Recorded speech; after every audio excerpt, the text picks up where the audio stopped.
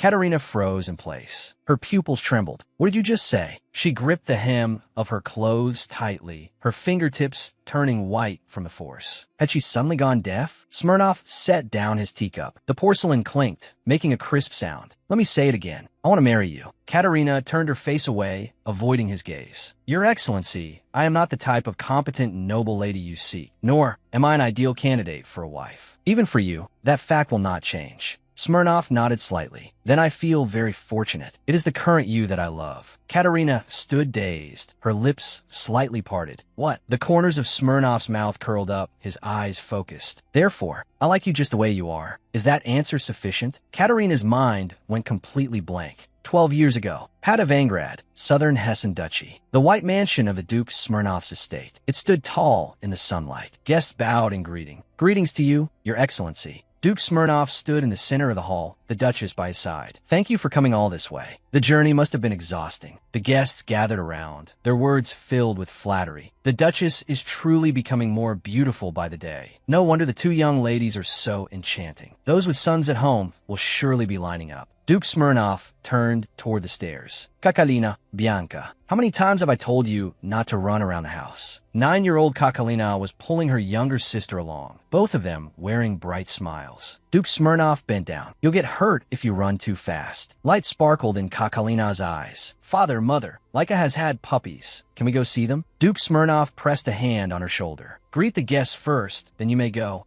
Katerina lifted her skirt and curtsied with a radiant smile. Hello, I am Katerina. Bianca hid behind her sister. Her voice as faint as a mosquito's. I'm Bianca Smirnov. A noblewoman chuckled behind her hand. Miss Bianca seems quite shy. Modesty is a virtue in a young girl. A noblewoman turned her head to look at the boys in the distance. Children, what are you doing? Come here quickly and pay your respects to the Duke. She led 3 boys forward. I wanted the children to play together, so I brought them along. 10-year-old Ivan stood at the front, his expression composed as he addressed the Duke. Katerina stood there, stunned. She took her sister's hand. Then I'll take Bianca and go first. Ivan stood where he was, a hand on the back of his neck, his expression stiff. She actually ignored me. He walked up to Duke Smirnov. We want to see the puppies too. Where are they? The kitchen was filled with tableware, and a pot of potatoes was steaming. Katerina looked at her busy sister. Bianca, what are you doing? Bianca held up a basket full of potatoes. I'm going to give these to the puppies to eat. Katerina smiled helplessly. The puppies can't eat potatoes yet. Bianca froze and blinked. Katerina pointed to the basket. Give them to Laika instead. Laika will like them. Bianca showed a bright smile, holding the cloth bag with both hands. Okay. Whispers came from behind the bushes, accompanied by malicious laughter. Aim better. Ivan stood behind his companions with a smug look. One boy pulled back a slingshot. The rubber band stretched to its limit and fired. A stone cut through the air and struck Laika precisely. Laika let out a pitiful yelp and cowered, shielding the puppies behind her. Katerina stopped abruptly, her pupils shrinking. She grit her teeth, anger burning in her eyes as her whole body trembled. Bianca was so scared she dropped the bag, covered her eyes, and wailed. Wah! Katerina suddenly lunged forward, her skirt fluttering in the wind as she charged behind the bushes. She swung her fist and landed a heavy blow on Ivan's face with a dull thud. Several boys fell to the ground, clutching their cheeks and screaming. It hurts! Cries rang out through the courtyard. Mama! The adults rushed over at the sound, surrounding the crying children. Children always have some bumps and bruises when they play, right? Another noble nodded in agreement. I was thinking the same thing just now. Get up, crying after being hit by a girl? What kind of man are you? Katerina's brow furrowed, her gaze sharp. This was no accident. She pointed at the boys, her voice clear and powerful. These guys were bullying Laika with a slingshot. The nobles froze, covering their mouths in shock. They're just children. They don't know any better. Ivan shifted his eyes, a smirk playing on his lips. He rubbed his reddened eye socket with a look of grievance. We were just jealous because the ladies only pay attention to that dog. We wanted to play together too. The adults burst into laughter. Boys always have clumsy ways of expressing their feelings. Since you'll be seeing each other often, you should get along. Katerina stood frozen, her face full of anger. This was simply absurd. Ivan walked up to her and knelt on one knee. I'm sorry, Miss Katerina. He took her hand with a gentle movement. Please use your broad heart to forgive my rudeness. He looked up slightly, his eyes full of mockery. To be so sensitive over a little prank, Katerina. Katerina violently shook off his hand. A wave of gasps rose around them. This young lady's etiquette is truly eye-opening. Ivan tapped his chin with his fingertip, a mocking smile on his face. You deserved it for messing with me first. Night fell, and the manor was brightly lit. The fountain rose and fell in the center of the courtyard. The long dining table was covered with a white cloth, set with silver utensils and delicacies. The nobles sat across from each other. The crystal chandelier cast shadows as the maids extinguished the candles. The room fell into darkness. Katerina lay in bed, staring at the ceiling. She suddenly threw off the covers and sat up. Ivan was fast asleep in his room, his breathing steady, with his companions lying scattered around him. The door made a soft click. A beam of light peeked through the crack, illuminating the floor. Ivan slowly opened his eyes, his gaze dazed. The boys were tied to the bed. Katerina stood at the head of the bed, her back to the moonlight. You're awake. Is your name Ivan? I don't remember. Ivan's eyes widened in terror as cold sweat dripped down. Katerina carried a quiver on her back and held a longbow tightly in her hand, a smile on her lips. Didn't you say you wanted to play with me? Ivan's mouth was gagged, and he let out a muffled whimper. Katerina pressed a red apple onto the top of his head. She leaned close to Ivan's face, her eyes cold. From now on, we're going to play a very interesting game. She pulled a long arrow from the quiver, her fingertip brushing the fletching. If I hit every apple on your heads with this bow, I win. Katerina drew the bowstring and aimed at the target ahead, smiling brightly. If I miss, we'll keep playing until I hit it. The sharp arrow whistled through the air, grazing his scalp and precisely piercing the red apple with a harsh cracking sound. Ivan went limp, his pupils trembling violently. Katerina drew the bowstring to its full extent again. Mime isn't very good. If you don't want to get shot in a strange place, don't move. Tears overflowed from the three boys' eyes. The arrows cut through the air. Ivan's whole body jolted, his pupils dilating with fear. Screams pierced the night sky, echoing over the silent manor. The door was slammed open, hitting the wall with a loud bang. The nobles rushed into the room, looking at the scene before them in horror. Katerina stood by the window, moonlight spilling over her long hair, her expression indifferent. The nobles rushed into the room to untie their children. What on earth is going on? A nobleman hugged his child tightly, his eyes filled with terror. How could you do such a thing? Are you taking revenge for what happened today? Katerina toyed with the arrow in her hand, her expression confused. Revenge? I was just playing. Why are you all like this? She closed her eyes helplessly. I just wanted to make friends with everyone. But they kept sleeping. A noblewoman in an orange gown stepped forward, anger etched in her brow. You might have been ignorant before, but now, you are definitely doing this on purpose. Katerina asked calmly. Ignorant before? The noblewoman nodded. Yes. Katerina stood barefoot on the floor, looking directly at the adults. That's why I'm telling you. She turned her face slightly. Her tone was icy. Only by experiencing it yourself will you understand that you shouldn't scare others for fun. Only when you are hit will you know how much it hurts. That way, you won't hurt others so casually anymore. The nobleman bent down, hands on his hips. Miss Kakalina. Duke Smirnov pushed open the door, his expression anxious as his gaze swept over the chaotic room. What exactly happened here? The nobleman was indignant. Duke Smirnov, Miss Katerina shot arrows at our children. They are terrified, and she says it was just a joke. Katerina stood at the center of the accusations, her gaze stubborn. Duke Smirnov held his forehead, exhaustion showing through his fingers. Bianca. Bianca ran into the room barefoot, her eyes rimmed with red. Sister didn't do anything wrong. Duke Smirnov looked up. Bianca. Bianca gently stroked Laika's wound, her fingertips touching the dry blood. It was those young masters who hurt Laika first. The adults all saw it just now. Duke Smirnov knelt down and cupped Bianca's face. Is that true? Bianca nodded vigorously, tears in her eyes. Yes, they even pulled my hair before and kept bullying me. Ivan and his companions cowered in the back, looking guilty and avoiding eye contact. Bianca looked at Katerina. Sister did this to protect me and Laika.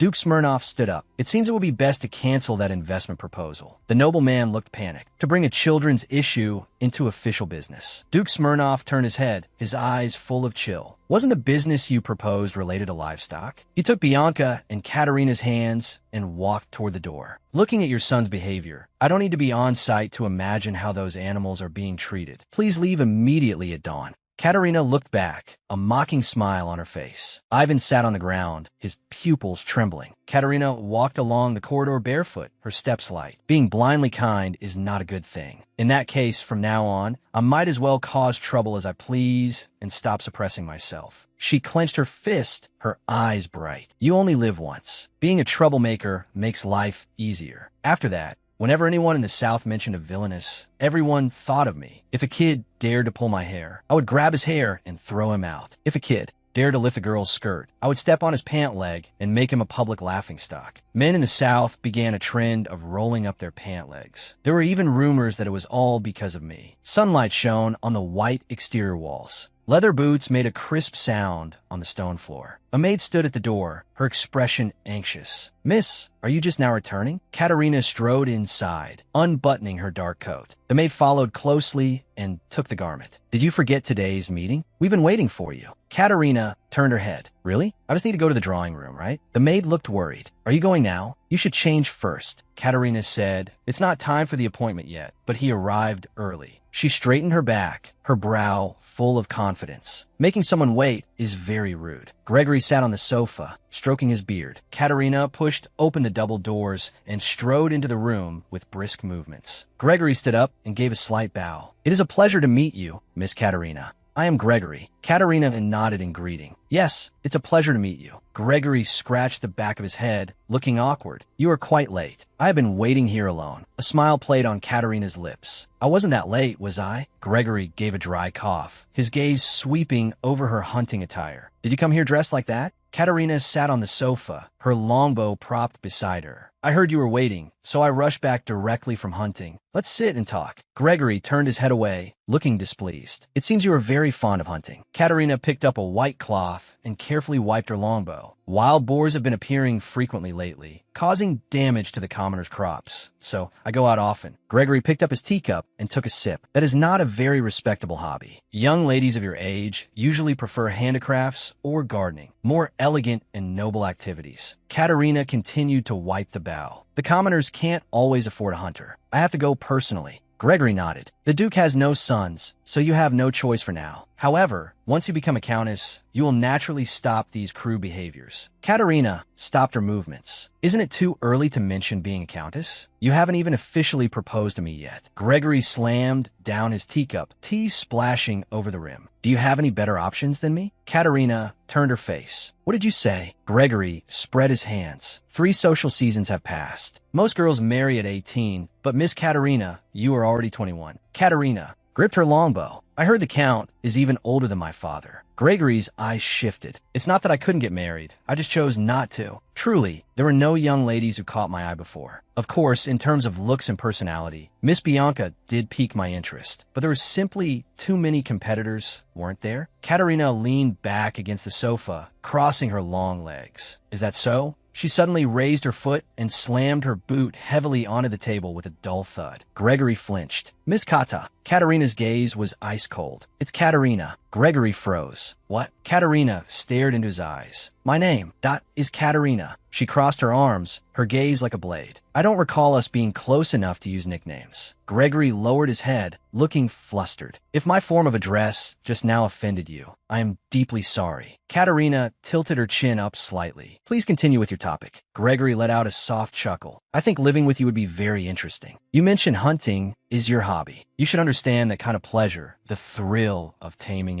that fierce beast. Katerina reached out and gripped her hunting rifle, her fingertips sliding over the cold metal parts, producing a crisp mechanical clicking sound. I cannot relate. When I hunt, I prefer to give them a quick in on the spot. To me, that is not taming, but holding their life in the palm of my hand to toy with as I please. Gregory was stunned. What on earth are you talking about? Are you truly beyond help, or just not very bright? Katerina raised the rifle, the barrel aimed directly between Gregory's eyes. Gregory suddenly threw up his hands, his beard trembling violently. What are you doing? Are you crazy? Katerina pulled the trigger. The bullet grazed Gregory's ear and shattered a vase behind him, shards flying everywhere. Her expression remained cold. I have never thought about fixing things I don't like. Since I don't want to hear nonsense, wouldn't it be better to just make you disappear from my sight? I only missed just now. If I am seriously, you should understand the consequences. I'll count to 3. Disappear immediately, unless you want to leave this world. Gregory stumbled and scrambled out the door, his voice echoing in the hallway. This is why you can't get married. The gunshot rang out again, startling birds in the distance. At the end of the street, an attendant held the reins and bowed. My lord, the horses have been settled. A silver-haired man wore a black cloak. Well done, the attendant asked in a low voice. Where do you want to go first? The silver-haired man turned his head. His ice blue eyes were chilling. Start by gathering information. A white bird flew over the roof of the manor. A scream tore through the clouds. Duke Smirnoff sat on the sofa, one hand supporting his forehead. It's starting again. I thought he was an elegant gentleman. Bianca sat opposite him. But father, you surely didn't expect her to actually kill or injure him, did you? Count Gregory scrambled toward the manor exit. Duke Smirnoff, even if you offered half your estate, no fool would be willing to marry that savage woman. Katerina gripped her rifle, anger burning in her eyes. How dare he think he's above me? Someone like him isn't worthy. I'd rather grow old alone than marry a man like that. Duke Smirnoff leaned back against the sofa. If something broke upstairs, make sure it's cleaned up. My children might step on it and get hurt. Katerina strode by, carrying her rifle, letting out a huff. Duke Smirnoff looked at her. How many people have you rejected? Now, there's no one left in the South willing to propose. He lowered his eyes, looking lonely. I promised your mother I would raise you well on my own, but if this continues, I won't have the face to see her after I die. Katerina took a bite of a biscuit Bianca handed her, her cheeks puffing slightly. Do I really have to get married? Duke Smirnoff was confused. What do you mean? Katerina swallowed the biscuit. I'm asking if I must marry someone I don't like. Smirnoff looked away. I'll go to the north and see if there are any suitable candidates. Don't worry too much. Katerina puffed out her cheeks. She suddenly slapped the table with a crisp sound. I've decided. She clenched her fist. If I have to lower myself to please mediocrity, I'd rather never marry. Duke Smirnoff clutched his chest and let out a heavy sigh. The butler entered carrying a tray. Your Excellency, we have received 20 letters of proposal from Miss Bianca. The Duke waved his hand. Reject them all. Until the eldest daughter, Katerina, is married, Bianca is not allowed to marry either. Katerina's eyes widened. Father, why are you taking out on Bianca? Duke Smirnoff looked at Bianca. Bianca, do you have any complaints? Bianca snuggled up to Katerina with a bright smile. It's okay. I'm perfectly fine. I'm willing to live like sister for the rest of my life. Katerina looked at her sister's smiling face, her expression a bit dazed. Are you really okay? Bianca nodded. Yes. In a tavern, the lamps were dim and wine bottles were neatly arranged on wooden shelves. A wooden tankard was slammed heavily onto the table. Ale splashed over the rim. This is absurd. Because the notorious Katerina won't marry, Miss Bianca can't marry either? A young noble clenched his fist. What on earth happened at the Duke's mansion last week to make him? That makes such a decision? Gregory stroked his beard. Since the matter is settled, there's no point in questioning the reason. What we should consider is how to deal with Katerina. The young noble turned his head. Who would want to marry that savage woman? Gregory lowered his voice, a calculating smile on his lips. To catch a wild horse, you must prepare another wild horse. The young noble asked, do you have a plan? Gregory crossed his arms and nodded slightly. Isn't Count Petrovsky from the north also involved in this? The young noble frowned. Are you talking about the second son, Ivan? But he and Katerina don't get along at all. The chance of success is slim. Why waste the effort? Gregory showed a confident smile. Don't worry, they've already accepted. The tavern door was suddenly pushed open. Ivan stood at the threshold of light and shadow. He waved his hand. Old man, I'm here. Gregory rose to greet him. Ivan, come and sit down. Ivan walked to the table. Old man, thanks for saving my life last time. He reached out and patted Gregory's shoulder casually. Let me see. Are you all my sponsors? The young noble frowned. What do you mean by that? Ivan's mouth curled up, his eyes full of cunning. Isn't it common sense to pay a deposit before asking someone to do something? Gregory's expression stiffened. What exactly are you trying to say? Ivan spread his palm. The condition we discussed last time was to clear all my gambling debts. Thinking carefully to complete such an almost impossible task, the previous offer seems too cheap. The young noble's face darkened. State the amount you want. Ivan suddenly spread his 5 fingers. How about this much? A dead silence fell over the tavern as everyone looked at each other. Ivan crossed his arms, a mocking smile on his face. Aren't you all Bianca's suitors? Only by letting that woman marry first will you have a chance to marry Bianca, right? He stood up. If you can't afford this, then get out now. The young noble hurried to stop him. Wait, everyone, pull your money here. Money bags were slammed onto the table with a dull thud. The young noble looked at Ivan. Can a proposal letter be delivered tomorrow? To be willing to marry that witch-like woman. Thought you're quite a man. Ivan picked up the heavy money bag, a mocking smile on his face. This kind of thing has always been mutually beneficial. He rested his chin on one hand, a cold glint flashing in his eyes. I still have a debt to settle with that woman. A cheer erupted in the tavern. Thanks to you, we're finally saved. Let's drink to Lord Ivan. As long as one of us can marry Miss Bianca, we won't covet the Duke's position. A silver-haired man was hidden in the corner, his pupils cold. An attendant leaned into his ear. Your Highness, what are you looking at? The silver-haired man looked back. Nothing. How was the investigation progressing? The attendant said in a low voice, It's too noisy here. Let's leave first. I'll explain as we walk. The two quickly disappeared from the tavern entrance. A man in blue looked at his companion and lowered his voice. Did you see that person who just walked by? The companion looked up drunkenly. What? The man in blue frowned and fell into thought. Did that person have silver hair? The companion gave a drunken hiccup and a silly laugh. Hee hee. You guy, if it were really silver hair, then he would be from the Northern Grand Duke's family. Why would such a great figure appear in a place like this? The silver-haired man walked down the street, his eyes cold. How rude to actually pity a woman whose face I don't even know. The weapon shop wall was covered with long swords and battle axes. Katerina held a bundle. Luckily, Father didn't find out I snuck out, otherwise I would have missed it again. Her expression was smug. This sword should be placed in the most prominent position in the display case. The doorbell chimed crisply. The silver-haired man entered, his black cloak concealing his figure. Katerina, holding her bundle, brushed past the silver-haired man. The shopkeeper looked at the silver-haired man. Are you here for that scimitar? What a shame. It was just taken away. You should have come earlier. Katerina hunched her shoulders. Couldn't you just say it's not here? Why say it was just taken? She lowered her hat. She had to leave quickly. The silver-haired man sighed. Boris, let's go. Boris looked worried. After waiting so long, you're going back empty-handed. Aren't you angry? The silver-haired man's gaze fell to the ground. He bent down and reached out to pick up a gold pocket watch. He opened his palm to show the gold pocket watch. Are you the owner of this watch? The shopkeeper shook his head. It must have been dropped by the lady who just bought the last scimitar. A hint of doubt flashed in the silver-haired man's eyes. The buyer was a woman? The shopkeeper looked troubled. She was wearing trousers, so I wasn't quite sure, but she really wanted that sword. She even paid 10 times the deposit. The only thing that I can remember is her long, strawberry blonde hair. The silver-haired man turned around, gripping the pocket watch. I see. I will return it when I see her next time. I'll use this to get the scimitar back. Katerina walked down the street and let out a long breath. That was close. I almost lost it. Suddenly, a hand reached out from behind and firmly gripped her shoulder. Long time no see, Katerina. Katerina struggled in panic, tried to shake off the hand. Who are you? Ivan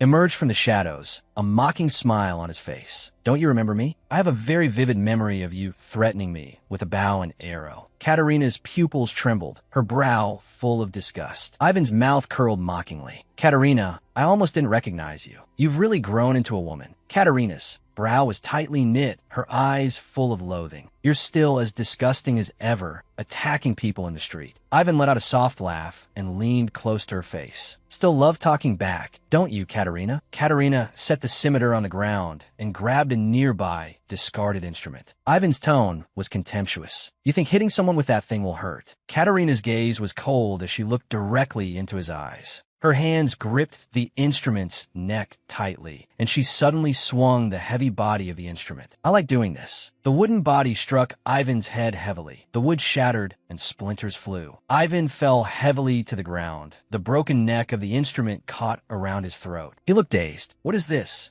Katerina brushed the dust off her hands, her gaze cold. Saying I've grown into a woman is an insult to me, you lunatic. Ivan's face was flushed red as he struggled to get up, but the instrument neck around his throat kept him from moving. As the wind rises, a man reaches out to intercept her. His fingertips brush the edge of her cloak. Who are you? Katerina kicks out, her leather boot landing heavily on the chests of several men. She turns and gallops away, her figure gradually fading into the distance, leaving only clouds of dust behind. The young noble looks on on with an anxious expression. He's escaping. Catch him quickly. Katerina dashes through the alleyways again. Her black cloak blends into the night. 3 men follow closely behind. Leather boots click sharply against the stone bricks. The silver-haired man and Boris crouch at the edge of the roof tiles, watching the figures below. Boris turns his head. That person just now. He stares at the empty roof. The silver-haired man's figure has already vanished. He leaps toward a distant ridge, his silhouette rising and falling under the moonlight. Wait for me here. Boris reaches out to stop him. Wait a moment. The voices of the pursuers come from deep within the alley. Where'd he go? Find him quickly. He can't have run far. A dull thud echoes through the night sky. Screams erupt one after another. Who's there? Katerina runs alone, her breathing ragged. She suddenly ducks into a corner, her back pressed tight against the cold brickwork. She holds her breath, her pupils constricted with tension. As footsteps approach, Katerina leans out. She lunges forward suddenly, her left hand gripping a scimitar horizontally against the silver-haired man's neck. Don't move unless you want to get hurt. Are you with Ivan's gang? The silver-haired man's gaze is cold and distant. A hint of confusion flickers between his brows. Who is Ivan?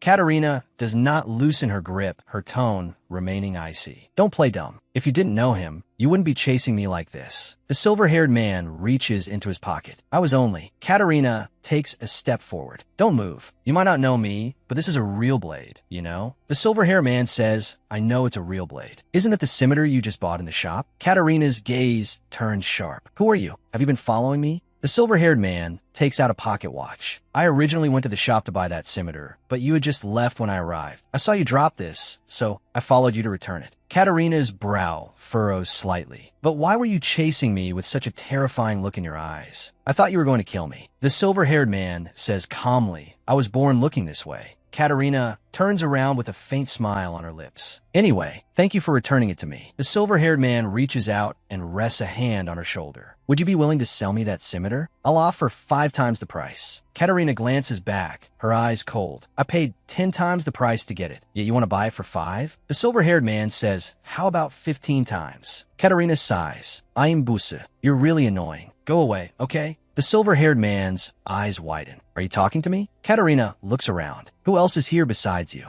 The silver-haired man is speechless. That's true, but Katerina looks around anxiously. I'm being pursued right now. I don't have time for your nonsense. The silver-haired man remains composed. You don't need to worry about that. I've already lost them. Katerina is full of doubt. What do you mean? The silver-haired man shrugs. Whether they were drunk or not, they all tripped over themselves while chasing me. Katerina presses. All of them tripped? The silver-haired man nods with certainty. Katerina can't help but laugh. If they're going to drink, they should do it in moderation. Chasing someone while drunk, they got what they deserved. The silver-haired man says firmly, what if I offer 20 times the price? Katerina looks at him. You're really persistent. Do you know how much this thing is worth? I pooled all my money and even sold my jewelry to afford it. The silver-haired man's gaze is impassive. I've also brought a large sum of money. Katerina asks, how much? The silver-haired man says, I've invested my entire fortune. Katerina puts her hands on her hips. It seems you have a dangerous hobby that's worth going bankrupt for. She hands over the hilt. Take it. Just pay me the original price. Stop this kind of collecting. The silver-haired man stands frozen. What do you mean by this? Katerina says, you're not married yet, right? Once you start a family, your expenses will increase. You should save your money in advance. The silver-haired man hurriedly waves his hand. I can pay 20 times the price. Katerina interrupts him. That's enough. I've made up my mind. Besides, reselling at a higher price is legally a violation. The silver-haired man still wants to argue. That's not what I meant. I mean, I have the money to pay. Katerina turns to leave. There are many pickpockets around here. You shouldn't carry so much cash on you. I'll have a good life from now on. Boris runs up quickly, his leather boots, thumping heavily on the stone bricks. He stops abruptly, hands on his knees, panting hard. Are you really going to do this? The silver-haired man spreads his hands, looking indifferent. I'm not even injured. Boris's voice trembles. But all those people were injured. The silver-haired man says calmly, at least I didn't use a weapon this time. Boris laments, those people who fought you barehanded nearly saw the gates of the underworld. The silver-haired man tilts his head slightly, but they didn't die. Boris asks, did you give the item to that person named Katerina? I just saw a man on the road with a lute around his neck. He kept calling out Katerina's name. He recalls the encounter with a look of distaste. I've never seen a woman like that in my life. She's practically a fighting cock. The silver-haired man's lips curl into a faint smile. I've also never had a woman hold a blade to my throat before. Boris cries out in shock. What? She pointed a blade at you? He covers his mouth, eyes wide with horror. Is she still alive? The silver-haired man starts walking down the empty street. Are all southern women this fiery? Boris follows closely. I don't think so. This sounds too incredible. The silver-haired man stops. It's a pity. She's actually quite charming. Boris bumps into his back with a muffled groan. The silver-haired man turns his head. This feels like fate. Go and investigate that woman named Katerina for me. Boris is bewildered. What do you plan to do once I find her? The silver-haired man hides a smile. Who knows? Katerina picks up her teacup. Is the eldest son's name really written here? Isn't this an accident? Duke Smirnov flips through the letter. The handwriting is exactly the same as Lord Pavel's. I've exchanged letters with him before. Why is it like this? Katerina takes a sip of tea. She can't exactly say she ran into him while sneaking out last night. She speaks up. I heard Ivan has come to the south. Duke Smirnov looks serious. If it's Ivan, I also oppose this marriage. Lord Pavel is a diligent man. He's nothing like the rest of that family. Katerina leans forward. How do you know all this? Duke Smirnov reminisces. Do you remember the winner of the last equestrian tournament? It's a grand event held every 4 years in the capital of the Duchy of Hessen. Knights and soldiers from all nations gather there to participate in this prestigious competition. The family of Grand Duke Vasily has hosted this event for generations, known for absolute fairness and strictly forbidding any favoritism. Katerina stands up abruptly, her eyes shining. Of course I remember. It's very rare for a commoner to win. He performed so brilliantly in the competition. I really wish I could have seen the finals in person back then. Duke Smirnov puts down the letter. Lord Pavel was the champion of that competition. He hid his true name to compete back then. Only after winning was he promoted to a high-ranking officer. He came to the south for official business, and despite the tight schedule, he still wanted to invite you to his villa. Even so, he is Ivan's older brother after all. It is indeed a bit awkward. Katerina looks down at the letter. Since they're biological brothers, they must look very similar, right? Duke Smirnov waves his hand. They are completely different. You can't even tell they're brothers. This time, I'll make sure he fits your taste. Your type is handsome and capable men, right? Katerina slaps the table. Why did you leave out personality? Duke Smirnov closes his eyes and smiles. Right, according to your ideal type, his personality should be upright and man of few words. Katerina turns her head, the corners of her mouth twitching upward uncontrollably. Duke Smirnov puts away the envelope. Then I'll write back saying you've accepted the invitation. Katerina suddenly looks up. Father, I haven't said yes yet. Duke Smirnov gazes at his daughter. Your desire to meet him is written all over your face. Katerina stands frozen, her cheeks flushing red. She raises her teacup to hide her blushing face. Kind and skilled in martial arts. If he's as handsome as that man from last night, isn't it worth a meeting? A few days later, the carriage travels through a lush, tree-lined path and stops in front of a magnificent manor. The attendant bows, right hand over his chest in greeting. I have come by my master's order to pick up Miss Katerina. Duke Smirnov's brow furrows slightly. I didn't expect you to come in person.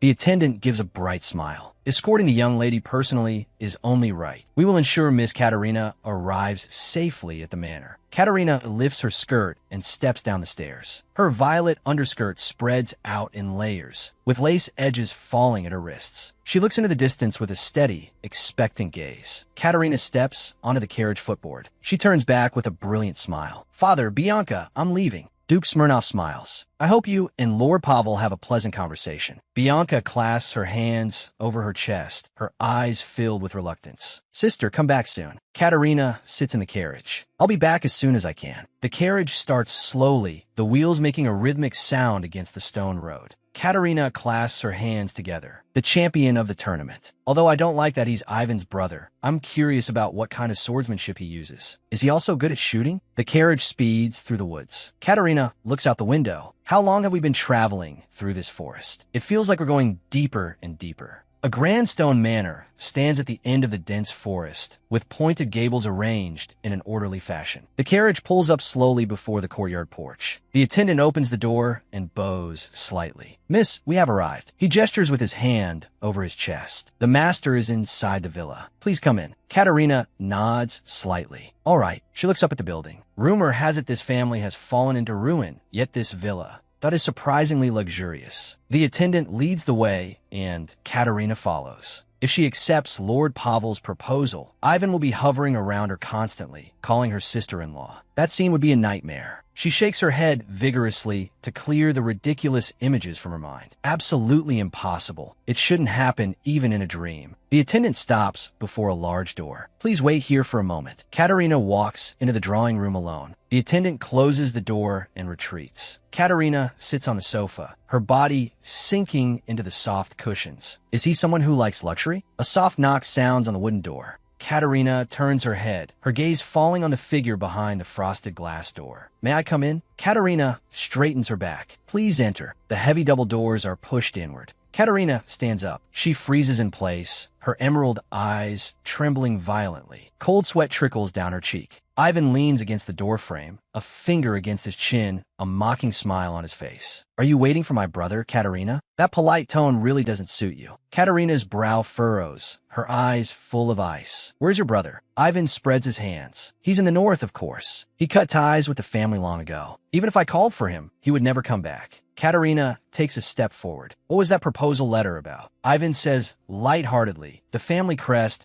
is easy to get. As for my brother's handwriting, you can find an expert to mimic it perfectly. Katerina clenches her teeth, her face filled with rage. Ivan tilts his head. What are you thinking? Katerina raises her right hand and pokes Ivan hard in the chest with her index finger. I'm considering whether to settle this privately or hand you over to the law. Ivan's smile becomes even more smug. The latter seems unlikely. A wife accusing her husband sounds too ridiculous. Katerina pulls back her hand, presses her forehead, and lets out a cold laugh. What husband? It seems you haven't woken up yet. Ivan says, tonight, a letter with your signature will be sent to the Duke's manor. Katerina's smile vanishes. What? My signature? Ivan says confidently, it wasn't hard to find. After hearing about your unique sword that day, I followed the trail. And found that shop. He looked smug. My brother was too busy, so I came forward personally to respond. Through that conversation, we cleared up our misunderstandings, bonded, and fell in love. That's the letter from a daughter to her father. As for shameful talk about our physical compatibility, I won't mention a single word. Katerina's gaze is bone-chilling. Is this way of speaking your way of saying you want to die? She suddenly clenches her fist, her knuckles turning white with force, letting out a crisp sound. She swings her right arm, her fist whistling through the air as it smashes forward. Ivan quickly raises his hand, his palm precisely catching her fist. He pulls her in close, a mocking smile on his face. Do you understand? Until the wedding is over, you aren't going anywhere. Katerina's breath hitches. What? Ivan leans into her ear, his voice low. There is no carriage outside for you to escape in. I will go and talk to the Duke personally. Katerina forcefully flings his hand away, leaving a red mark on her wrist. Do you think I would marry someone like you because of these tactics? Ivan adjusts his cuffs, looking composed. You have no choice. Katerina straightens her back, her eyes full of resolve. No matter what happens, I will never marry you. Ivan sits on the sofa. Unless I reveal the secret you've been hiding. Do you think that would be okay too? Katerina takes a sharp step back. What secret? What are you talking about? Ivan leans close to her ear. His lips move, and Katerina's pupils suddenly dilate. Her emerald eyes are filled with horror, her body stiff as a stone. How could you know that? Ivan straightens up, hands in his coat pockets, a triumphant mock on his lips. Katerina clenches her fist tight, her nails digging in her palms, cold sweat soaking her back. Ivan spreads his hands. Do you think I would marry a woman like you without being prepared? I've already investigated everything about you. He suddenly leans in close. Do you understand now? This is the reason you must marry me. If you agree to the marriage quietly, this secret will rot in my stomach forever. Katerina grinds her teeth, her eyes full of anger and resentment. Bianca sits on the sofa, hands folded in her lap, her eyes showing unease. Is it true? Is sister really going to marry Ivan? She rests her chin on one hand, her gaze full of confusion. That can't be true. Duke Smirnov says, but you saw the handwriting on the letter. It is indeed her writing. She truly loves Ivan. Duke Smirnov touches the corner of his eye with his fingertip, looking gratified. My daughter is getting married. He stands up. From now on, there is much to prepare. I'll take my leave to handle some work. Bianca responds softly, yes, father. The door makes a light click as it closes completely. Bianca looks at the letter. Should I read it again? The letter sister sent to me. She reaches out both hands and carefully picks up the stationery, her fingertips trembling slightly. Her pupils suddenly contract, her face written with shock. Sunlight spills over the stone manor. Flags flutter in the wind. Katerina lowers her eyes, a shadow cast over her emerald pupils. Ivan's voice comes through. Are you listening? Katerina snaps back to her senses, her shoulders trembling. Ivan pushes some food in front of her. Eat this. You don't seem to understand northern men. Among northerners, I'm considered quite kind. Katerina's face is filled with disgust, her eyes icy. The porcelain plate smashes onto the floor, steak and vegetables flying everywhere, sauce spilling over. Katerina suddenly reaches out, grabs the cup on the table, and splashes it directly at Ivan. Water droplets slide down Ivan's chin, soaking his dark red vest, leaving a wet patch at the collar. Ivan lowers his head, his golden pupils filled with gloom, teeth clenched. He suddenly slams the door and leaves. Katerina grips the door handle with both hands, pulling and turning with force. The wooden door doesn't budge, letting out a dull thud. The attendant stands outside the door, hands behind his back, looking indifferent to the frantic pounding from within. Night shrouds the manor. Starlight dots the firmament. Two long halberds cross, blocking Katerina's path. Katerina's brow is furrowed, her eyes full of rage. The guards flank her, gripping her shoulders tightly and dragging her down the hallway. The door is suddenly pushed open, and the guards shove her into the room. Ivan's lips curl into a playful smile. You finally come. Katerina sits helplessly on the edge of the bed. You imprison me here, threaten me, and even deceive my father. How dare you call yourself kind? Ivan crosses his arms, a playful smile on his face. The Grand Duke is the same. What's the point of being handsome? Just hearing his name makes people tremble. However, he just succeeded the title, so you might not know him yet. People call him the cold-blooded Grand Duke. If anyone displeases him, he'll send them straight to heaven. Do you know how the Grand Duke kills people? He leans in close to the table and lowers his voice. Rumor has it he invites those people for tea, specifically black tea. Katerina repeats the word, black tea. Ivan continues. Once they drink the tea handed over by the Grand Duke, they lose their lives. Strangely, an autopsy can never find any poison. The cause of death remains a mystery. That's why it's called the tea of death. Katerina glares at the teacup, her emerald pupils trembling slightly. Ivan spreads his palms. Don't worry, I don't even know where to get poison. Besides, why would I kill you? He suddenly leans in, his right hand tightly grabbing Katerina's long hair. You are a precious gem that fell into my arms. Katerina grinds her teeth. Lunatic. An attendant stops by the table and bows slightly. Master, there is a letter. Ivan lets go and straightens up, his tone impatient. What is it now? The attendant presents the envelope with both hands. This is a letter from Miss Bianca. Katerina looks up sharply. Bianca. Ivan opens the envelope and quickly scans the contents, his brow furrowing slightly. Katerina stands to the side. What does it say? Ivan turns away, a smirk on his face. Your sister is congratulating us on our marriage. Katerina is frozen in place, looking stunned. Bianca would never say just that. With her intelligence, she must have noticed something. Katerina grabs Ivan's arm. She looks up and stares directly at Ivan. I want to see Bianca. Will you let me go? Ivan's eyes show contemplation. Since you mentioned it, it has indeed been a long time since I've seen her. Katerina sighs. If you refuse, I'll give up entirely. Ivan turns his head. I will invite her. The letter mentioned she wanted to come over anyway. Katerina smiles. Really? Thank you. She thinks to herself, this guy is lying about the letter's contents again. Ivan murmurs in a low voice. Time is running out. A carriage stops before the magnificent manor. The driver pulls the reins tight. Miss, we have arrived. Bianca picks up her skirt and rushes through the gate, her pale gold hair fluttering in the wind. Sister. She suddenly lunges into Katerina's arms, her cheeks flushed. I missed you so much. Katerina holds her sister tight, tears in her eyes. I missed you too. She leans close to Bianca's ear and whispers, I want to be alone with you for a while. Bianca turns and looks at Ivan with a brilliant smile. Congratulations on your marriage. Can I call you brother-in-law now? Ivan nods slightly. Of course you can, Bianca. Bianca takes a wooden box from a maid. I brought a gift for sister. Does brother-in-law want to see it too? Ivan asks casually what gift. Bianca's eyes show a hint of mischief. I ordered nightgowns and lingerie for sister's wedding night. Ivan's face instantly turns red. That sort of thing shouldn't be shown in advance. I'll be back at dinner. You sisters. Now take your time chatting. The door slams shut with a bang. The smile on Bianca's face vanishes instantly, and she grips the lapel of her dress tightly. That letter wasn't from you, was it? Katerina turns her head sharply, her emerald eyes full of shock. How did you know? Bianca stares into her sister's eyes, her tone certain. The tone in the letter sounded like someone was trying to imitate you. Katerina calls out softly, Bianca, Ivan's proposal was also a lie. There are no carriages or horses here. I have been imprisoned here. Bianca tightly holds her sister's hand, her gaze firm. We must leave. I can't let you stay in this terrible place for another second. Katerina lowers her head. But if we escape now, that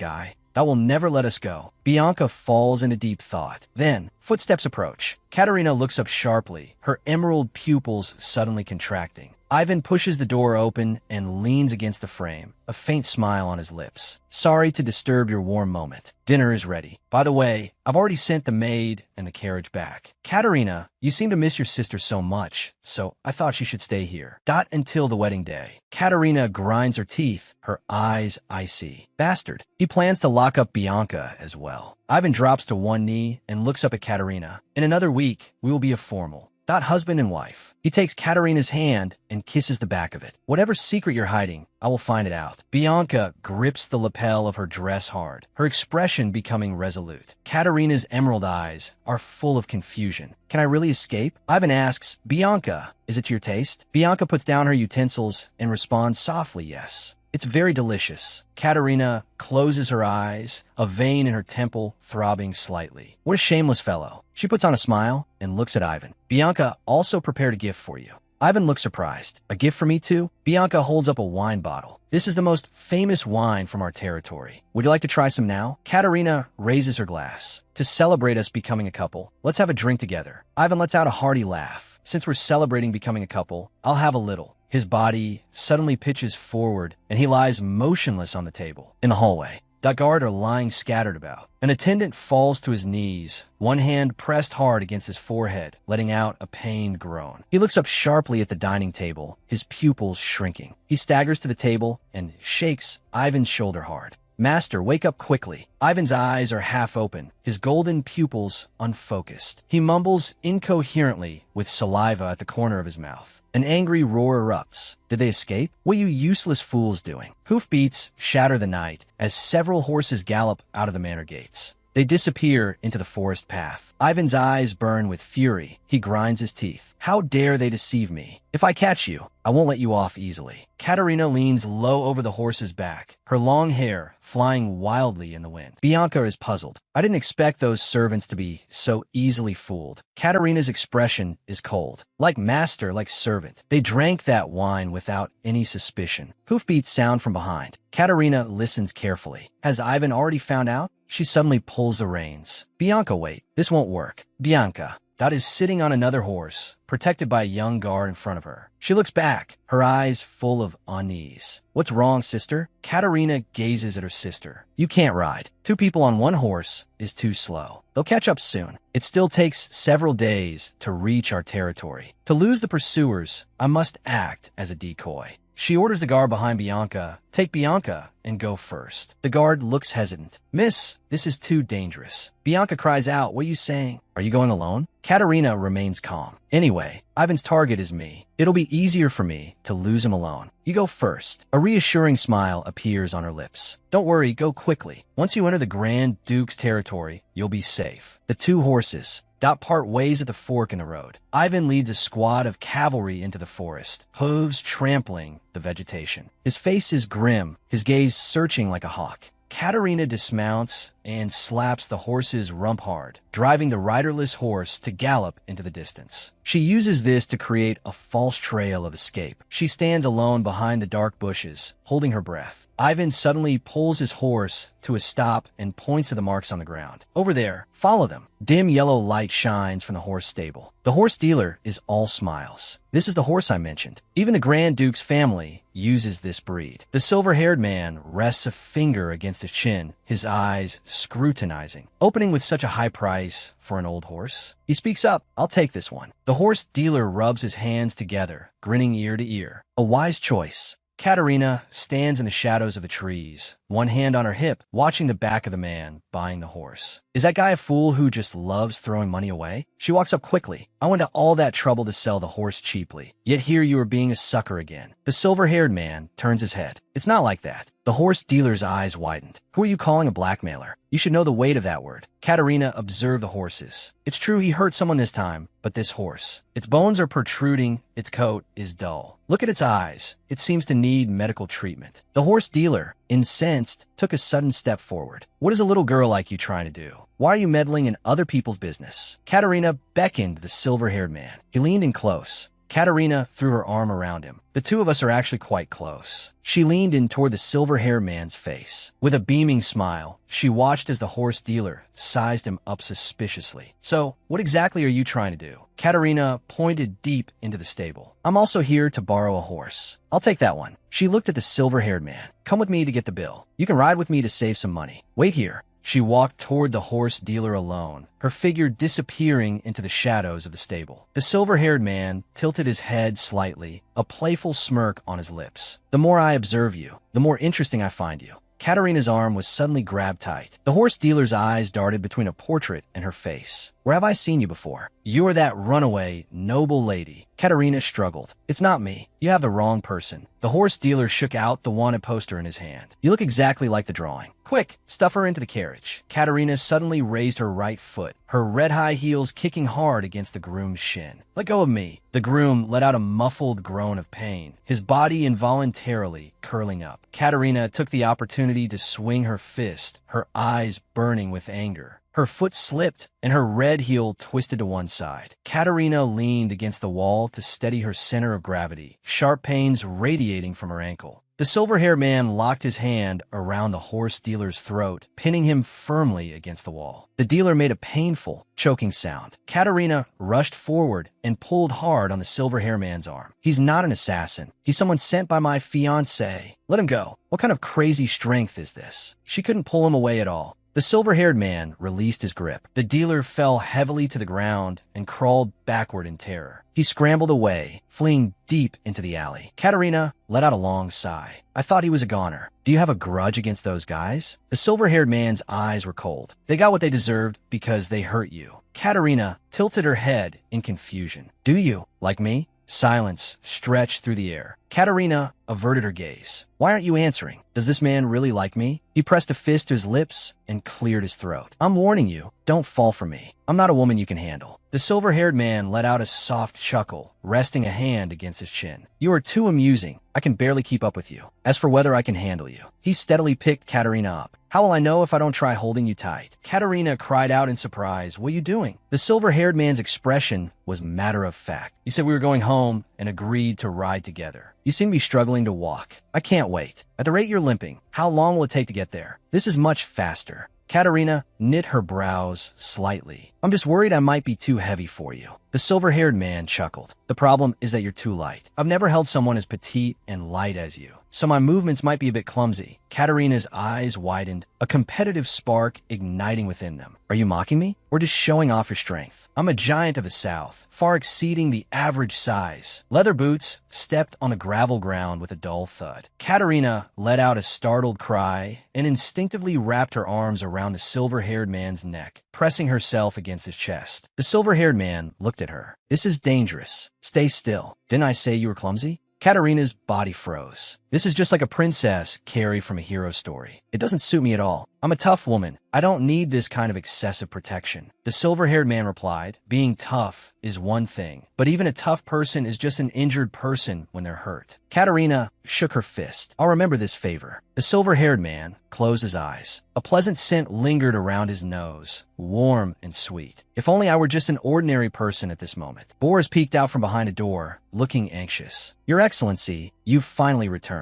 The silver-haired man helped Katerina onto the horse. I'm leaving now. Is it to Padavangrad? Katerina, sitting in the saddle, nodded blankly. Yes. The silver-haired man mounted the horse and suddenly yanked the reins. The steed reared and galloped away. Boris reached out toward the receding figures and let out a startled cry. Raindrops fell on the leaves with a dull thud, and the scent of earth began to spread. The silver-haired man controlled the reins with one hand while using the other to shield the top of Katerina's head. The rain grew heavier, turning into a downpour that washed over the stone steps and buildings. The silver-haired man raised a hand to wipe the rain from his forehead, his hair clinging to his cheeks. It looks like this rain won't stop anytime soon. Katerina stood under the eaves, her gaze fixed on the elms in the distance. She pointed into the depths of the rainy curtain where a faint light flickered. "Shall we rest over there for a bit?" Katerina's tone held a hint of apprehension. "Only one room?" The silver-haired man looked down at the innkeeper behind the counter with a cold gaze. "Are you trying to pretend it's full just to charge more?" Katerina interrupted his questioning with an eager smile. "We'll take it." The innkeeper handed over a copper key. "Go upstairs and turn right. That's the room." Katerina reached out and took the key. "Thank you." She walked quickly toward the stairs. Rather than arguing here, it was better to secure a room first. She pushed open the door and pointed at the only bed in the room. "We can save a lot of money with 2 people in one room. Isn't that good?" The silver-haired man frowned slightly. "How poor do you think I am?" Katerina puffed out her chest. "Whether you have money or not, being frugal is always the smart thing to do, especially since getting married costs so much." The silver-haired man froze, a trace of confusion in his eyes. "Why do you keep mentioning marriage? It's not like you're going to marry me anyway." Katerina's cheeks flushed. "What are you talking about?" The silver-haired man lowered his head slightly. "Do you actually intend to marry me?" Katerina held her breath. "Wait, is this a proposal?" The silver-haired man straightened up, his expression returning to its usual calm. "What?" Katerina said confidently. "You must really like me. Although I am very charming, I'm not sure if you can handle me." A hint of helplessness appeared in the silver-haired man's eyes. "Just get inside and warm up your body first." Steam rose from the wooden tub, and white mist drifted across the water surface. The damp air filled the room. The silver-haired man unbuttoned his shirt. He shed his soaked clothes, revealing broad shoulders and well-defined muscles. Katerina hid behind the door, peeking her head out. Her gaze was locked onto him. The silver-haired man asked in confusion, "Why are you staring at me like that?" Katerina stepped forward. "How can your body look like a sculpture?" The silver-haired man stood there bare-chested. "That's a bit of an offensive way to put it." Katerina explained, "It's a compliment." The silver-haired man tilted his head slightly. "Most sculptures have very small features, don't they?" Katerina rested her chin in her hand, her eyes full of confusion. "What features?" The silver-haired man draped his clothes over his shoulder, a curve appearing at the corner of his mouth. "Proportions. I am a man of grand proportions." Katerina stared at his chest, unable to look away. "They certainly are grand." The silver-haired man took half a step toward her. "If you want to touch, go right ahead." Katerina's pupils dilated slightly. "What?" The silver-haired man's expression was composed. "Whether you look with your eyes or touch with your hands, it's all the same to me." Katerina reached out both hands and pressed them against his chest, feeling the ripple of his muscles. "It's hard as a rock." The silver-haired man froze. Who exactly was this woman? Her actions were completely unpredictable. Katerina frowned slightly. "Your body is cold. Shall we wash together?" The silver-haired man turned to leave. "Thanks, I'll wait right here." Katerina grabbed his wrist. "You'll catch a cold. Just get in." Water droplets dripped from the edge of the tub, splashing onto the wooden floor with a crisp sound. Katerina soaked in the hot water, her cheeks flushed. She gave a brilliant smile. "I feel like I've come back to life. How about you?" The silver-haired man raised a hand to cover his face, a reddish hue visible between his fingers. His gaze drifted away from the mist. Katerina tilted her head. "By the way, what's your name? I should at least know that, so I can repay you later. I don't like being in anyone's debt." The silver-haired man rested a fingertip against his chin, his gaze deep. "Nikki." Katerina reached out her hand. "Sorry, that's the end of my self-introduction. Thank you for helping me." Nikki shook her hand. "You're welcome. And what is your name?" Katerina pointed to herself. "I'm Gata."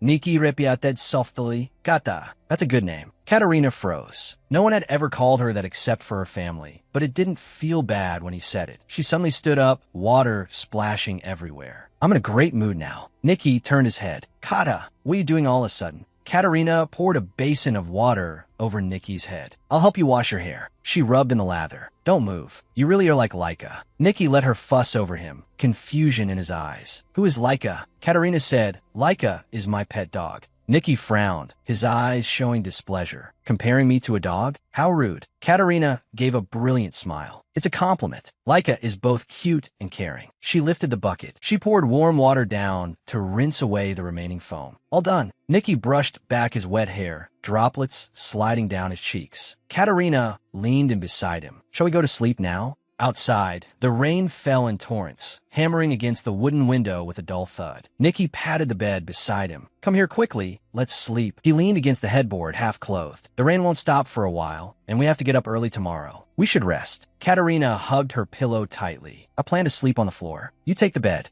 Nikki stared at her. A noble lady sleeping on a hard floor? Besides, we only have one blanket. Katerina stood by the bed. Soldiers sleep on the ground in the field. Nikki said, suit yourself. He lay down on the bed. But these old houses often have mice. Katerina's body froze. What? Nikki added. And bugs. Katerina threw back the covers and quickly crawled into bed, pressing herself close to Nikki. Nikki turned his head, a triumphant smirk on his lips. Didn't you just say you were going to sleep on the floor? Katerina clutched the edge of the blanket. Since we're already in the same room, we might as well share the bed. What do you think? Nikki rested his head on his arm. As you wish. He turned away. I'm just being considerate of you. Katerina pulled the blanket up, covering half her face. Good night, Nikki. Nikki's voice was soft. Good night. Outside, the sound of rain faded. The candle on the round table was extinguished. A foot stepped out of the room, making a slight creak on the wooden floor. Katerina's throat was dry, so thirsty. She walked alone to the end of the hallway, picked up a cup, and tilted her head back to drink. The sound of swallowing echoed in the silence. Then, a slight noise was heard. Katerina stopped and looked toward the empty stairwell. Did I hear wrong? She slowly walked back to the room. The door was slightly ajar. She peered inside through the crack, and her pupils suddenly contracted. A dark figure was standing in the room, silently looming over. At the bedside, Katerina pressed herself against the doorframe, her heart racing. Who is that? Could it be an assassin? Her pupils shrank. Nikki is in danger. I have to find something to use as a weapon. The assassin raised a short blade, the edge reflecting a cold glint of light. Aiming directly at the bed, he lunged downward. Katerina burst into the room, a cold gun barrel pressed against the back of the assassin's head. If you don't want your head to explode, put down the knife and put your hands up. The assassin froze. The short blade slipped from his hand and hit the floor. Katerina steadied her trembling wrist, her gaze icy. I'll count to 3. If you want to live, get out. She stared at the assassin's back, her finger hovering over the trigger. Suddenly, the assassin spun around and swung his blade at Katerina. Nikki woke up instantly and leaped from the bed. He reached out and grabbed Katerina's waist, pulling her behind him while simultaneously kicking the assassin in the stomach. The assassin groaned and fell heavily to the ground. Nikki stepped forward, his fingers digging into the man's throat. Who sent you? The assassin's face turned beet red as he struggled to squeeze out broken words through his teeth. Capture that woman. Nikki instinctively looked back, his brow furrowed. Katerina pointed out the window into the night. He's escaping. The window frame rattled violently as the assassin vaulted over the sill and disappeared into the night. Katerina stood up abruptly, gritting her teeth. That bastard. Nikki reached out and pressed down on her shoulder, his grip firm. What are you doing? His eyes blazed with fury, holding an unloaded gun. What exactly were you planning to do? Katerina shrugged her shoulders. I just wanted to scare them off. Nikki took a step closer. What if they found out it wasn't loaded? You could have been killed. How could you be so reckless? He let go and held his forehead, his face full of lingering fear. Katerina said, because you were in danger. She gave a brilliant smile. Anyway, we both survived, right? She held up one finger. I saved you, so now we're even. A faint smile appeared on Nikki's lips. Next time something like this happens, don't get involved. Katerina crossed her arms. Do you still expect me to sleep with you for another night? In your dreams. Nikki rested his chin in his hand. Who knows if there'll be a next time? Nothing in this world is absolute. Katerina frowned. Whatever. Next time, I won't save you. I risked my life for you, and you didn't even say. Thank you. Nikki turned his face away, avoiding her gaze. Thank you. Katerina leaned in closer. What did you say? It was too quiet. I couldn't hear. Nikki reached out and brushed a lock of her hair, his gaze softening. I said thank you. Are you hurt? Katerina shook her head. My butt hurts from this hard bed. I guess it's because my butt is flat. Nikki looked helpless. There's no need to tell me that. Katerina blinked. What does it matter? Go to sleep. I'm tired. Morning light pierced through the clouds, and there was a soft knock on the wooden door. Your Excellency, a matter of business. Boris burst into the room with open arms, his eyes full of excitement. Your Excellency. Nikki pressed a hand against Boris's face and pushed him aside. Not here. Boris let out a muffled grunt. What is it? He peered into the room, his gaze landing on the bed. Is that the Katerina woman? Nikki's expression was calm. How did you know? Boris lowered his voice. The innkeeper told me. She's the eldest daughter of Duke Smirnov. No matchmaker of this generation doesn't know her. She seems to be quite famous, or rather, notorious. I've seen the wanted posters. They call her the vixen of the South. Nicky rubbed his chin. Not a chick or a rabbit or something. If she's a vixen, that's fine, but the meaning of that word is strawberry. It sounds small and cute. Boris suddenly remembered something. By the way, we caught a suspicious person near the inn. He was limping. Nicky's expression changed slightly. Where is he?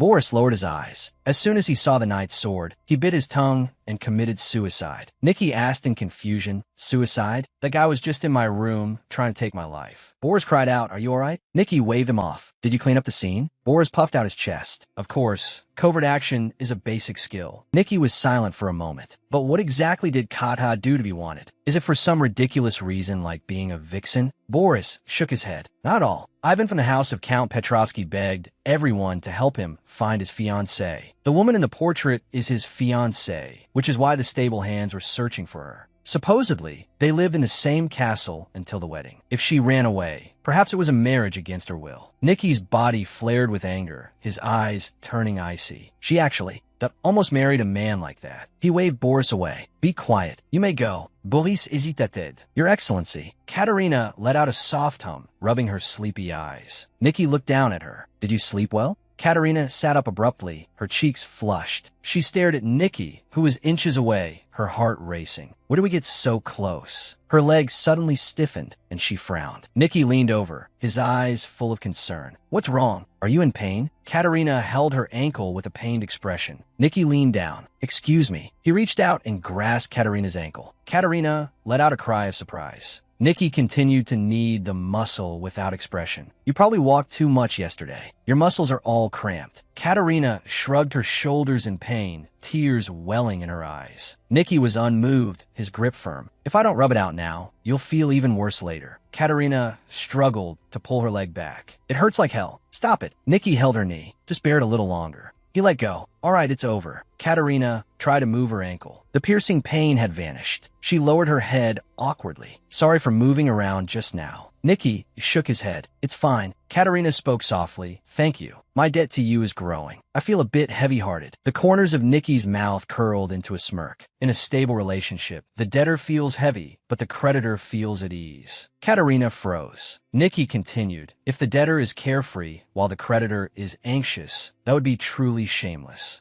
You'll repay me, won't you? Katerina clenched her fist, her gaze firm. Yes, I promise. Nicky's lips curved into a smile. I'm looking forward to it. A grand manor stood tall in the sunlight. Nicky lowered his hat. Didn't you say you wanted to sneak in without your father knowing? Is no one coming to meet you? Katerina said, Luckily, I have a helper. She whistled. Hurried footsteps were heard in the distance. Laika came galloping over, letting out cheerful barks. Nicky was dumbfounded. Your helper is a dog? Katerina's face changed suddenly. Nicky, be careful. Laika, through the iron fence, was enjoying Nicky's petting. Katerina was stunned. He's not usually like this. He gets anxious around any man except my father. Nicky. Dot reached out and scratched Laika under the chin. So this is Laika? The dog you said looked like me? Katerina smiled. He's cute, isn't he? Nicky watched Laika's docile behavior. He certainly is cute. Katerina patted Laika's head. Quick, go find Bianca. Laika barked and turned to run deep into the manor. Katerina reached out to Nicky. Give me your hand. Nicky was a bit confused. Katerina squeezed his fingertips and carefully wiped the saliva from them with a handkerchief. Her laughter was crisp. Laika's drool got all over your hand. Nicky looked down. His heart skipped a beat. A shout came from the distance. Sister. Bianca, holding her skirt, ran through the manicured garden toward the fence. She opened the gate.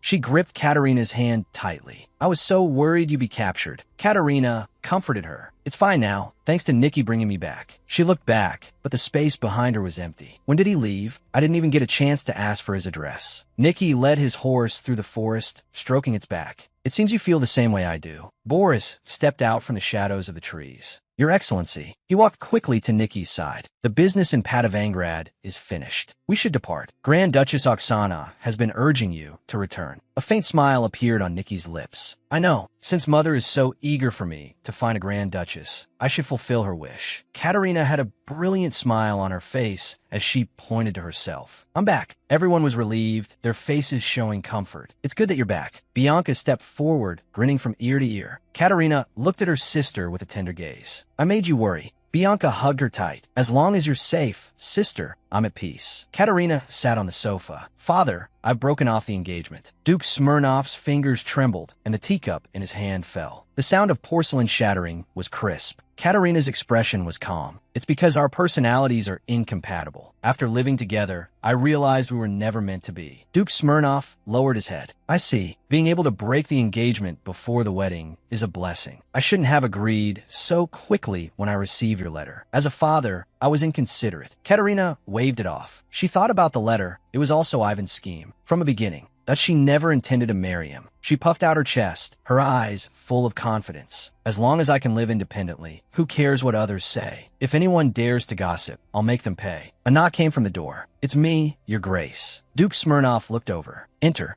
The butler entered and bowed. A guest has arrived. Duke Smirnoff put down his teacup. Is he looking for Bianca? Tell him to wait. The butler hesitated. No, sir. He said he wants to see Lady Katerina. Katerina's gaze was full of doubt. Did he not give his name? The butler remained silent, his hands folded in front of him, looking uneasy. Katerina stood up. I'll go see him. Maybe it's someone Ivan sent. Duke Smirnoff looked worried. Can you handle it alone? Although you agreed to split, if he continues to harass you, as your father, that I will handle it. Katerina turned back with a playful smile. It's fine, father. If he's too cruel, I'll just deal with him myself. In front of the French windows of the drawing room, a figure stood with his back turned. Katerina entered. A silver-haired noble? She thought. She spoke up. Pardon me. I heard you were looking for me. May I ask who you are? Nicky slowly turned around, his ice-blue pupils locking onto her figure. Katerina froze, her eyes wide. What are you doing here? Nicky noticed the object in her hand. What are you holding? Are you here to collect a debt? Katerina stared at him. You've come at the right time. I'll return this to you right now. The corners of Nicky's mouth curled into a smirk. However, the interest has gone up quite a bit during this time. Katerina approached him, her face full of disbelief. It's only been a day. Are you a loan shark? Nikolai's smile faded. I'm not here for money. I'm here to collect something you might find difficult to pay. Katerina took half a step back. What do you mean? Nicky leaned close to her face. In the world of the nobility, if you spend a night with someone, you must take responsibility for that person's life. Katerina's cheeks turned crimson. What? Nicky continued. Furthermore, we even slept in the same bed. Didn't we? Katerina suddenly pushed Nicky away, her face flushing. Get out. Don't say such vulgar things. The door was pushed open, and Duke Smirnoff walked in quickly. After seeing the figure in the room, his expression instantly froze. He dropped to one knee, his right hand over his chest. My greetings to your highness. Katerina. Katerina froze, staring at her father's humble posture. Father, why are you suddenly doing this? Duke Smirnoff kept his head low, his voice terrified. Your Highness, please forgive my daughter's failure to recognize your noble face. It was a great offense. He turned his head and hissed in a low voice. Katerina, quickly pay your respects to Grand Duke Nikolai de Vasily. Katerina turned her head stiffly. Nicky was the Grand Duke. So, Nicky was a nickname for Nikolai. She covered her mouth. Her pupils trembled violently. It couldn't be. Katerina took half a step back. My greetings to you. Nikolai reached out and grabbed her wrist. Katerina's body was stiff as she looked up at him, her eyes full of shock. Nikolai turned to Duke Smirnoff. Rise. Forgive my sudden visit without notice. Duke Smirnoff was overwhelmed with fear. Not at all, Your Highness. Please don't say that. Nikolai straightened his back. I wish to speak with Lady Katerina alone. Could you give us some private space? Duke Smirnoff's hands were clenched tight, his expression anxious. Has my daughter done something to offend Your Highness? Nikolai turned his head, his tone indifferent. It's nothing major, don't worry. Also, have the butler bring what I requested. Duke Smirnoff bowed his head. Yes, I understand. The teapot tilted, and a light red liquid was poured into the cup as steam rose. Katerina sat by the table, her face pale. She remembered Ivan's words. Do you know how the Grand Duke kills people? Rumor has it he invites his targets for afternoon tea. As soon as they drink the tea he serves, they drop dead on the spot. The strange thing is that autopsies never find any trace of poison. It can only be ruled as an unknown cause of death. So, people call it the tea of death. Katerina stared at the teacup in front of her, cold sweat sliding down her cheek. Could this cup of tea It was my death sentence. He lowered his head abruptly, his hands tightly interlaced. I am terribly sorry. I didn't recognize your identity before. My behavior was far too rude. Nikolai leaned back against the sofa. Which specific incident are you referring to? He leaned forward slightly, his gaze playful. Are you referring to when you said I looked like a dog and petted my hair like one? Or your excessive concern regarding my financial situation? The corners of his mouth curled into a smile. Or perhaps, Katerina cried out in a breakdown. All of it. I should kneel right now and bury my head in the ground to beg for your forgiveness. Nikolai maintained a composed posture. I have never asked you to bow or kneel, and I never will. Katerina pressed her hands against the table. I just want to show my respect to His Highness the Grand Duke. Nikolai waved his hand. Stop with these pleasantries. I came here to take back what you owe me. Katerina's expression grew tense. How should I repay you? If you want money. Nikolai lowered his eyes slightly. Last night was quite a lot of trouble. I must say, your skills at teasing men are impressive. Katerina froze. Nikolai placed his hands over his chest, his expression solemn. You have tasted my sincerity, so I must hold you responsible for it. I have never given my heart to anyone, let alone bathed or slept naked with anyone else. Katerina clenched her fists. The way you say that sounds really strange. It's almost as if you're implying I'm a brazen person.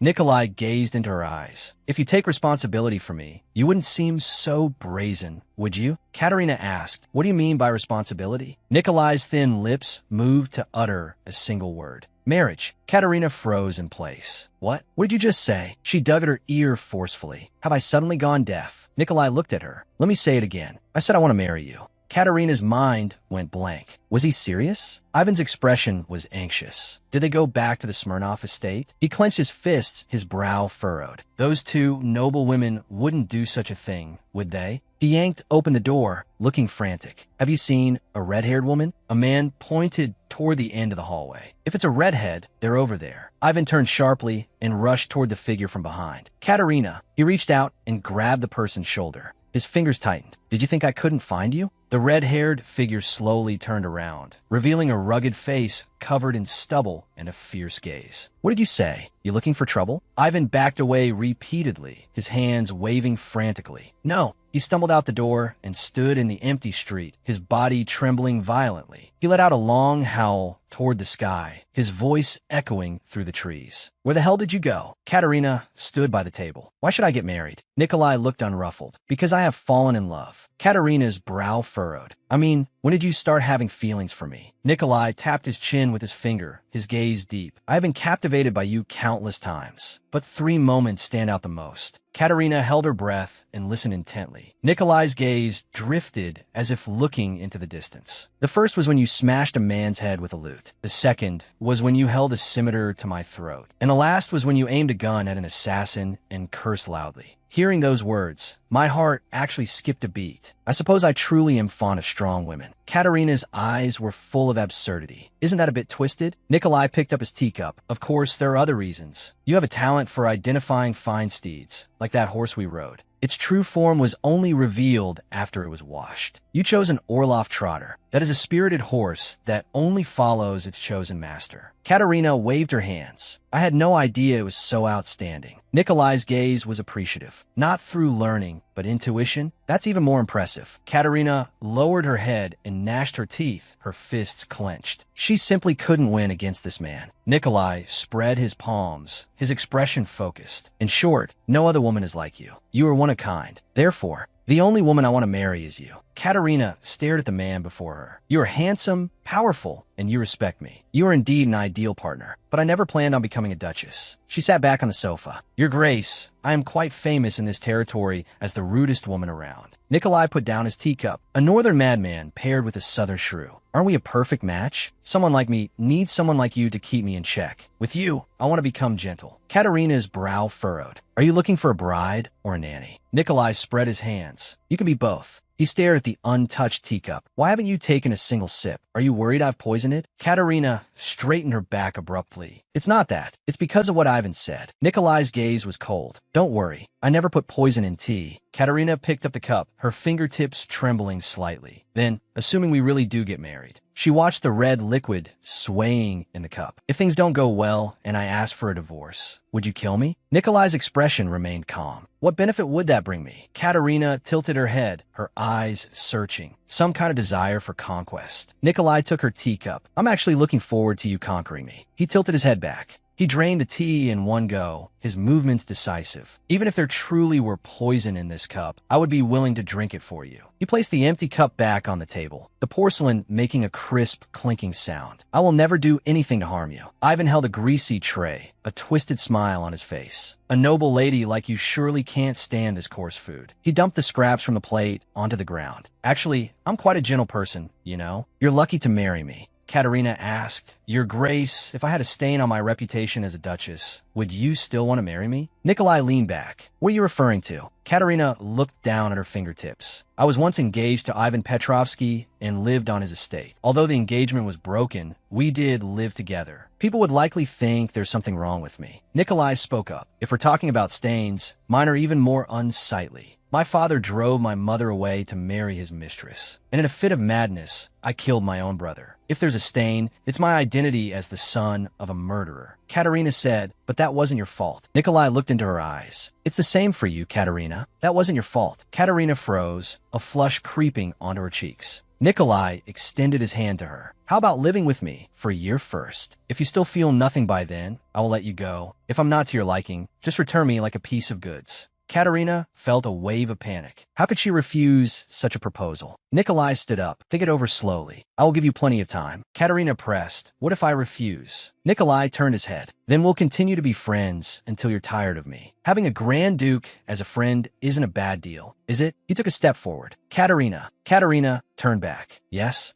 Nikolai walked up to her. If there comes a day when you feel comfortable, could you call me Nikki like you used to? I really like it when you call me that. Katerina stood frozen, her pupils dilating slightly. Nikolai pushed open the door. Then, until next time, goodbye. Katerina stood there dazed. Okay. A few days later, Katerina stood by the window, wringing her fingers with a complex expression. Is he here to see father again? Nikolai was stroking Lyca's back. You look charming even with that expression, Katerina said. Since that day, you've come here almost every day. Nikolai looked into her eyes. Coming here has become my pleasure. Katerina knelt down and kissed Lyca's forehead. Father isn't home right now. Nikolai knelt on one knee. I am here to borrow a book. Your father said I could come over any time. Katerina stood up and gave a slight curtsy. In that case, please make yourself at home. Lyca, let's go. She tugged the leash, but Lyca didn't budge, letting out a whimper from her throat. Katerina looked back in confusion. What's wrong? Let's go. A voice came. Sister, I'm so cold. Katerina froze. She looked down at Lyca. Lyca, you're a girl. Nikolai couldn't help but laugh out loud. Katerina turned sharply, her face flushed red. Your Grace. Nikolai laughed heartily, his shoulders shaking. Katerina bit her lip. Lyca spoke, and I actually accepted it just like that. Nikolai spread his palms. I thought that if she could speak, that's probably what she would say. Katerina's eyes widened. Do you know ventriloquism? Nikolai leaned close to her face. Does that impress you? Katerina retorted loudly. Not at all. Ivan stood outside the manor gates. Is Duke Smirnov in? The butler bowed slightly. The Duke is out. You may return later. Ivan gnashed his teeth. It's fine. I'll wait for him here. Take me to the parlor. He suddenly clenched his fists, his knuckles turning white from the force. Katerina, I will never forgive you. Ivan stopped in his tracks, one hand clutching his abdomen. Where's the washroom? The old butler pointed the way. Turn left at that corner. It's the last door. Ivan held up an index finger. Wait there. He turned abruptly and hurried toward the end of the hallway. He had to wait for the Duke to leave to sneak in here. He couldn't delay any longer. He had to find Katerina immediately. He would take her away. A hint of gloom flashed in his eyes. This time, he wouldn't let her escape. Katerina stood before the bookshelf. Found it. Nikolai watched her from behind. Is this the one you recommended? Katerina looked back at the man. Yes. She hurried toward the wooden ladder. Wait a moment. I'll get it down. She stepped onto the ladder, her shoes making a slight scuffing sound. Katerina stood on her tiptoes, reaching upward until her fingertips touched the book. Got it. She pulled the book out forcefully, but her shoe slipped on the edge of the wooden step, and her body suddenly tilted backward. Nikolai stepped forward, his arms steadily catching her falling body and holding her in a bridal carry. Katerina squeezed her eyes shut, her hands clutching his lapels tightly. Nikolai looked down, his gaze landing on her face. Careful. Katerina opened her eyes, a blush rising to her cheeks. Her heartbeat was clearly audible. Her shoes lightly tapped the ground. Katerina knelt down. Your Grace, this is the book I mentioned. Her fingertips touched the book cover that had fallen to the floor. However, her finger was sliced by the sharp edge, and a bead of blood seeped out. Ouch! Nikolai hurried forward and grabbed her wrist, carefully inspecting the wound on her fingertip. Are you all right? Katerina pulled her hand back, pressing her fingertip against her chest. It's fine, it's nothing. Nikolai's brow furrowed. Which publishing house made this? How could they make the cover so sharp? He suddenly tore a piece from the hem of his white formal shirt without the slightest hesitation. Katerina froze, her gaze landing on his exposed waist. It's all showing. Nikolai tore a strip of the shirt lining and wrapped it around her fingertip. Katerina said, such a small injury isn't worth this much concern. Nikolai lowered his head, wrapping the cloth with efficient movements.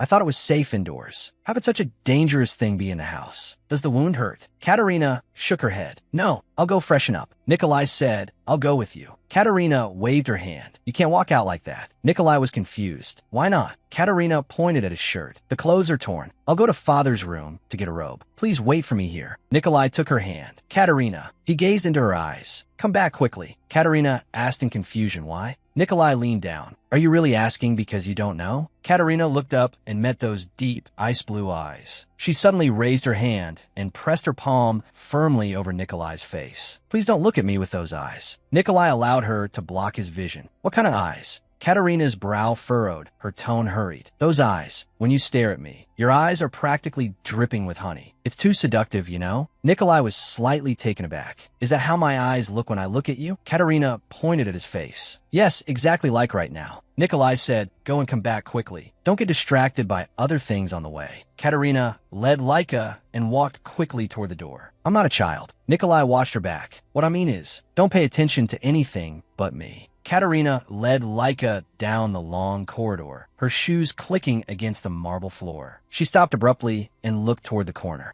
A hand reached out from behind, gripping her wrist tightly and dragging her toward the corner. Ivan lowered his body, trapping Katerina between his arms, his eyes full of coldness. Well done, Katerina. Katerina's back hit the wall, her pupils trembling with terror. How are you here? Ivan leaned close to her ear, a mocking smile on his face. You're quite capable, finding a new man so quickly. Katerina struggled hard, her hands pushing against his chest. Nonsense. Let go of me. Ivan's fingers tightened, his nails digging into Katerina's skin. Katerina cried out. It hurts. Laika. Laika suddenly bared her sharp teeth, a roar erupting from deep in her throat. Ivan turned his head. What is this beast? He raised his boot. Get lost. Katerina's pupils constricted. She suddenly raised her right foot and kicked Ivan hard on the shin. If you dare touch Laika again, I'll kill you. Ivan's body curled up in pain. You actually laid a hand on me for the sake of this beast. He grit his teeth, his gaze vicious. Is this how you treat your future husband?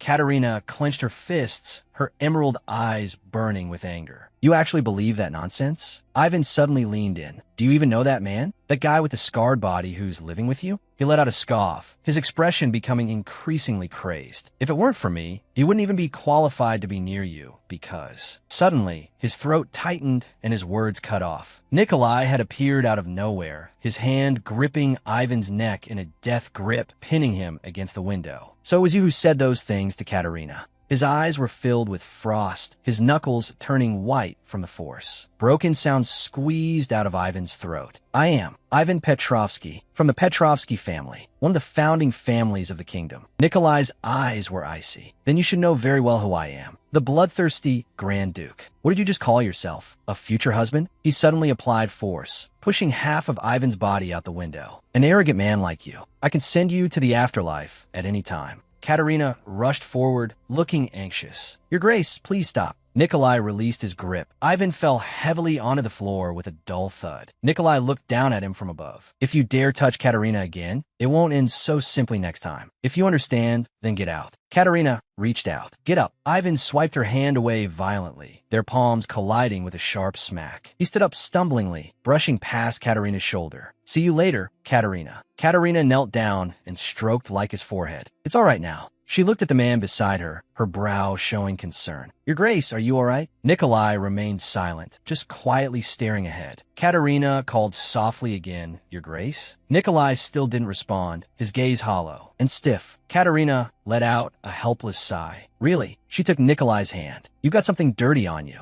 Next time, if that bastard Ivan causes trouble again, don't handle it yourself. Nikolai lowered his lashes. Why? Katerina looked up, her gaze firm. Why get your hands dirty to catch a fly? Besides, I was really scared just now. Scared that you would actually kill him. Nikolai looked at her, his voice low. Do you think I'm scary? Katerina shook her head. I'm just worried it will damage your reputation. Even though it's already not great, I don't want to make it worse. Nikolai avoided her gaze. To be honest, I was very upset just now. I thought you would take that guy's side. Katerina's eyes widened. How could that be? If the two of you have a conflict, of course I'll take your side. The corners of Nikolai's mouth curled up slightly, the frost in his eyes melting to reveal a gentle smile. Katerina's cheeks flushed red. I never said I'd marry you. Nikolai held her hand, pushing away, then pulling close. You always catch people off guard. You seem to leave a way out. But in reality, you are ruthless. Katerina froze. Doesn't that make you hate me? Nikolai lowered his head slightly and leaned close to her ear. Actually, this is better. He closed his eyes, his expression becoming solemn. I will never repeat my father's mistake. If one day I truly do that, I would be content to die at your hands. Katerina was full of bewilderment. What are you talking about? You just called me a beast tamer before. Nikolai opened his eyes, staring at her with burning intensity. I mean, you are the only one who can control me. Nikolai lowered his eyelashes. Hurry up and announce that I am yours. Take me away and keep me well. Katerina froze, her emerald eyes trembling slightly as she fell into silence. The hound Laika sat to the side, her tongue out, letting out a cheerful bark. Nikolai had a faint smile on his lips. Seniors aren't hard to deal with now, and the atmosphere here is just right. Katerina sighed helplessly. You're saying that kind of thing again.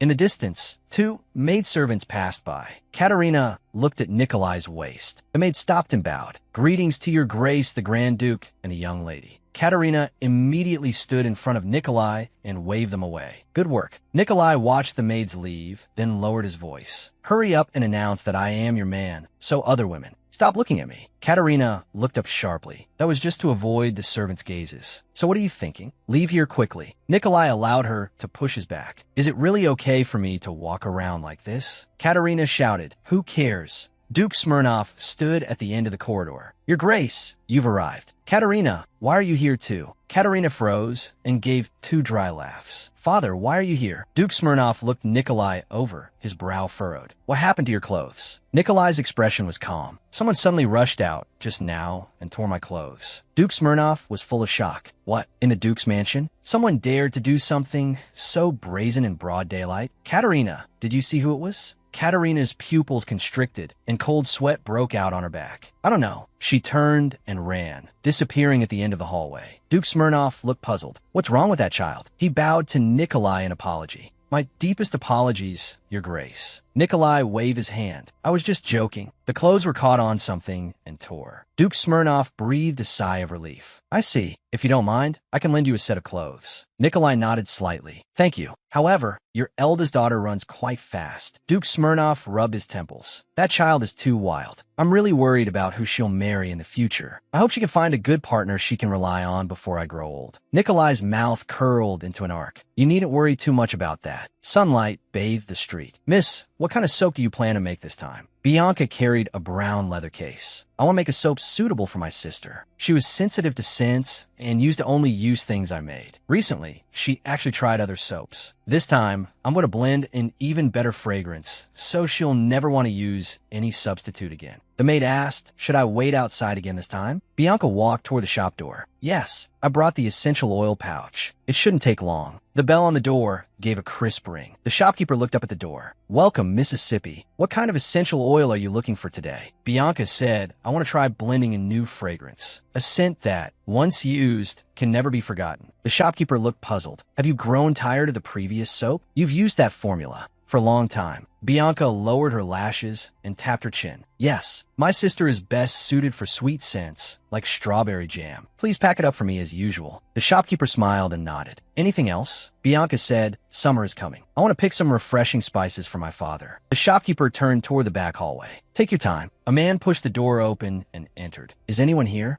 He looked around the empty shop, his gaze landing on Bianca. He walked over quickly. "Are you the shopkeeper here?" Bianca froze. "What?" The man looked anxious. "Sorry, I'm in a hurry. Can you quickly help me find a perfume?" Bianca watched him. He must have mistaken her for a perfumer because of her outfit. The real perfumer was busy processing orders and packing. It might take a while. Since he was in such a hurry, she decided to help him until the packing was done. She asked, "What kind of perfume are you looking for?" The man frowned. "I don't remember the name." Bianca said, "If you don't know the name, can you describe a scent?" The man gestured with his hands. "It's a fresh floral scent, like lilies but with a hint of greenery." Bianca picked up a test strip, dipped it in a transparent liquid, and held it out to him. "Is it this one?" The man leaned in to sniff, and his eyes lit up. "Thank you. It seems I won't be scolded today." Bianca lowered her head to organize things. "You've really worked hard." The man gave a helpless smile. "Indeed, they insisted on finding this one. There can be no mistakes." Bianca said, "Your master seems to have a very picky personality. Some nobles are just very demanding and treat their servants poorly." The shop door was suddenly pushed open, and an attendant rushed in out of breath. "I finally found you, young master." The man suddenly grabbed the attendant's wrist. "Why are you being so formal all of a sudden?" He looked awkwardly at Bianca. "My servant always likes to play jokes like this." "Well then, I'll take my leave. Thank you for your help." Bianca stood behind the counter. "You're welcome. Please come again." The attendant looked flustered. "What's wrong with you? Suddenly acting like this. Have you lost your memory?" The man shook his head. "It's not that." The attendant pressed, "Then please tell me your name." The man brushed back the stray hairs on his forehead, his gaze deep. "Luka Oblonsky. I have never seen such a beautiful woman. She is beautiful enough to attract everyone's gaze." The attendant reminded him, "But you know, you shouldn't develop feelings for her, right?" Luca toyed with the gift box in his hand. "I know." The attendant pointed at the box. "Is that the perfume His Highness requested? I almost forgot it on the way back from the north." Luca nodded. "Fortunately, I found it." He looked down at the box, a smile appearing on his face. Thanks to her, Bianca walked out of the shop. The maid asked, "Is everything bought? Please put it here." She looked curiously at Bianca. "Miss, what are you looking at?" Bianca stared at the end of the street. "I just saw someone who looks a lot like my first love." The maid looked surprised. "Was that someone you knew when you were little?" Bianca shook her head gently. "But it can't be him. That person just now was just a commoner." The maid offered comfort. "Please don't be too disappointed. You'll surely meet him again." Bianca lowered her lashes and walked forward in silence. The maid pointed across the street. "Miss, look over there." Bianca looked up, her face full of confusion. A young noble was holding a huge bouquet. Gregory stood beside him, and both were looking at Bianca. Bianca froze, her face instantly turning pale. The young noble holding the flowers had a bright smile on his face. He waved his right hand forcefully. "Miss Bianca."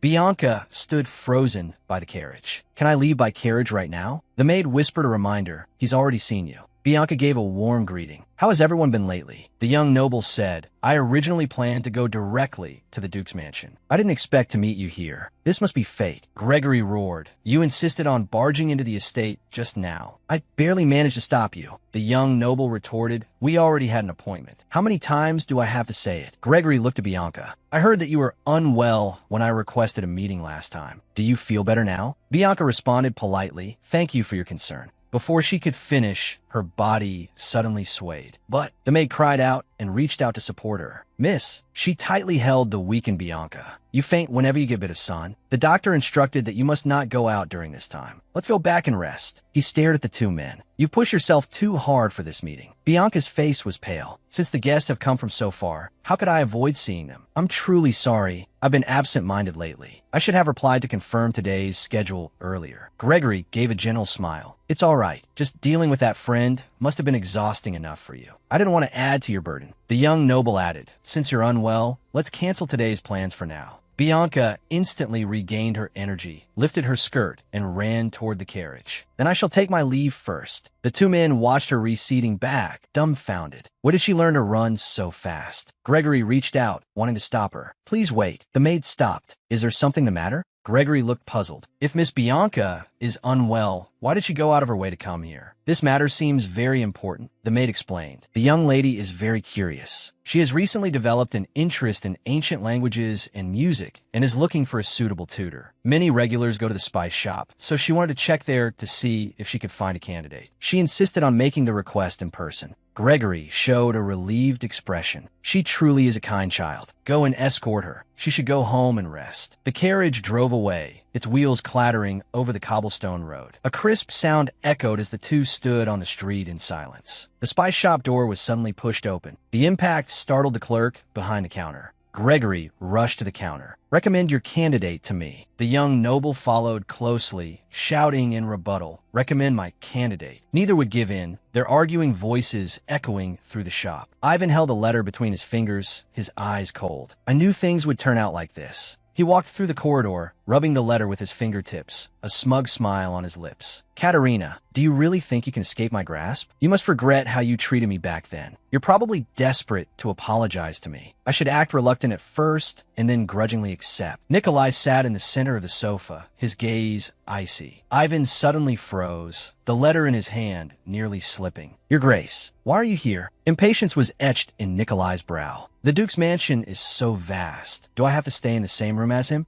The butler bowed slightly. Please forgive us. It was Miss Katerina's request to see both of you at the same time. She said she had something to say. Nikolai closed his eyes. Since it is Katerina's wish, I understand. Ivan slowly sat down. It's laughable for a man to get so excited over a woman's words. Nikolai turned his head sharply, his gaze like a blade. Stand up straight. Looking at you like that puts me in a foul mood. Frightened, Ivan hunched his shoulders, cold sweat breaking out on his forehead. I just have a bit of stomachache. The door opened wide, and Katerina walked in. You've both arrived. Ivan turned abruptly. Katerina spoke. I invited both of you here today to accept a proposal from one of you. Ivan jumped up in shock. What? His Highness actually proposed to you? Is he not just playing with you? Nikolai sat steadily on the sofa, looking at Katerina with focused eyes. Katerina, I'm not that kind of frivolous person. Katerina sat in the head seat, her gaze sweeping over the men on either side. Before I choose my future husband, I need to confirm if you truly love me. Ivan leaned forward, his expression passionate. Of course it's true love, Katerina. You are the only one in my life. Katerina tilted her head slightly, her eyes sharp. Are you willing to bet your life on it? Ivan froze. He grit his teeth and responded loudly, of course I am. Katerina took a stack of documents from her bosom, a bright smile on her face. Then, please sign here. No matter who the final winner is, the result must be accepted. There shall be no complaints or objections afterward. Nikolai took the quill and set it to paper. Ivan stared at the contract in his hand. How could there be a problem with this? He quickly signed his name. Katerina pointed to the tea set on the table. The rule is simple. Whoever finishes this cup of tea first passes the test. One of the teapots contains poison. That poison is so potent that the moment you drink it, it will corrode your throat. Ivan jumped up. What are you saying? So one of us will die? Katerina sat motionless. That is why I asked if you love me enough to bet your life. He looked at Nikolai. No matter how decisive his Highness was, he couldn't possibly go that far. Nikolai reached out and picked up the teacup. He tilted his head back and drained the red liquid in the cup in one gulp, without the slightest hesitation. A faint curve hung on his lips, his eyes cold and provocative. Did I win? Ivan pointed at Nikolai and roared. This is a scam. You and his Highness are in this together, aren't you? This was just ordinary water from start. He must have known all along. Katerina picked up the remaining teacup. The tea spilled onto the white cloth, bubbling in a fine foam and making a piercing, corrosive sound. Ivan recoiled, his pupils shrinking in fear. You're crazy. You really intended for US to drink that? Katerina, you wicked woman.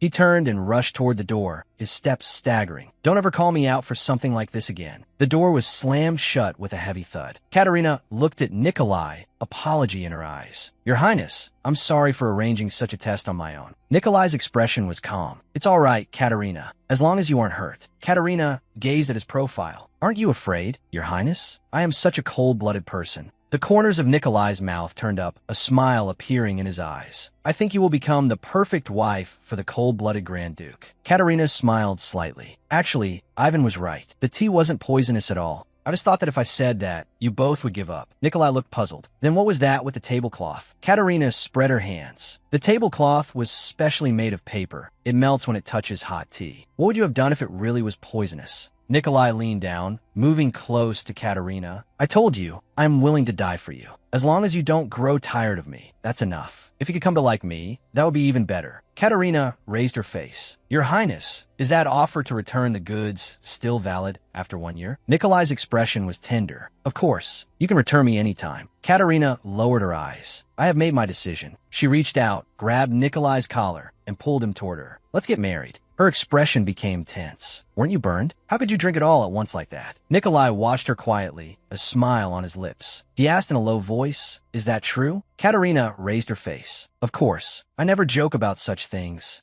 Nikolai's expression became solemn. Are you sure you won't regret it? Although I have always longed for this, I don't want you to make a hasty decision. The path of a Grand Duchess is harder than you imagine. If anyone dares to make things difficult for you, I will never let them off. Trust me, and just do what you think is right. Katerina put her hands on her hips and gave a light laugh. You're not trying to use my name to kill the people you've always hated, are you? Nikolai held her hand. Whether it be tyranny or selfishness, I will be your support. So, go ahead and be a villainess. Katerina blinked. I will obey your command. Since the Grand Duke expects it so much, I shall become a thorough bad woman. Nikolai's lips quirked up. I knew I chose the right bride. Bianca cried out, what? You're marrying the Grand Duke? Katerina sat behind the curtains, her cheeks flushed. Bianca. Bianca grabbed her shoulders and shook her vigorously. Hiding it from me is useless. Come clean. Katerina struggled. All right. I'm telling you first. I haven't let father know yet. Bianca stopped. Really? Katerina smiled. Of course it's true. Bianca pressed further. Then when do you plan to tell father? Katerina said, I plan to speak soon. Actually, the proposal was not long ago. After much thought, I met him today and made my decision. Bianca recalled, so that's why Ivan rushed out. Katerina tilted her head. It seems he has a severe anger issue. Bianca added, but when the butler offered a high price, he controlled himself quite well. She pursed her lips, but I'm not happy. When did you and the Grand Duke become so close? He's been visiting often lately. I thought he was just meeting father. Katerina held Bianca's hand. Actually, when I escaped from the villa, it was the Grand Duke who saved me. Bianca's eyes widened. The Grand Duke? Katerina nodded. Yes, thanks to him, I arrived safely. Bianca suddenly remembered something. Didn't you say that because the rain was too heavy that day, you stayed at an inn for the night? Katerina's face instantly turned bright red. She reached out and covered Bianca's mouth. It's absolutely not what you're thinking. Go to sleep. Bianca sat on the edge of the bed. Sister, do you love the Grand Duke? Katerina pulled the quilt up to cover half her face. I don't know. Bianca looked puzzled. You don't know? Katerina's eyes flickered. But he is someone who will respect me no matter what I become. He said he likes the real me, not that polished, perfect image. Bianca's expression softened. Then I guess he passes. Katerina turned to her sister. Aren't you afraid? I heard people in the north call him the cold-blooded Grand Duke. Bianca said, as long as you feel happy, I fully support you. If you thought he was a bad person, you definitely wouldn't have agreed to the marriage. Katerina smiled. Do you think I have good taste? Bianca's tone was firm. I just trust you. You once said you would never marry just to lower your standards. Katerina nodded, right? She suddenly remembered something. By the way, you said you found your first love at the perfume shop? Bianca sat up. Today at the perfume shop, I met a man who looks exactly like my first love. Katerina's mouth dropped open. Really? Is it him? Light sparkled in Bianca's eyes. If he grew up, I think he would look exactly like that. Luca walked to the desk, looking at Nikolai, who was buried in work. Why not try to relax? Don't you have to go out today? Nikolai kept writing with his quill. It's fine. I'm just meeting a few men. No need to wear perfume. Luca asked, then why were you in such a hurry to find that in your letter? Nikolai didn't look up, just worried about odors. Luca frowned. How strange. You never cared about these things when you were in the north. It's almost as if there's a woman you want to please. Nikolai stopped writing. That is indeed the case. Luca froze. What? Nikolai's gaze softened. I'm in love. Now my eyes. I can no longer hold anyone else. Luca gave a helpless smile. You're making more and more jokes lately. Nikolai put down his pen. I'm getting married soon. Luca froze in place. Grand Duke, Nikolai's expression was calm. I'm getting married. Luca's eyes widened. Why so sudden? Nikolai said, what's there to be surprised about? I've reached the age where I should marry. Luca pressed, who is it? Don't tell me it's that match arranged by the current Duchess. Nikolai looked down at the letter in his hand. No, she's from the south. Luca was completely confused. Who exactly? A smile played on Nikolai's lips. Katerina Smirnov. Luca asked, Duke Smirnov's daughter? Does the current Duchess know this news? Nikolai's gaze became sharp. Of course she doesn't. That's why I secretly called you here. Sit down and let's talk. Luca sat on the sofa. I spent a lot of effort avoiding eyes to get here. What exactly do you need me to do?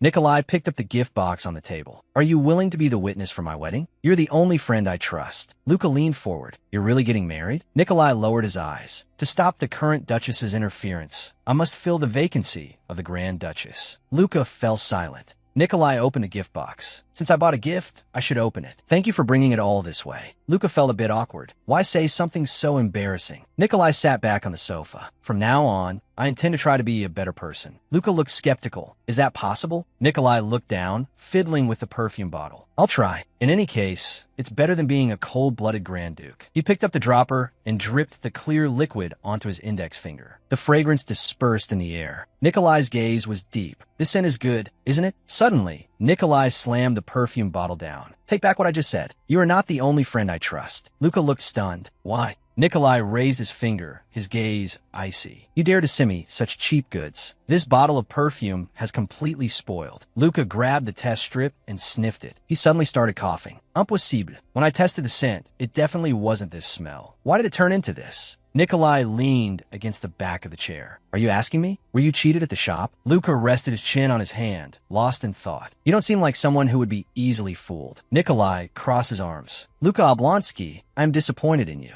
Luca awkwardly looked away. I will handle this bottle of perfume personally. But you don't use this tone when speaking to Miss Katerina, do you? Nikolai held his teacup. What tone? Luca imitated astis manner. Like, is that so? Did it happen? Was it like that? Do you speak to Katerina like that too? Nikolai's gaze was cold. Is there a problem with that? Luca shook his head. Nothing's wrong. It's the dignity a ruler should have. But the future Grand Duchess might feel distant because of it. After all, relationships between people are different, aren't they? Nikolai touched his chin with his fingertips. Is it because of my tone that she feels distant? He stood up. You really are my most trusted friend. Luca looked shocked. Why say that all of a sudden? Nikolai turned, a faint smile on his lips. Thank you for the advice. Luca sat alone in the empty living room, watching the other man leave. Katerina sat on one side of the sofa. A prenuptial agreement. This kind of contract shouldn't rely on verbal promises alone. Katerina sat opposite him. Does your grace really intend to deceive the public? Nikolai said, even so, marriage is a serious matter. Why would you entrust the rest of your life to me? Katerina looked at his face. If it's the Grand Duke, I can trust him. Nikolai lowered his eyes. A year from now, I might become clingy and refuse to divorce. Katerina's cheeks flushed. What if I fall in love with you and don't want a divorce in a year? Nikolai looked away. I am not worthy of your love. Katerina pressed. Why? Nikolai gripped the stationery in his hand. I cannot be a good husband, nor a good father. Katerina bit into a biscuit. You were proposing so frantically just now, and now you've become so cold. If you think that way, why did you propose marriage in the first place? Nikolai sat upright. During this year, I will do my best to be a good husband. This is my sincere heart. Katerina watched him. So, this determination only lasts for a year? Nikolai leaned down. I cannot guarantee what will happen in a year. So, once the term is up, please discard me without hesitation. Katerina lowered her eyes. Indeed, it would be hard for me to be the Grand Duchess forever. But for some reason, my heart feels a bit heavy. Nikolai reached out, his fingertips lightly touching her cheek. Katerina looked up abruptly, her pupils trembling. What did you just do?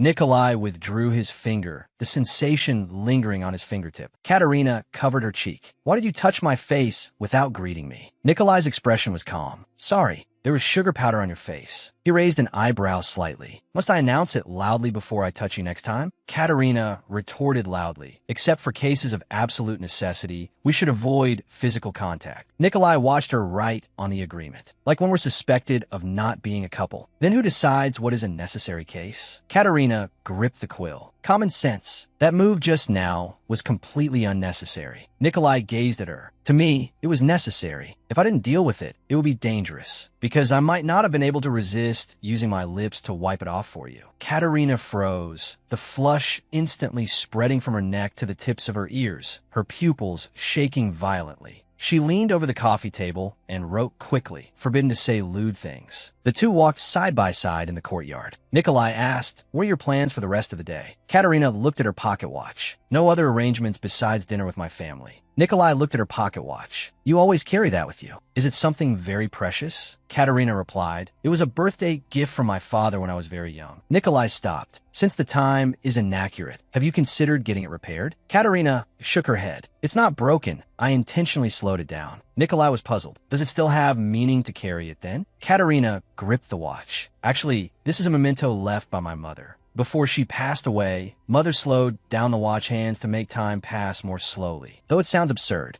Nikolai watched her silently, his gaze deep. He reached out and covered the back of Katerina's hand, his fingertips touching the cold metal. "Katerina, when I am with you, I also wish time would slow down. I want to spend more time with you." Katerina raised her face, a glimmer in her eyes. "Your Grace." Nikolai gazed into her eyes. "So, we have to get married as soon as possible, don't we, Katerina?" Katerina laughed awkwardly. "Why must it be like this?" Nikolai said, "You're pressuring me now. I will do well." Katerina thought for a moment. Thinking about it carefully, this is very strange. Nikolai looked at her. "What is?" Katerina looked at their clasped hands. "Your tone has changed." Nikolai said, "Really? I didn't notice." Katerina froze. "Has your tone suddenly become so casual?" Nikolai acted naturally. "Since we're already a couple living together, this level is normal, right?" He leaned down slightly. "Otherwise, it would seem too distant. Do you not like it?" Katerina looked away. "It's not that. I just feel like things are progressing too fast, suddenly becoming so close." Nikolai pulled her along the cobblestone road. "We are indeed close, aren't we?"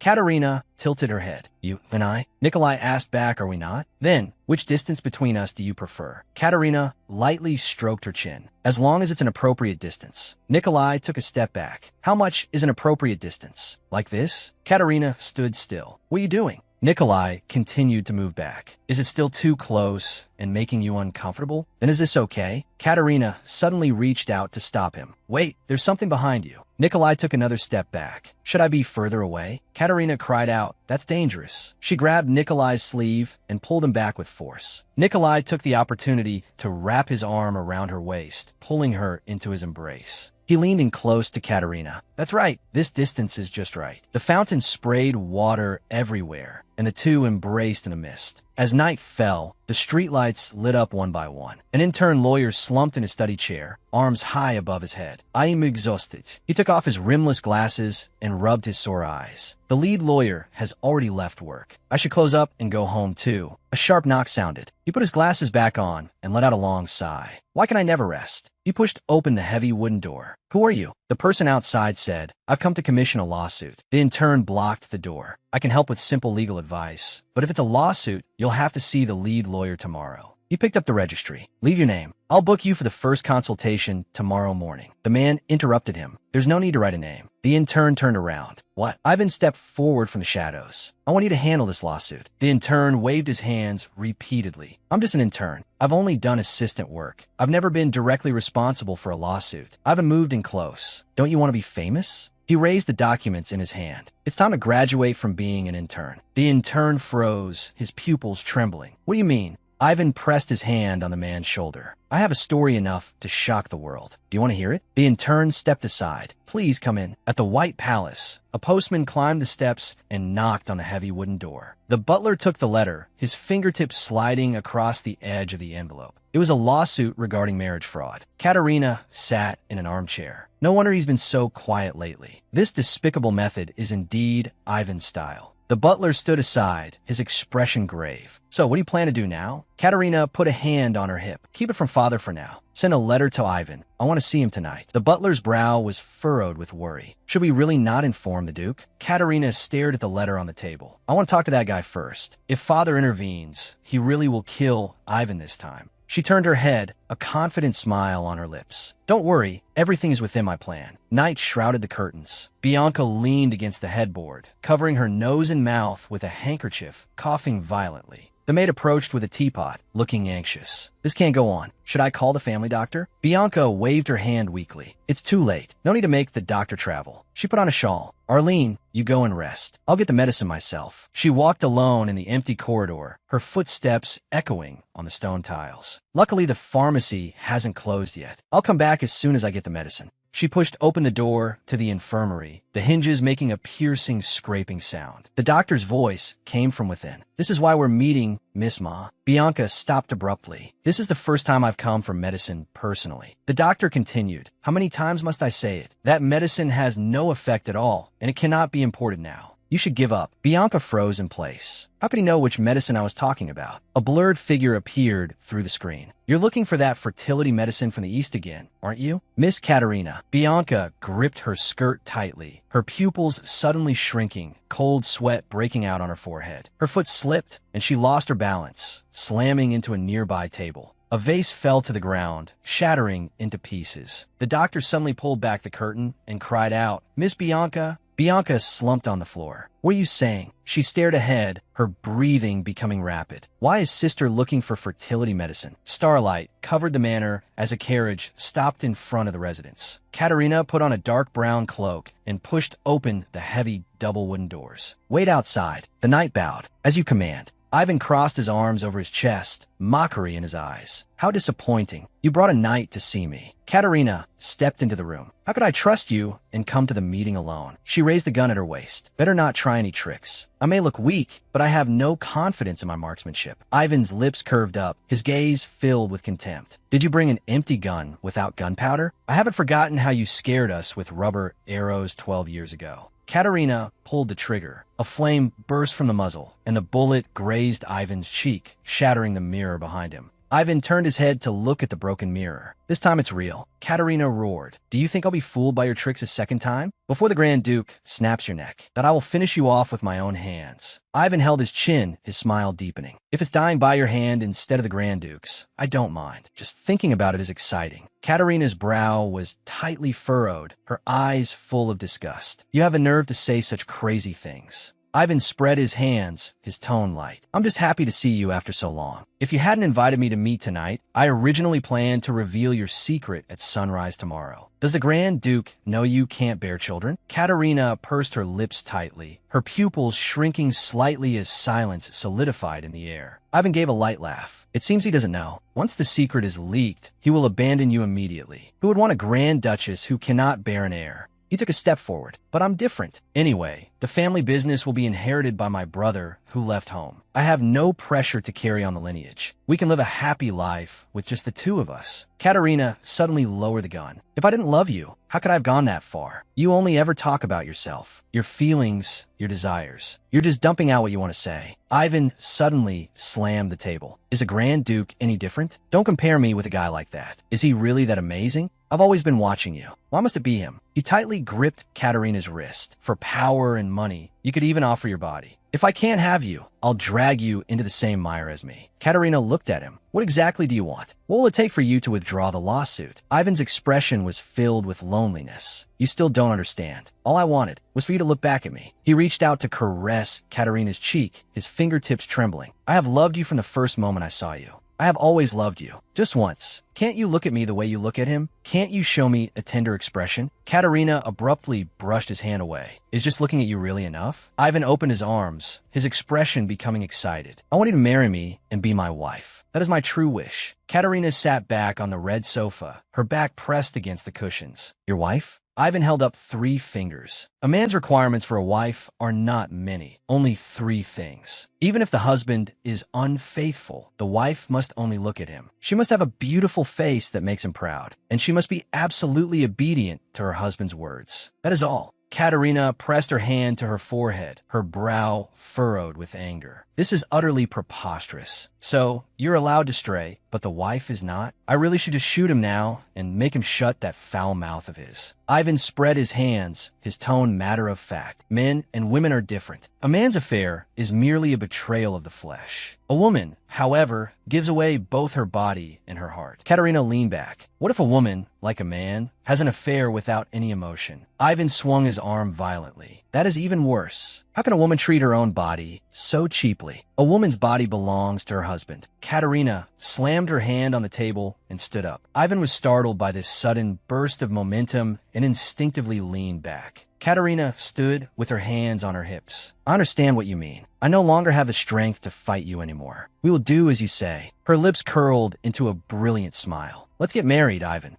Ivan's eyes widened. Are you really going to marry me? Katerina raised her index finger, her gaze calm. But the Grand Duke must not know. Otherwise, he will kill you. The wedding must be as simple as the engagement ceremony. That's enough. Ivan clenched his fists, a look of joy on his face. I've always felt that weddings were just meaningless formalities. He walked up to Katerina. As long as we make our vows before a priest, it is a legal marriage. That is sufficient. He suppressed his smile and looked down to hold Katerina's hand. Are you really going to marry me? You chose me, didn't you? Not that, Grand Duke. Katerina's lips curled slightly. The day after tomorrow, at dawn, in the third chapel of the Padavanger Monastery. It's under renovation, so no one will disturb us. We will hold a secret vow ceremony and then run away together. Just the two of us. A flush crept up Ivan's cheeks, and his eyes sparkled. Katerina. He suddenly opened his arms and pulled Katerina into a tight embrace. We will do exactly as you say. We will live happily ever after, just the two of us. Katerina's chin rested on his shoulder, her eyes cold. Nikolai was drying his hair, his locks slightly disheveled. A faint sound came from behind him. He turned, his gaze falling on the bushes by the terrace, and let out a confused hum. Katerina was hiding behind the leaves, her index finger pressed to her lips, signaling him to be quiet. Nikolai pushed open the terrace door. Katerina, it's so late. Is something the matter? Katerina peeked out from the bushes. I have something urgent to discuss. Nikolai leaned down. If it's urgent, then first. Kumin, take my hand. Katerina reached out and placed her hand in his palm. Nikolai pulled her into the room. He closed the door behind her. So what is it? Did you miss me in the middle of the night? Katerina stepped forward, closing the distance between them. Nikolai instinctively backed away until his calves hit the edge of the bed. Losing his balance, Katerina took the opportunity to pounce forward, pinning him down onto the mattress. Nikolai lay flat on the bed, his breathing quickening. Katerina, we aren't married yet. Katerina spoke. Let's get married first, then. Nikolai. She looked down into his eyes. I just saw Ivan. Nikolai suddenly sat up, his hands gripping her shoulders tightly. What? Why didn't you tell me? Why did you see him alone? What something happened to you? Katerina's brow furrowed. If you're going to scold me, do it later. Time is short. In Hessen, marriage is divided into two types. One is registration into the husband's family tree, and the other is a ceremony performed before a priest. Registration requires approval documents and recognition from the high priest. Nikolai crossed his arms over his chest, his brow furrowed. Then what about the wedding? It should be the most important event of a lifetime, yet it's being rushed like this. A hint of coldness flickered in his eyes. If I had known, I should have dealt with Ivan sooner. Katerina, that leaned close to his face. Your Excellency, were you just thinking of something wicked? Nikolai replied, yes. Wouldn't it be simpler to just kill him? As for the body, he spread his palms. It could be burned or sunk to the bottom of a lake. Katerina suddenly waved her arm. Stop. We're not here to plot a crime. She pressed her hand to her forehead. I don't want to become a criminal, and I certainly don't want my husband's hands stained with blood. Nikolai froze, a flush rising to his cheeks. She just called me husband. Katerina puffed out her chest and looked him straight in the eye. I just want to become your wife quickly. Katarina de Vasilia. Nikolai stood stunned, the corners of his mouth curling up uncontrollably. Say that again. Katerina tilted her head. Katarina de Vasilia. Nikolai's tone was filled with longing. The part before that, Katerina tapped her chin with her finger, looking confused. I just want to become your wife quickly. Nikolai's eyes were full of mirth. Now, I could die with no regrets. He stood up. What do we need to do first? Katerina said, first,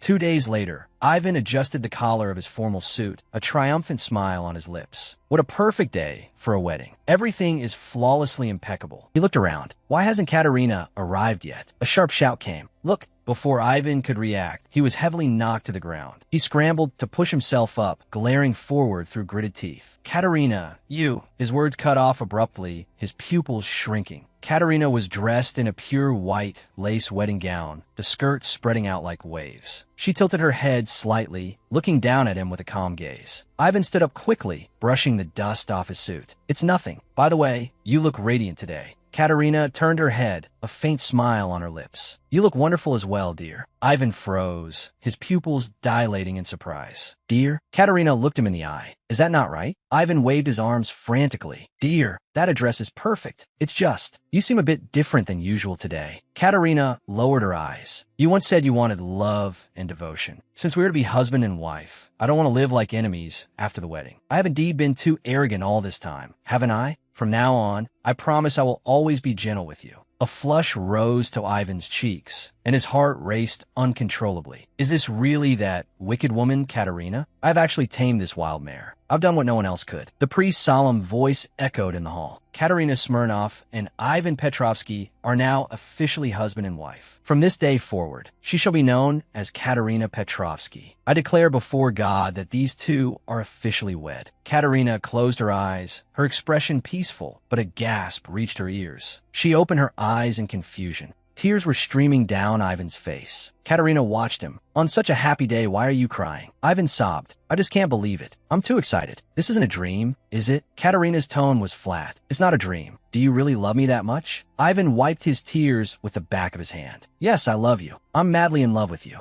I love you, Katerina. Katerina withdrew her hand. But dear, when you threatened me with my secret and forced me to marry you, I was truly hurt. Ivan looked a bit embarrassed. I am sorry, dear. I wanted you so badly, I had no choice. Katerina crossed her arms. But to go as far as forging a lawsuit just to get me to marry you, why take such a risk? Ivan spread his palms, looking smug. Thanks to those lies, we are now married. I will withdraw the lawsuit tomorrow. Don't worry. Katerina broke into a brilliant smile, her cheeks flushing. Really? Thank you, Ivan. She suddenly turned, her skirt tracing an arc in the air as she strode toward the back of the chapel. Ivan stood frozen. Where are you going, Katerina? Katerina pinched the heavy wooden curtain with her fingertips. Actually, I prepared a surprise for you today. Ivan looked puzzled. A surprise? Katerina pulled hard on the curtain. This thing is too heavy. It's hard to pull open. The priest stepped forward. Do you need help, princess? Katerina turned her head. Yes, give me a hand. Ivan's pupils contracted sharply. Why'd he call her princess? The curtain was suddenly yanked open, and bright light flooded in instantly. The vast square was filled with people, countless pairs of eyes, that all turning toward them at once. Ivan froze in place, his voice trembling. What is this? Katerina opened her arms. Welcome, Ivan. Her lips curled into a sneer, her eyes cold. Welcome to the first outdoor trial in Hessen's history, authorized by the Grand Duke. The judge sat on a high platform, looking down at the dense crowd of spectators. A solemn bell echoed across the square. Duke Smirnov stood in the crowd, his brow furrowed. Bianca clung to her father's side, her hands clasped over her chest, her eyes filled with unease. Ivan looked around, his face pale. What on earth is going on? He bit his lip. This prank has gone too far. What is the meaning of this? Don't you know that trials can only be held in a courthouse? Katerina toyed with a lock of hair by her ear, a mocking smile on her face. Normally, that is true, but Hessen's territory is vast and its people numerous. To solve the limitations of the courts, this is a mock run. Tomorrow, it will be written into imperial law.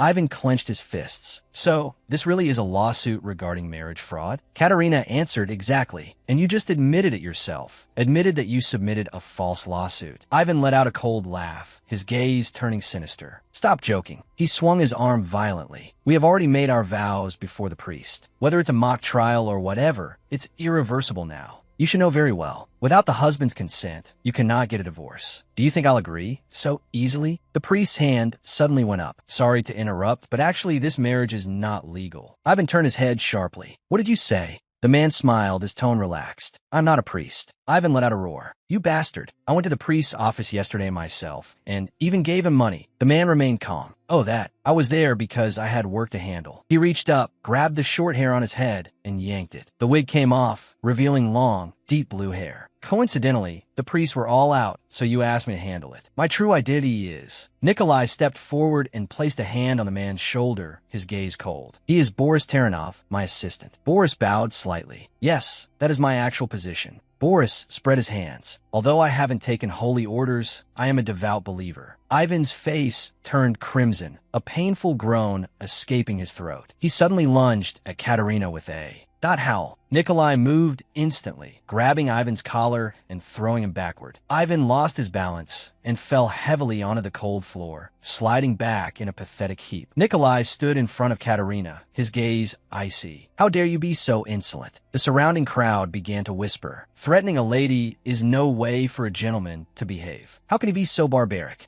Ivan suddenly looked up, his eyes bloodshot, and let out a scream. This is a misunderstanding. He staggered to his feet and pointed at Katerina. Does anyone know what that woman is hiding? Ivan opened his arms toward the high platform and the surrounding citizens. Honorable judge and citizens of Padavanger, please listen to me. His finger trembled as he pointed at Katerina. His Excellency the Grand Duke is being blinded by this evil woman. She only wants money and power. She is a shameless fraud who has deceived everyone. Katerina remained expressionless, quietly watching the accusations. Duke Smirnov was fuming with rage and took a step forward. He dares to insult Katerina like this. Bianca grabbed her father's sleeve tightly and whispered, "Father, please stay calm. Although I don't know sister's plan, my intuition tells me now is not the time to intervene. When the moment is right, I will step forward myself." Ivan faced Nikolai. "Duke, please do not be shocked by what I am about to say. That woman has a fatal flaw as a female." Nikolai's gaze held confusion. "What do you mean?" Ivan caught the other's hesitation, and a triumphant smirk curled his lips. It seems the Grand Duke knows nothing of this. He suddenly pulled a piece of paper from his coat and held it high above his head. "That woman is infertile. I have a doctor's diagnosis right here proving she cannot conceive. How could such a wicked woman be fit to be a candidate for Grand Duchess? I try to love her, to embrace all her flaws, but she is the one who truly committed a crime." A commotion broke out in the crowd. An unmarried woman who is infertile? How could such a tragedy happen in a ducal house? Especially since this concerns the bloodline of the Grand Duke's family. Katerina closed her eyes, her lips curling into a smile as she let out a light laugh. "Is that all?" Ivan froze, his pupils shrinking in shock. "What?" Katerina's tone was mocking. "Are you finished? It seems this was your final trump card." Cold sweat broke out on Ivan's brow, and a sense of unease rose in his heart. What's going on? Her secret has clearly been exposed, so why is she still so confident? Katerina's gaze became sharp. "You will regret everything you just said. When the truth comes out and proves your accusations are all lies, you will pay a heavy price for defaming my reputation." Ivan waved the paper in his hand, screaming hysterically, "Don't try to play dumb. The evidence is right here. What do you think you can run?" Katerina remained calm. "If we're talking about evidence, then I have a copy here as well." She took an envelope from her person and handed it to Boris. Boris quickly walked to the judge's bench and presented the document. The judge took the paper, adjusted his glasses, and his pupils suddenly contracted. "This is a certificate personally issued by the Southern Archbishop. Marriages between nobles had always been family matters. For a house like the Grand Duke's, routine physical examinations were conducted every year. This was to ensure the continuation of the bloodline. Katerina and Bianca had both undergone examinations arranged by their father when they were young. To prepare for marriage, families would apply for a certificate of health in advance, which was personally sealed by the Archbishop. Katerina thought to herself, "Normally, it takes at least 3 months to get this certificate, but I had already made preparations. There's always a way." The day before the trial, Duke Smirnov's brow was furrowed. A trial regarding the Grand Duke's engagement? What is this all about, Katerina? Katerina gripped her father's hand tightly. "I'm sorry, father. There's no time to explain everything now. The trial starts tomorrow. To win, I must prove that I have no flaws as the future Grand Duchess." She looked her father in the eye. "You have a personal friendship with the Archbishop, don't you? Please help me, father." Duke Smirnov looked grave. After a long silence, he finally let out a soft sigh. The judge bowed. "Please forgive my rudeness. My belated greetings to the future Grand Duchess." Ivan's facial muscles twitched violently. "This is absolute nonsense. That evidence must be forged." The judge's gaze was cold. "Are you questioning the Archbishop? Such remarks not only defile the Archbishop's honor, but also insult the temple." Ivan was speechless, his body instinctively backing away. "Katerina, why did you destroy the certificate back then? I saw it with my own eyes. You even begged the doctor who left the mansion." Katerina stood there, her pupils trembling slightly. "That was because Bianca let out a cry. That certificate wasn't prepared for my sister at all. Katerina looked up, her eyes full of surprise. Bianca faced the crowd, her voice echoing in the hall. That certificate was mine, not my sister's. The person who is truly infertile is me. Katerina looked up, her pupils trembling with shock. Bianca's gaze was steady. Why did you keep it a secret until now? Their mother lay on a wide bed, her face pale. Katerina, Bianca. She reached out with difficulty to stroke her two daughters by the bed. I'm worried you will become like me, especially Bianca. She looks so fragile. The mother. Dot looked at the young Katerina, her eyes full of pleading. Katerina, from now on, please make sure to take good care of Bianca. Katerina was a dutiful sister. As a child, she carried a longbow and held Bianca's hand tightly. Katerina pushed open the door and rushed to the sickbed, looking at her unconscious sister. The doctor put down the diagnostic report. Miss Bianca is out of danger, but unfortunately, she will not be able to bear children in the future. Katerina's pupils shrank. What did you say? She clearly recovered. So why did it turn out like this? The doctor avoided her gaze. She recovered from the serious illness, but it seems to be a side effect of the potent medication. Katerina pressed. Is there no way to treat it? The doctor shook his head. Not at present. Katerina. Dot clutched the diagnostic report tightly. This matter must be kept secret. Do not let father or Bianca know. She handed the report back to the doctor. This report must be destroyed. Do you understand what I mean? The doctor took the paper. I will take this secret to my grave. Ivan leaned into her ear, a twisted smile on his face. You're infertile, aren't you? I saw you tell the doctor to destroy the report. If you don't do as I say, I'll make it public. Every secret. Ivan had been wrong from the start. He thought the secret belonged to her. But she knew very well that as long as she endured it all, Bianca would not be looked down upon. Once the truth was exposed, the people who once adored her would turn away without hesitation and stab her with words. The temple declared that children were a gift from God. Such teachings stifled all possibility of a cure, and even research was banned. Even if she tried to explain, no one would be willing to listen. Katerina clenched her fists, her gaze resolute. I would rather never marry than settle for such a lowly position. She straightened her back. I absolutely cannot let my sister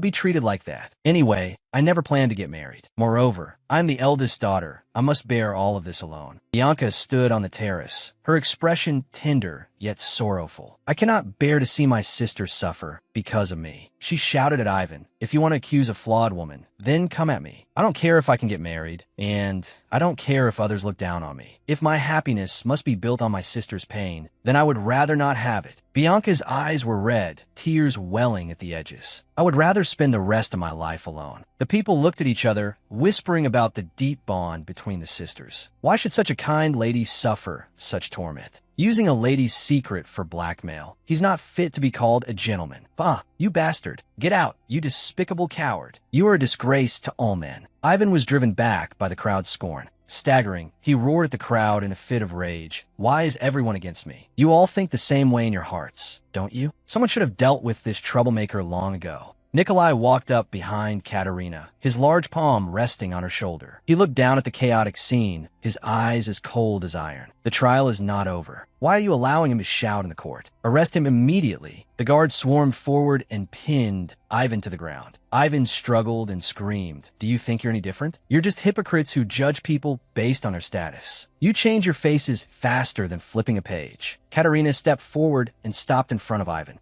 She looked down at Ivan. Enough, Ivan. Ivan struggled to lift his head, his eyes bloodshot. Katerina. He tried to reach out to grab her skirt. I did all this because I love you. I just love you too much. Katerina stepped back to avoid his touch. Your feelings are not important. One-sided love is no reason to force a marriage. Ivan collapsed weakly to the ground. Katerina, please. Katerina looked straight ahead, her gaze sharp. Didn't you say before? The husband is the heaven and the wife is the earth. Yes, most people think that way. Countless men have tried to clip my wings, tried to tame me. Hearing it so much, even I began to waver. Bianca looked up, her eyes full of worry. Sister. Katerina's lips curled slightly. But you know what? I found someone who recognizes me. He holds swords and guns, yet he acknowledges my existence. He respects my feelings and loves the truest Katerina. That person is Grand Duke Nikolai. Ivan's pupils trembled in shock. Katerina raised her head, her emerald eyes burning with anger. Even if the Grand Duke had nothing and was just a commoner, I would still fall in love with him. There is no creature in this world that a person like you can tame. And remember the title you should use. She placed a hand over her heart. I am the wife of Grand Duke Nikolai. The judge looked solemn. The request to dismiss the original plaintiff is granted. The gavel fell heavily with a dull thud. The plaintiff will bear all legal costs. Given the defendant's insult to the Grand Duchess's reputation, he shall be detained immediately until sentencing. Ivan was dragged toward the door by the guards, his body scraping along the floor. Katerina, I was wrong. Grand Duchess, I was truly wrong. The carriage wheels rolled over the gravel road with a rhythmic pace, passing through a lush, tree-lined avenue. Katerina leaned against the carriage cushions and let out a long sigh. It's finally over. Nikolai's gaze fell on her face. You did well. That speech just now was very impressive. When you said, I was a special man, was that acting or was it the truth? I never thought you saw me that way. Katerina's cheeks instantly turned crimson, her eyes darting around in panic. A smile curled the corners of Nikolai's mouth. It seems the wicked woman of the South really doesn't suit you. Katerina said, Your Highness, you are just blinded by love, but I can actually be very cruel, you know? Nikolai pinched her cheek. I don't see anything cruel about you. Katerina said, Even if no one is watching now, do you plan to keep touching me without permission? You know that's a breach of contract. Sunlight filtered through the leaves, casting dappled shadows. Nikolai's lips held a faint smile. Who says no one is watching? The heavens are watching, and the earth is watching. If you're going to lie, at least make it plausible. Katerina muttered under her breath, I really can't win an argument with you. Did you swallow a debate script while you were eating? Nikolai let go of her, his expression composed. Except for one thing, I don't think I would lose to anyone. Katerina looked puzzled. What is that one thing? Nikolai took Katerina's hand, his voice turning low. Arguing with you. He brought Katerina's hand to his lips. All this time, I have been ruling over others. Now, I have begun to crave being controlled by someone. So, please, come and rule over me. Katerina suddenly pulled her hand back. I'm going to tell Father that the Grand Duke is treating me like a rebel who insults rulers. Nikolai's lips held a smile. Don't misunderstand my loyalty to you. To clear up this misunderstanding, I must go and formally pay my respects to my father-in-law. The tailor displayed the design sketches in his hand. How about this suggestion? The former queen wore an ivory gown at her wedding, and it has become a trend. So, I specially prepared this style. Katerina stared at the sketches, her brow slightly furrowed. I don't like clothes that are too revealing. The tailor turned to Nikolai. What does the Grand Duke think? Nikolai crossed his arms, his expression stern. The person wearing the clothes has the final say. Everything shall follow the Grand Duchess's preference. The tailor bowed his head, his body trembling slightly. 1,000 apologies, Your Excellency. Katerina turned her head, her gaze testing him. Are you sure I can choose anything I want? Nikolai smiled slightly. Of course. I am a tyrant. I have never cared for laws or traditions. No matter. Not what you wear, I will be captivated. So, please choose as you wish. Katerina stood frozen, her cheeks flushing instantly. She suddenly stood up, grabbed a dress, and ran toward the dressing room. I'll try this one. She hid behind the door. We clearly said we would divorce after a year. It's so unfair if you keep saying things like that. The maid reminded her softly, Madam, please take off your shoes first. Nikolai sat on the bench, his hands resting on his knees. He lifted his head, his gaze fixed forward, his pupils slightly constricted. Katerina approached, holding up her skirt. White lace wrapped around her neck. How is it? Anxious uncertainty flickered in her emerald eyes. Does it not look good? Nikolai suddenly raised his hand to cover his eyes, a sense of helplessness seeping through his fingers. Are you trying to make every man in this world go blind? Katerina froze for a moment, then burst into laughter. Nikolai took her hand and pressed a kiss to it. To be able to marry you. I am the luckiest man on earth. Katerina held her breath, a rosy flush creeping onto her cheeks. Bianca hurried over, her eyes full of wonder. Sister, you are truly beautiful. A maid chimed in from the side. My lady, you look absolutely radiant. Katerina lowered her head. Why must everyone keep making me blush? Duke Smirnov stood at a distance, watching his daughter's back in silence. Night soon shrouded the estate. Duke Smirnov walked toward the courtyard. Why has your grace summoned me at this hour? Nikolai turned his head, a faint smile on his lips. There are some things I wish to ask of you, father-in-law. I couldn't sleep. Would you care for a walk? The two men walked side by side along the forest path. Nikolai spoke, Duke Smirnov. The Duke bowed his head slightly. Yes, your grace. Please speak. Nikolai said, As you know, I lost my parents at a young age. Duke Smirnov's expression grew solemn. Yes. Nikolai turned and gestured with one hand. So I wanted to ask, how does one become a good husband? Could you teach me? Duke Smirnov froze, his eyes filled with astonishment. This is quite unimaginable. I was by no means a competent husband. If only I had stopped her from continuing to have children back then. If it weren't for the pressure to carry on the family bloodline, my wife might still be alive. Nikolai reached out and placed a hand on the Duke's shoulder. Duke Smirnov, I do not believe your wife gave birth to children merely for the sake of a family mission. Do we not desire to have a partner's child and build a family because we love them?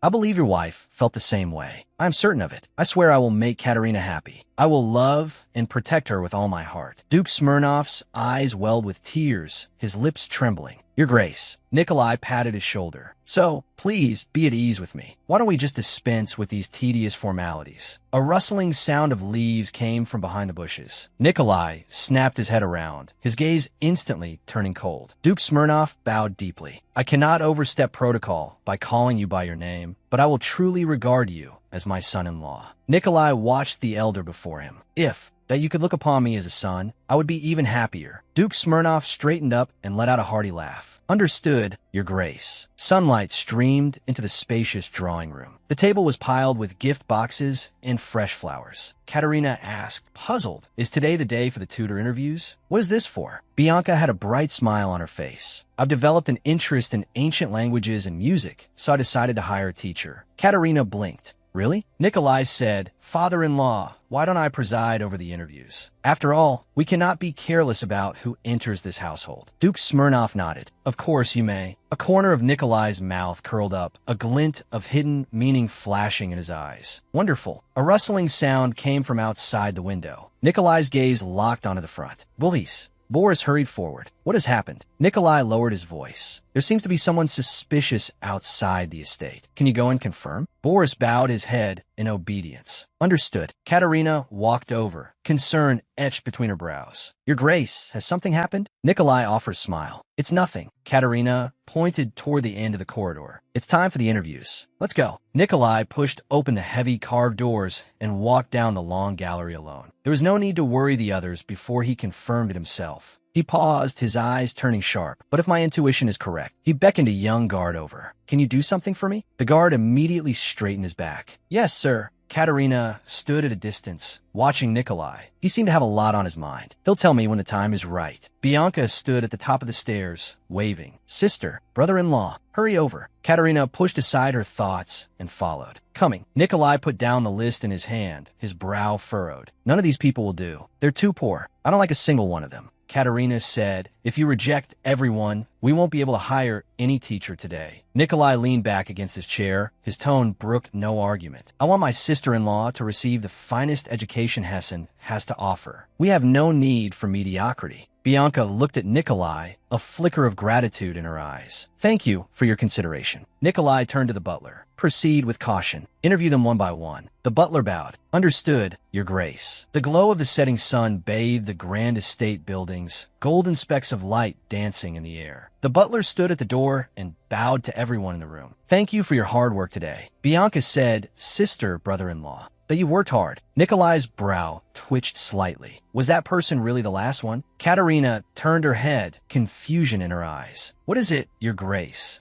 Nikolai crossed his arms over his chest. I haven't found a single suitable candidate yet. The butler stood to the side and reminded him in a low voice, but Your Grace, we have already interviewed many people. Everyone on the list has appeared. Nikolai's brow furrowed as his sharp gaze fixed on the butler's face. Katerina spoke softly. While these candidates may not have met your expectations, they're actually all very talented. Nikolai turned his face and whispered her name, Katerina. Heavy footsteps echoed from the end of the corridor, hurried and disorganized. Accompanied by heavy panting, the door was suddenly burst open with a loud bang. Sorry, I'm late. Luca stood up straight and adjusted his collar, a gentle smile on his face. I'm here for the interview. A flicker of surprise crossed Nikolai's eyes. Well, hello there. He covered his mouth. We meet again. A shout broke the tranquility of the estate. Mr. Luca. Luca opened the door. Did the Grand Duke send you? The guard looked panicked. The Grand Duke is looking for you urgently. You must leave at once. Doubt flickered in Luca's eyes. Did something happen to the Grand Duke? The guard grabbed his arm. I'll explain on the way. The sound of rapid hoofbeats rang out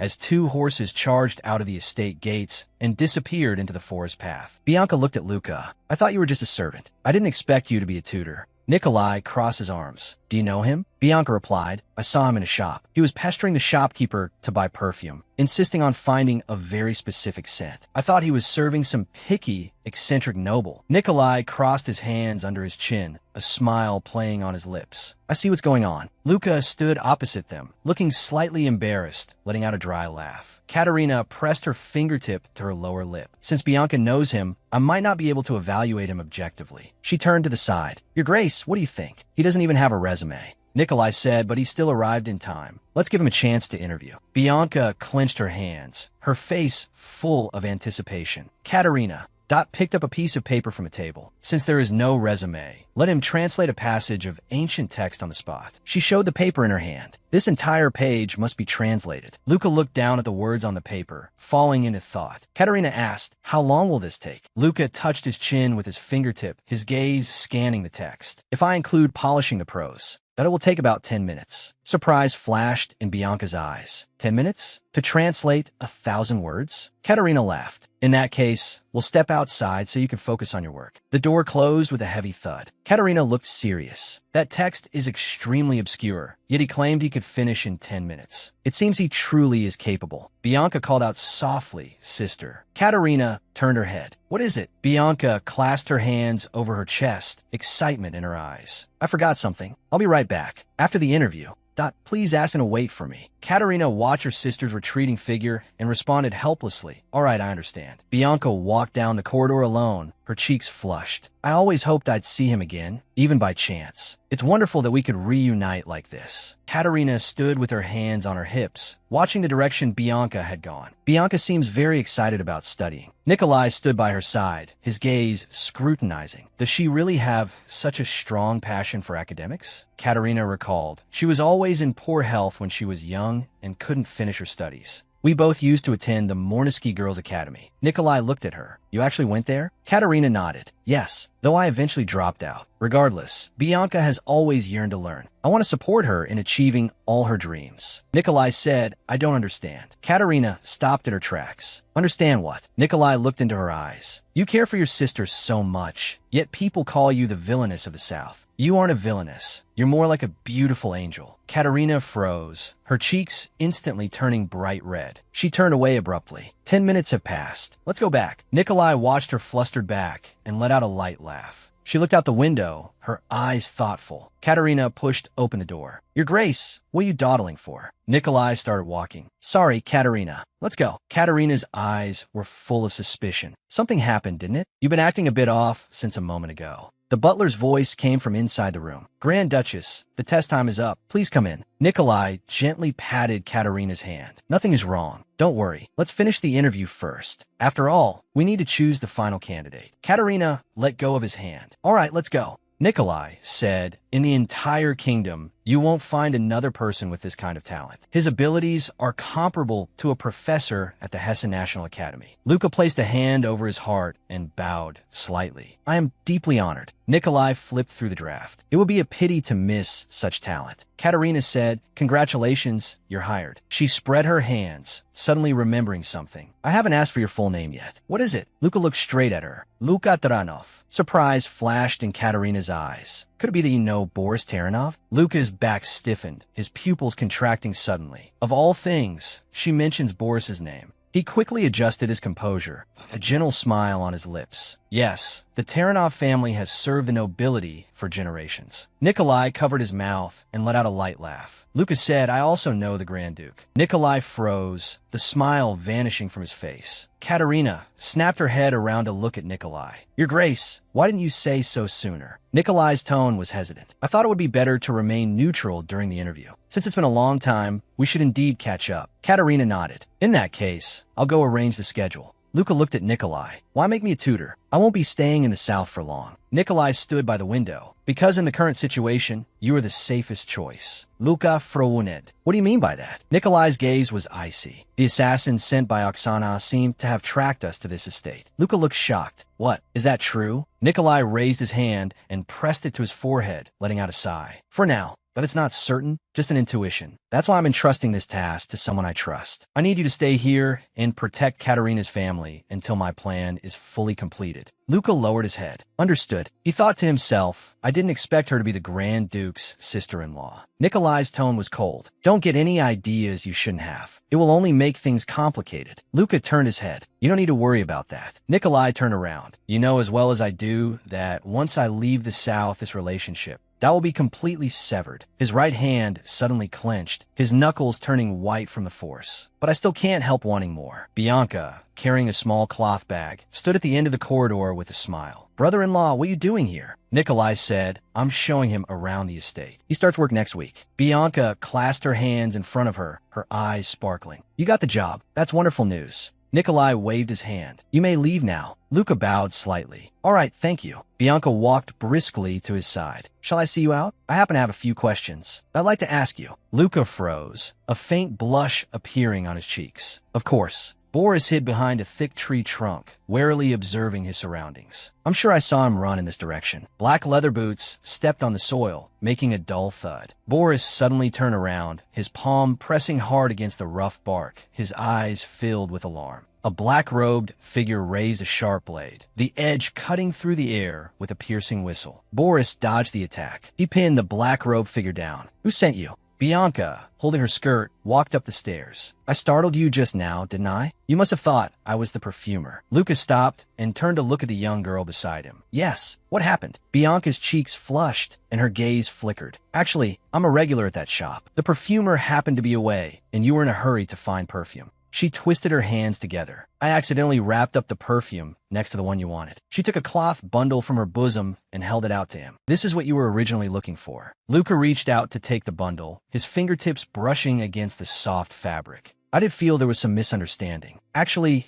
you didn't need to worry at all. The bundle slipped from his hand and fell to the ground. Luca quickly bent down. I'm so sorry. Bianca reached for it at the same time, and their fingertips collided. Their gazes met, and her breath hitched for a moment. Bianca pulled her hand back, as if startled, pressing it to her chest as she stepped back. Luca apologized hurriedly. I'm truly sorry for startling you. Bianca looked flustered. It's all right. She tucked a stray hair behind her ear, a smile on her lips. It's finally back with its owner. I'm glad we could reunite like this. Please take care of me from now on. Luca's expression softened. Of course, same to you. He stood at the edge of the steps. Thank you for seeing me out. I'll take it from here. Bianca waved. All right, see you next week. The corners of Luca's mouth turned up slightly. I'm also glad to see you again. He stood in the evening glow, letting the falling leaves brush past his shoulder. Even if this time, that was destined to be brief. Rapid footsteps echoed in the long corridor as Boris ran through the hall. Grand Duke, Nikolai stopped. Boris, is there any progress with the investigation? Boris rested his hands on his knees, panting heavily. That person was indeed an assassin. Nikolai's gaze was cold. Did you find out who sent him? Boris straightened up, looking troubled. I tried to interrogate him, but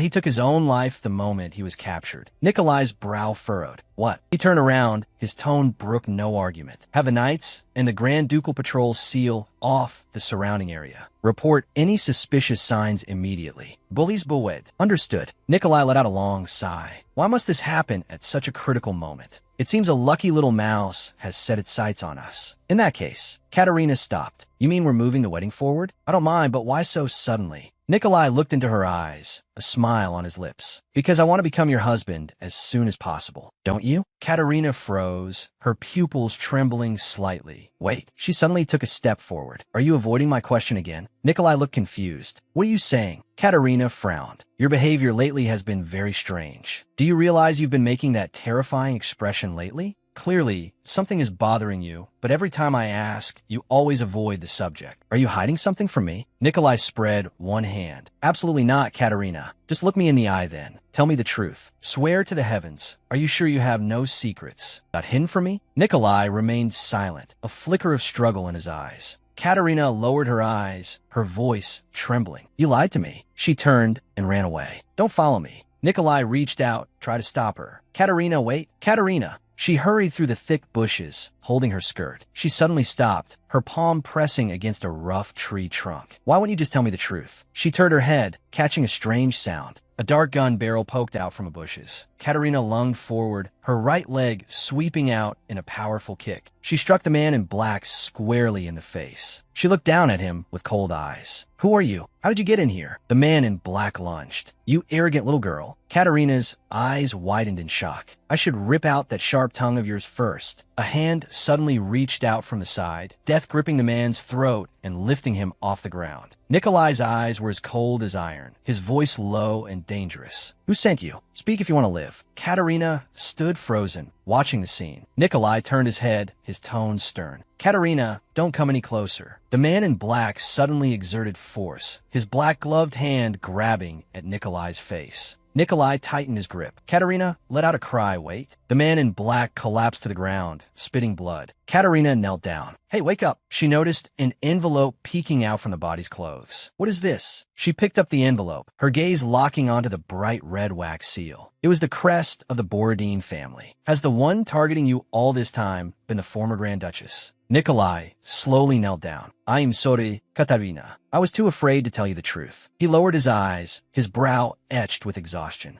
I was worried you would leave me. She isn't the only one watching me. The boyar nobles of the north. That cannot be trusted either. There is Oksana Borodin, the third wife of the late Grand Duke Vasily. Most members of the Council of Elders and senior court officials are boyar nobles from Hessen. Nikolai knelt on one knee, his hand covering his forehead. Your life is at stake. Yet I was foolishly chasing after a fleeting happiness. I was too naive. Katerina watched the man before her and whispered, Your Grace. Nikolai looked up. His expression was solemn. Katerina, even if you decide to cancel the wedding now, it will be fine. I will respect your decision. So, shall we cancel it? Katerina stood still, her pupils trembling slightly. Katerina suddenly stood up. Grand Duke, I am truly disappointed in you. Are you really this cowardly? How can you give up so easily? If you've already made up your mind to marry me, then take responsibility. Nikolai held her, hesitation in his eyes. Katerina, are you sure you won't regret it? Katerina lifted her face, her gaze firm. I won't regret it, not one bit. Your Grace is a brave and strong person, isn't he? Nikolai gazed at her, the coldness in his eyes dissipating, replaced by a flicker of softness. You're right. He leaned his head on Katerina's shoulder. It was a lie that I could ever abandon you.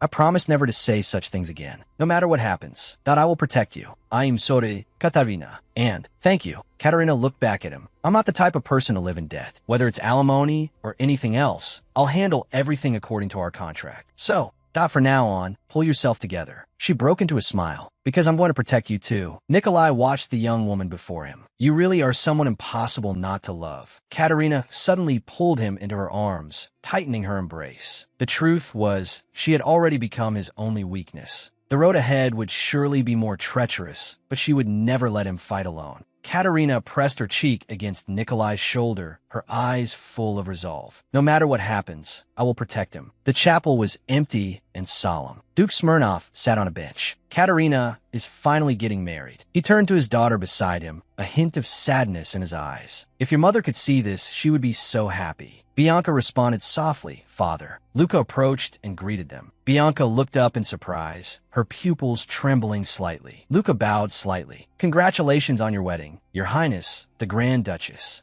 Duke Smirnov nodded. I heard you will be serving as the Grand Duke's witness. Please take a seat. Lucas said, It is an honor to see you all again on such an occasion. He turned to Bianca. The witness has a heavy task today. Let's work hard together. Bianca's eyes were full of anticipation. Yes, I'm ready. Music rang out in the chapel. Bianca held her breath and looked forward. The ceremony is starting. Nikolai, dressed in a white uniform with a red sash, walked through the flower-adorned archway toward the center of the chapel with steady steps. Two maids stood by the door. Is your highness ready? Katerina was dressed in a pure white wedding gown, her veil trailing on the floor. I'm ready. The wooden doors slowly opened with a heavy creak. Katerina's pupils trembled, even though it's just a simple wedding with all the tedious procedures omitted. This feels so strange. If this were a formal wedding, would it feel different? Nikolai stood before the altar, watching the bride walk in. Katerina, Katerina quickened her steps, joy in her eyes. Your Grace. Suddenly, her toe caught on her skirt, and she lost her balance, falling forward. Nikolai stepped forward and caught her by the waist. He held her securely in his arms. Careful. Katerina leaned against his chest and looked up with a smile. Thank you. Nikolai looked down at her, his eyes full of tenderness. You look breathtakingly beautiful today. Katerina's cheeks flushed, her smile radiant. Your Grace, you look exceptionally handsome as well. They stood opposite each other at the altar, surrounded by flowers. Even if this were a formal wedding, I think it would feel exactly like this. A carriage stopped in front of the manor. Bianca hurried out to meet them. Sister, you look like a completely different person. These clothes suit you so well. Katerina touched her hair with a bright smile. Thank you.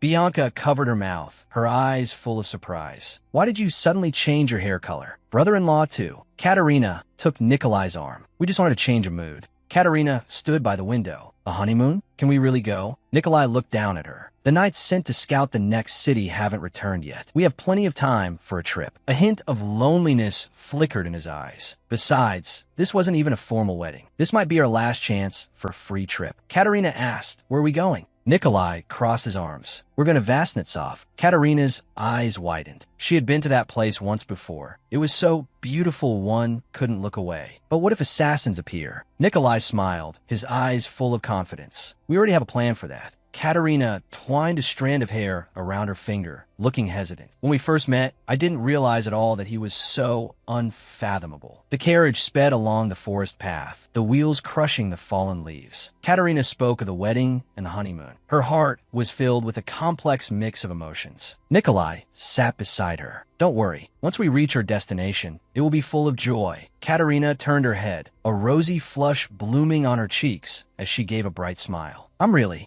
looking forward to it. A torrential rain pattered down, washing over the towering stone walls. Katerina stood before the ancient castle of Ensign. It felt as though ghosts could appear here at any moment. Nikolai said, let's go back. We can find somewhere else. Boris was carrying heavy leather suitcases. It's peak tourist season. When I was booking, the nearby hotels were all full. Nikolai's brow furrowed. Even so, how can we stay in a place like this? Katerina, draped in a large coat, huddled behind Nikolai. Ati. Nikolai spun around abruptly, placing his hands on her shoulders. Katerina, rubbing her nose, her eyes looked weak. I'm Fine. Nikolai picked up a suitcase with one hand and pulled Katerina close with the other. We're going in now. Bolis Boed. I will come to pick you up first thing tomorrow morning. Katerina managed a smile. At least the rooms should be decent, right? The receptionist flipped through the register with a cold expression. I'm sorry. Your name is not on the reservation list. Nikolai froze. What did you say? That's impossible. Can we open another room, then? The receptionist folded his hands. Regrettably, all guest rooms are fully booked. There are currently no vacancies. Nikolai's tone grew urgent. That makes no sense. I followed the procedure for the reservation. Katerina spoke up. It's raining so hard outside. We have nowhere else to go. Is there really no way to resolve this? The receptionist took a brass key from a wooden box. In that case, there's one other way. I've only just started working here, so I don't know the exact reason, but there's a key here marked as forbidden for guests. Katerina pressed for a reason. Is that room under renovation? The receptionist shook his head. It's not because of that. It's because it's haunted. Lightning sliced through the night sky. Nikolai's expression stiffened, and Katerina looked up sharply.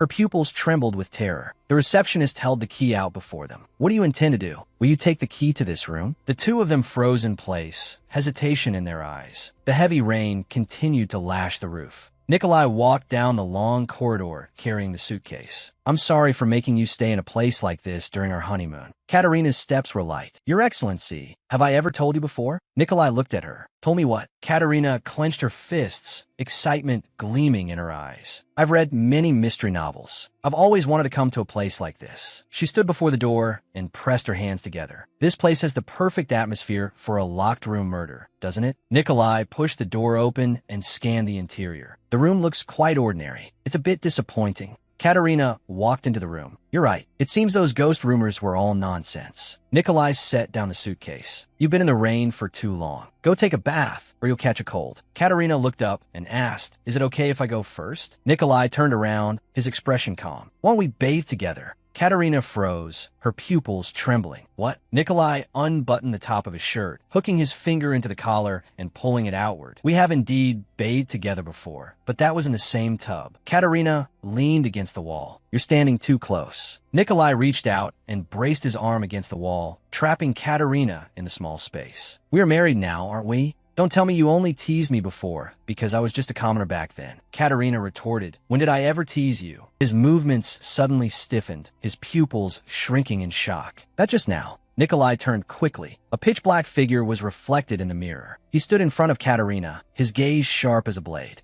Katerina let out a scream. Is that a real ghost? Nikolai's expression was cold and stern. It's a person. Wait here for a moment. Katerina suddenly grabbed his arm. Wait, what if it's an assassin? We promised to protect each other, remember? Nikolai looked at her tightly gripping hand, a hint of softness appearing in his brow. Fine. Katerina walked toward the door. Let's go check together. She twisted the handle with force, only to find it wouldn't budge. Nikolai leaned in to observe. What's wrong? Katerina asked. You locked the door just now, right? Nikolai nodded in confirmation. Of course I did. Katerina was puzzled. If the door was locked, how did that person get in? A sharp, scolding voice came from the hallway. A woman in a purple gown was questioning the receptionist loudly. How could you let people stay in such a dangerous place? I told you there's a cursed, vengeful spirit inside. Katerina saw the woman's face, and her pupils suddenly constricted. Nikolai asked, what's wrong? Do you know her? Katerina's lips trembled slightly. That is Mrs. Borodin. She is a baroness and the headmistress of Mornitsky Girls' Academy. I swore I would never see her again because I was a notorious figure there. The loudspeaker emitted a harsh static sound. Good morning, everyone. I am Mrs. Borodin, the headmistress of Mornitsky Girls' Academy. It is time for assembly. Everyone, please take your seats. The students walked toward the long tables and responded in unison. Yes, headmistress. Headmistress Borodin stood before the podium, scanning the students below. You are receiving the finest education in Hessen. You are the dream and the future of Mornitsky Girls' Academy. Your every word and action represent the reputation of this school. No matter where you are, improper behavior will never be permitted. Katerina rested her chin on her hand, listening to the lecture with boredom. Headmistress Borodin's gaze was piercing. A few days ago, a red-haired student was running and laughing loudly in the hallway. I hope she will take some time to reflect properly. The surrounding students turned their heads, their eyes, converging on Katerina. Katerina's brow furrowed, a fire of anger igniting in her eyes. What are you looking at me for? Am I not even allowed the freedom to run around? Later, in the classroom, Headmistress Borodin paced with heavy steps, inspecting the rows of students. Are you actually listening to the lesson? Everyone's posture is absolutely terrible. She stopped in front of a student and swung her folding fan, striking the student's shoulder hard. Don't be like those spineless commoners. Your back isn't straight enough. You are simply beyond hope in this regard. The student who was hit had tears in her eyes. I am sorry, headmistress. Katerina's emerald eyes burned with rage. Are you scolding commoner students for doing better than the nobles? Her companion beside her fearfully tugged at her sleeve, pleading in a low voice, Katerina, you'll ruin everything. Katerina shook off her companion's hand and looked straight ahead. Is this not blatant discrimination? Headmistress Borodin turned slowly, her gaze cold. When looking at an elder, you should open your eyes elegantly. How dare you glare at me with such a look? A hopeless child like you. I don't even know where to begin teaching you. She raised her right hand high. Today, we shall settle this matter once and for all. Katerina saw her chance and gave her a shove. Headmistress Borodin let out a cry, falling pathetically to the ground. Katerina, what do you think you're doing? Katerina straightened her back. I just want to make you understand that being hit hurts. Please use words to communicate. Do not resort to violence, and certainly do not discriminate against students. The morning sun spilled into the classroom. Headmistress Borodin's voice rang out again. Good morning, everyone. Remember that grades are not everything in life. Mornitsky Girls' Academy is dedicated to cultivating upright people with elegant manners. Despite our efforts, it seems some students are still struggling with their studies. Are you listening, Katerina? Don't worry too much. The Academy will never give up on any student. Katerina looked up abruptly, her cheeks flushed with anger. Now she's calling me out by name directly. She can't hurt me physically, so she chooses this way to humiliate me. Katerina stood inside the door. She looks respectable on the outside, but behind the scenes, discriminating against and hitting students is a daily occurrence for her. Headmistress Borodine barked at the receptionist. If you don't believe me, go see for yourself. There's a ghost in room 404. The receptionist tried to soothe her. Please calm down. There are guests inside. The door was suddenly pushed open. Headmistress Borodine let out a gasp. Oh my shit. Covered her mouth, her eyes scanning Katerina's face. Katerina was expressionless, her gaze cold as iron. I've always been curious if you were still the same as before, Headmistress Borodine. Nikolai took a step forward. What exactly do you think you're doing? Pushing open someone else's door without permission is extremely rude behavior. The receptionist bowed low. I am very sorry. I failed to explain clearly. Headmistress Borodine straightened her back. This room was supposed to be vacant, so when I saw someone inside, I truly thought I had encountered a ghost. I am very sorry. I was just too startled. Please forgive my rudeness this once. Katerina watched her in silence. Is it because my hair color has changed that she didn't recognize me? A smile hung on Headmistress Borodine's lips. It was indeed my fault to be so crude upon our first meeting. Katerina was deep in thought. There's no way she could have changed her ways. A voice called out, Headmistress Borodine. A short-haired girl walked over. Headmistress, do you remember me? Headmistress Borodine folded her hands over her chest. Oh my, aren't you Judith? You used to be such a kind and upright student. Judith lowered her head slightly, looking a bit awkward. I'm sorry I haven't visited since graduation. I've been very busy with work lately. She introduced the man beside her to the headmistress. This is Baron Lanskoi, very famous in the art world. I am currently serving as the Baron's assistant.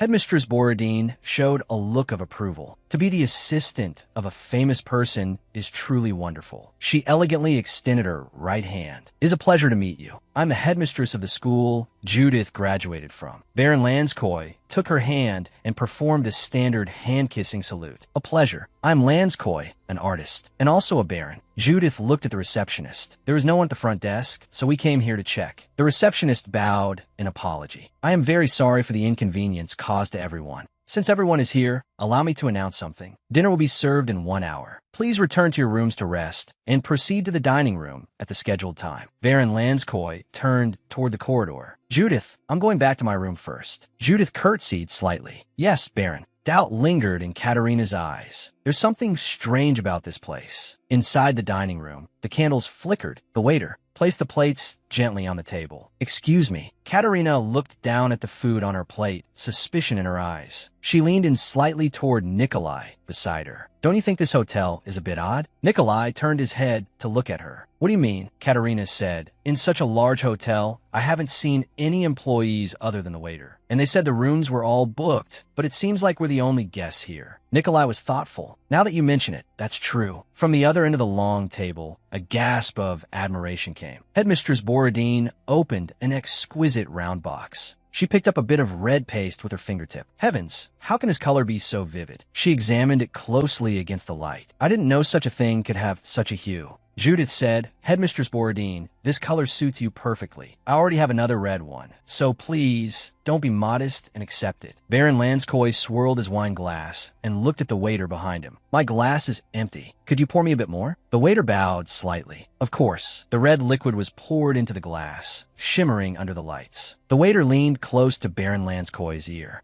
I have always been a fervent admirer of your paintings. Baron Lanskoi suddenly froze, a short gasp escaping his throat. A violent coughing fit broke the silence. Baron Lanskoi bent over, his right hand clutching his chest. Everyone at the table turned to look. The waiter looked panicked and pulled a white napkin from his pocket. I am so sorry. Please, let me use this napkin to wipe you. Baron Lanskoi's face was flushed red. He pushed the waiter's hand away. The napkin tumbled through the air and fell. Katerina's eyes widened in shock as she watched. Baron Lanskoi pulled out his own handkerchief from his pocket and pressed it firmly over his mouth and nose. I am very sorry. Please don't misunderstand. I just have a severe case of germophobia. After wiping his mouth, he casually tossed the handkerchief into the wastebasket by his feet. I cannot use anything other than the handkerchiefs I brought from home. Please understand. Nikolai's brow furrowed slightly. If he claims to only use handkerchiefs from home, why did he throw it away immediately after using it? Baron Lanskoy reached out and pulled Judith close. My assistant always prepares many for me, so it's fine. Judith remained silent, letting the Baron hold her shoulder. Baron Lanskoy's palm rested on Judith's waist, his fingers slowly stroking her through the fabric. Look at how neatly you've ironed these. Sometimes I really feel like you're like a wife. Katerina's pupils suddenly constricted, her eyes full of shock and disgust. What? Judith spoke up. This is just part of my job. A dinner knife fell to the floor. Katerina bent down to pick it up. Baron Lanskoy placed his hand on Judith's leg. Judith suddenly swung her hand and slapped away the pestering hand with a decisive, secret motion. Katerina's brow furrowed, a fire of anger rising in her eyes. Is he insane? She stood up abruptly, and the table tilted to one side. Baron Lanskoy let out a cry of pain as his body jolted backward. He slammed into the back of his chair. Katerina straightened up, clutching a dinner knife in her hand. Oh, I am so sorry. It was just an accident. My knife fell. Baron Lanskoy slapped the table and stood up. Do you think that's an excuse? If you killed someone and called it an accident, would it be okay? You rude girl. He stomped around the long table toward Katerina. Nikolai stepped in front of her, his eyes cold. If you have the courage, say those words again. Baron Lanskoy's face turned pale, cold sweat sliding down his forehead. He gritted his teeth. Damn it, I need to go change my clothes now. Judith looked at Katerina. Thank you for helping me out just now. Katerina said, to be honest, it's really not easy. He even makes his assistant wash his handkerchiefs. Nikolai walked quickly to Katerina's side. Katerina looked up and gave a reassuring smile. I'm Fine. Nikolai reached out and stroked the top of Katerina's head gently. It looked like you bumped your head just now. Katerina's face reddened slightly, her eyes darting away. It's okay. I was just careless. Nikolai withdrew his hand, his gaze turning cool instantly. If he dares say something like that again, I won't let him off. Katerina let out a soft laugh. Thank you. The flames on the candelabra burned quietly, their light reflecting off the ornate walls. The dinner continued. A hint of worry crossed Judith's face. I think I should go upstairs and check on him. He's been gone too long. Katerina set down her wine glass. You're right. It has been quite a while. A gale suddenly blew the window open. The candles in the room flickered violently and went out instantly. Darkness enveloped the hall. The sound of chairs and tables clashing echoed. Quick, light a fire. Is there no other lighting? Think of something. Katerina looked around. Everyone calmed down first. The waiter approached with a lantern, its blue light piercing the darkness. Fortunately, we have magic tools that can emit light here. Katerina pondered. Even in an old hotel like this, they are equipped with magic tools. Judith folded her hands over her chest, her fingertips trembling slightly. Can you accompany me to the Baron's room? The lights in the hallway seem to be out too.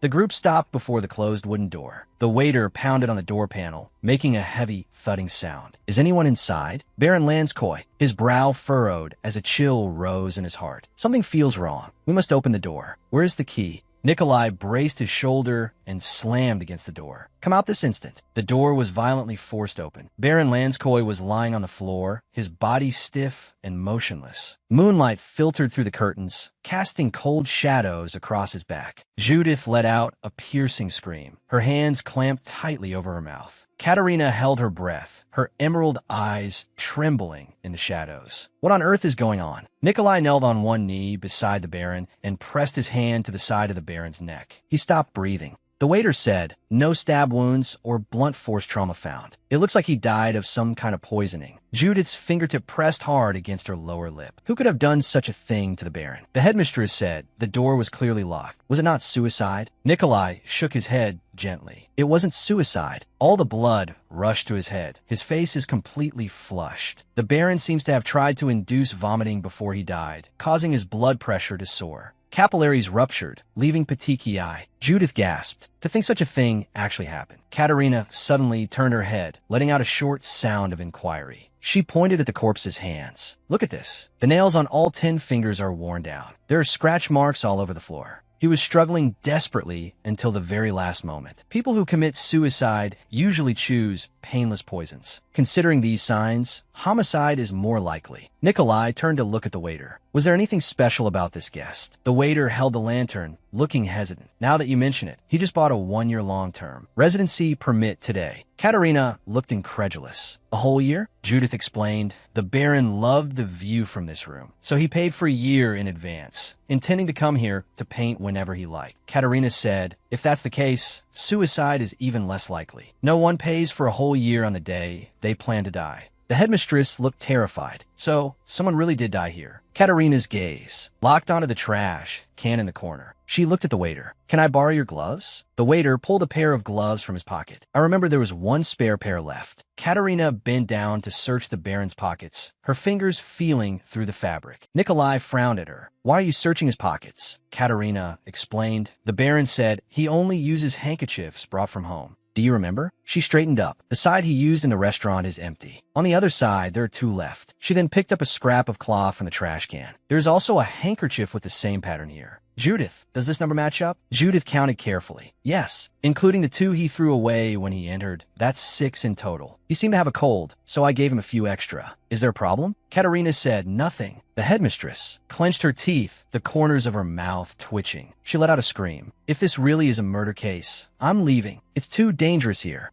Katerina's expression was grave. Wait, the killer might still be here. The headmistress gave a cold laugh. Please, don't give me those cliches. We were all in the same place just now. How is that possible? The killer must be hiding in some corner, waiting to strike again. If we stay here, we'll all die. She looked around at everyone. Since no one else plans to leave, I'll go by myself. Katerina reached out and pressed a hand on her shoulder. Do you know how to use a gun? Or a dagger? The headmistress froze. What nonsense are you talking about? Katerina's eyes were cold. I'm just wondering, if you encounter the killer alone, can you really survive? If the killer is indeed hiding in the shadows, being alone is the most dangerous thing you can do. We must act as a group. The headmistress remained silent, her fingertips trembling slightly. Nikolai stood in the center of the group. In any case, everyone present is a witness. Statements must be taken. Tonight, we will all stay together in another room. Tomorrow morning, we will see the local magistrate immediately. The waiter led the way with a lantern. Unbelievable. The wooden bridge had collapsed in the torrent, the broken planks swept away by the waves. The river had overflowed its banks, completely cutting off the way. Katerina gripped her cloak tightly. The river has overflowed. The bridge is broken. Judith said, what do we do now? The waiter held the lantern high. Everyone, there's a ferry over there. Let's go that way. He waved his arm. Please be sure to follow me closely. Judith breathed a sigh of relief. Thank heavens. Katerina nudged Nikolai. Your Excellency, hurry. Nikolai pointed toward the churning river. Look over there. I have a bad feeling about this. Judith followed behind the waiter, her steps stumbling. How did it come to this? This is impossible. The headmistress slumped into the mud. This can't be happening. Absolutely impossible. Judith pulled her hood tight. We are completely cut off. There's no way out. Katerina said, the rain is too heavy. We'll have to wait until the weather clears to send a distress signal. How about we head back to the hotel for now?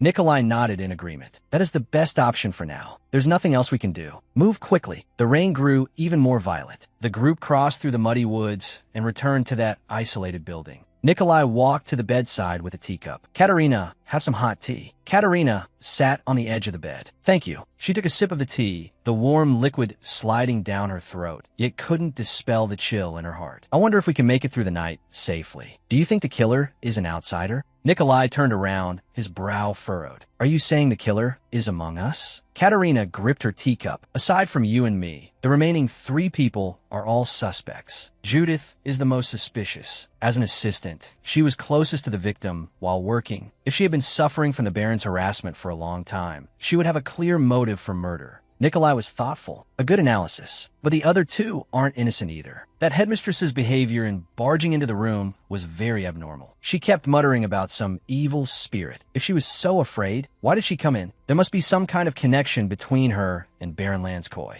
Katerina's gaze was sharp. Perhaps not a romantic affair, but there's definitely some kind of secret relationship. Nikolai nodded. Correct. But that waiter, Mangano, is also suspicious. In this huge hotel, he's the only employee we've seen. Why are there no other staff members? If there really is no one else, how does he maintain the place by himself? After something like this, shouldn't he have contacted colleagues for help immediately? He said he never had a formal handover, so how did he know where the ferry was? The headmistress rolled over on the bed, her fingertip pressing against and rubbing her lower lip. She sat up. What's wrong with my lips? It feels so strange. A heavy thud suddenly came from outside the window. The headmistress turned her head in terror, her back stiffening. What's going on? Don't tell me it really is a ghost. She shook her head. There are no ghosts in this world. I'll go prove it right now. She grabbed the silver candlestick from the table and walked quickly to the window. Her fingers gripped the window frame and pulled hard. The window was pushed open and cold wind rushed into the room. She gasped, her pupils suddenly constricting.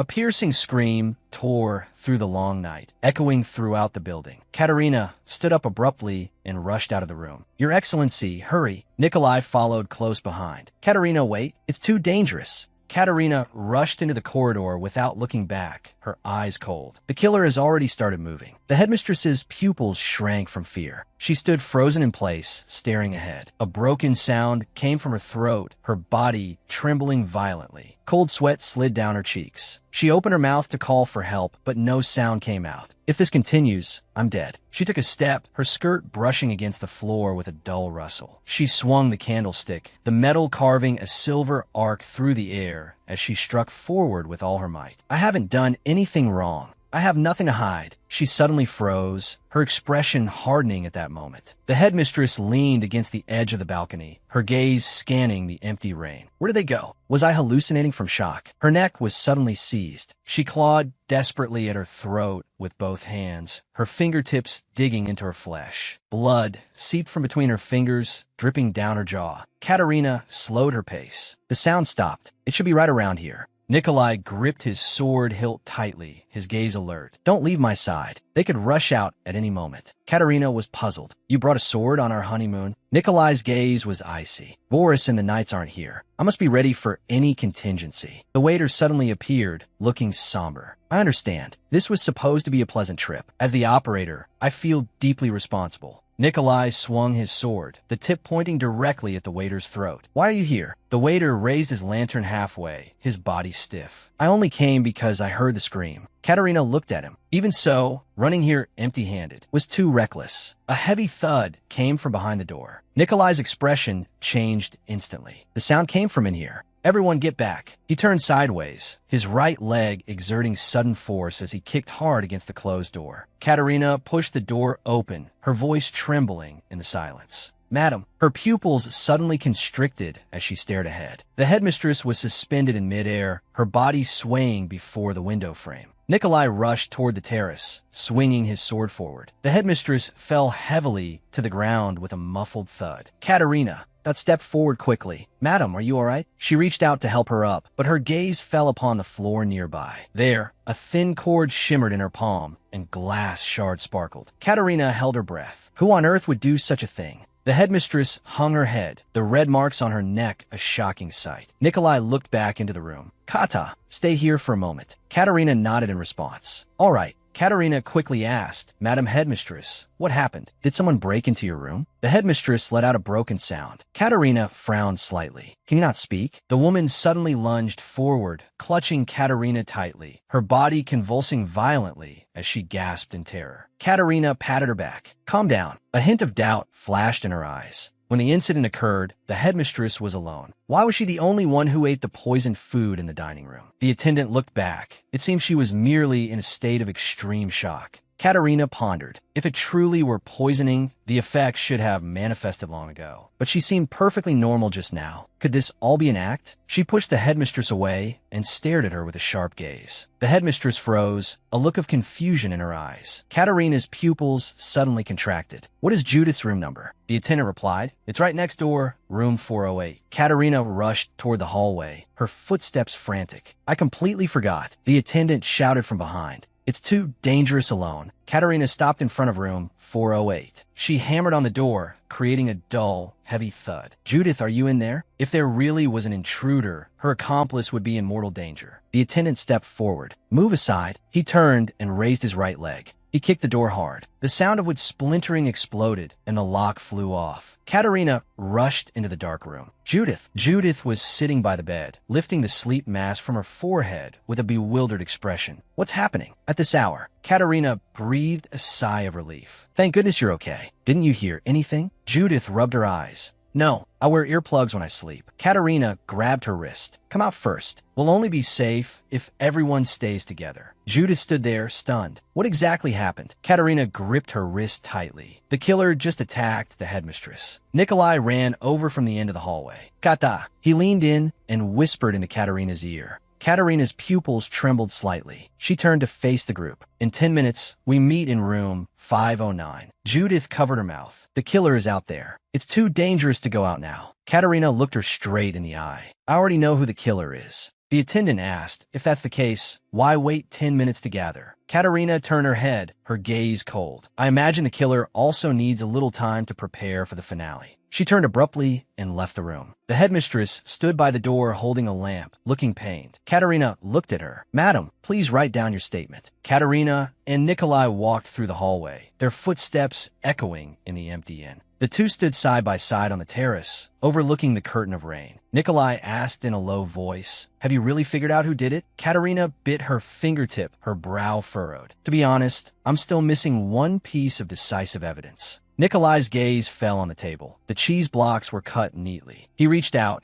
pinched a piece of cheese with his fingers, pressed it against Katerina's lips, and forced it in. Katerina covered her mouth, a flush rising to her cheeks. Why did you suddenly feed me cheese? Nikolai looked down at her, his expression calm. How does it taste? Katerina's eyes widened. You make a joke like that. And then that's how it tastes? She stuck out the tip of her tongue and licked the corner of her lips, savoring it. It's just very salty. She froze, her pupils suddenly shrinking. The fragments in her mind instantly snapped together. Katerina looked up sharply. I know who the killer is. Katerina's hands rummaged through a chest. There's no time. Where is it? She let out an exclamation. Found it. Nikolai stood behind her. Kata, are you ready? Katerina clenched her fists, her eyes filled with determination. Yes, let's go. The headmistress held a quill, writing quickly on a piece of paper. Is it finally time to act? Katerina pushed the door open and entered. Madam, have you finished writing? The headmistress handed the paper over. Katerina took it. You've included all the details before and after the crime, right? The headmistress nodded slightly. Katerina looked at her. Thank you. Shall we go upstairs now? Nikolai led the way, with the attendant following closely with a lamp. Behind Katerina, that were Judith and the headmistress. Judith's steps were unsteady as she dragged her right foot, moving slowly. Her sole scraped against the floor, making a harsh dragging sound. Katerina stopped and turned back. Judith, is your foot all right? Judith looked up suddenly, a flash of panic in her eyes. Katerina said, I noticed it earlier in the room. You seem to be walking with some difficulty. Judith said, I slipped earlier when I ran toward the dock. I think I sprained it then. Katerina stepped closer. That must hurt. Let me help you walk. Judith instinctively backed away. No need. Without taking no for an answer, Katerina reached out and grabbed Judith's shoulder, forcibly supporting her body. It's fine, let's go. Judith's body was stiff. All right. She let out a cry as her body lost balance, and she fell backward heavily. Katerina fell with her, and the two tumbled down the stairs with a series of dull thuds. Nikolai turned abruptly and rushed down the steps. Kata! He helped the fallen Katerina up. Are you all right? Are you hurt? He checked her arms nervously. Katerina shook her head.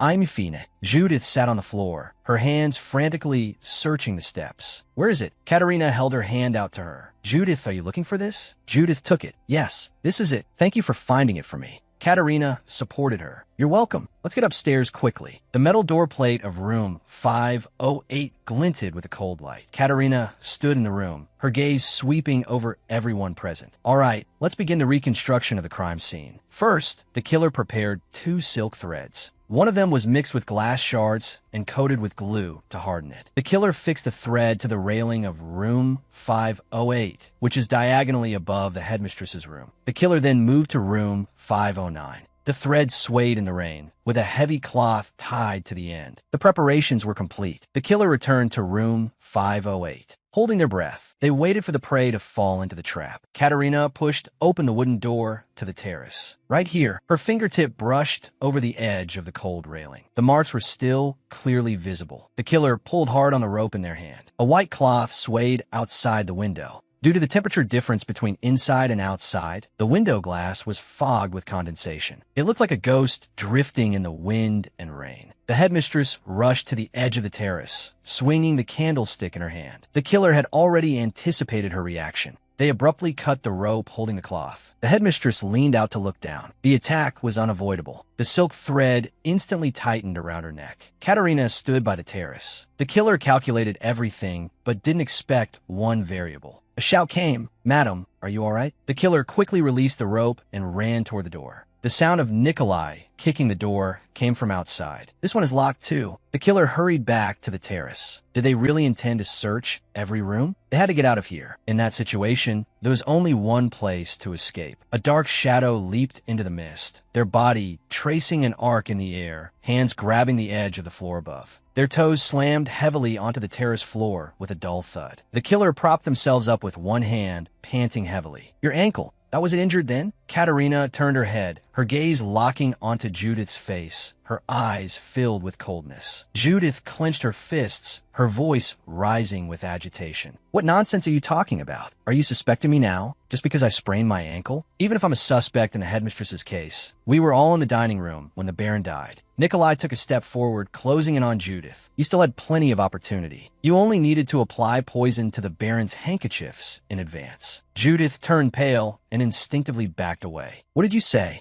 Nikolai stared into her eyes, his tone steady and certain. "The Baron is right-handed, so he would prioritize using the handkerchief in his left pocket. Just as you said, before arriving at the hotel, the Baron had already used the 2 handkerchiefs in his left pocket. And in the dining room, he used, not the last one. When he returned to his room, out of habit, he reached for his left pocket again. Finding it empty, he took the last handkerchief from his right pocket. He didn't know that all the handkerchiefs that were coated in a lethal poison. The toxin caused the edges of the handkerchiefs to discolor. He inhaled the poison with his own hands, creating a perfect locked room murder. If Kata hadn't reminded me, I would have missed this clue." Katerina was kneeling on the floor, inspecting the discarded items. "Your Excellency, don't you find it strange? The color of these discarded handkerchiefs is a bit odd. Only the person responsible for preparing the handkerchiefs could exploit the Baron's germophobia to complete the kill." Judith lowered her head and let out a wild laugh that echoed through the dim room. The headmistress screamed and lunged at Judith, her hands deathly tight on the other's shoulders. "How could you do this to me?" The attendant rushed forward to try and pull them apart. "Stop it." The headmistress's eyes were full of madness. "That kind of person deserves to die."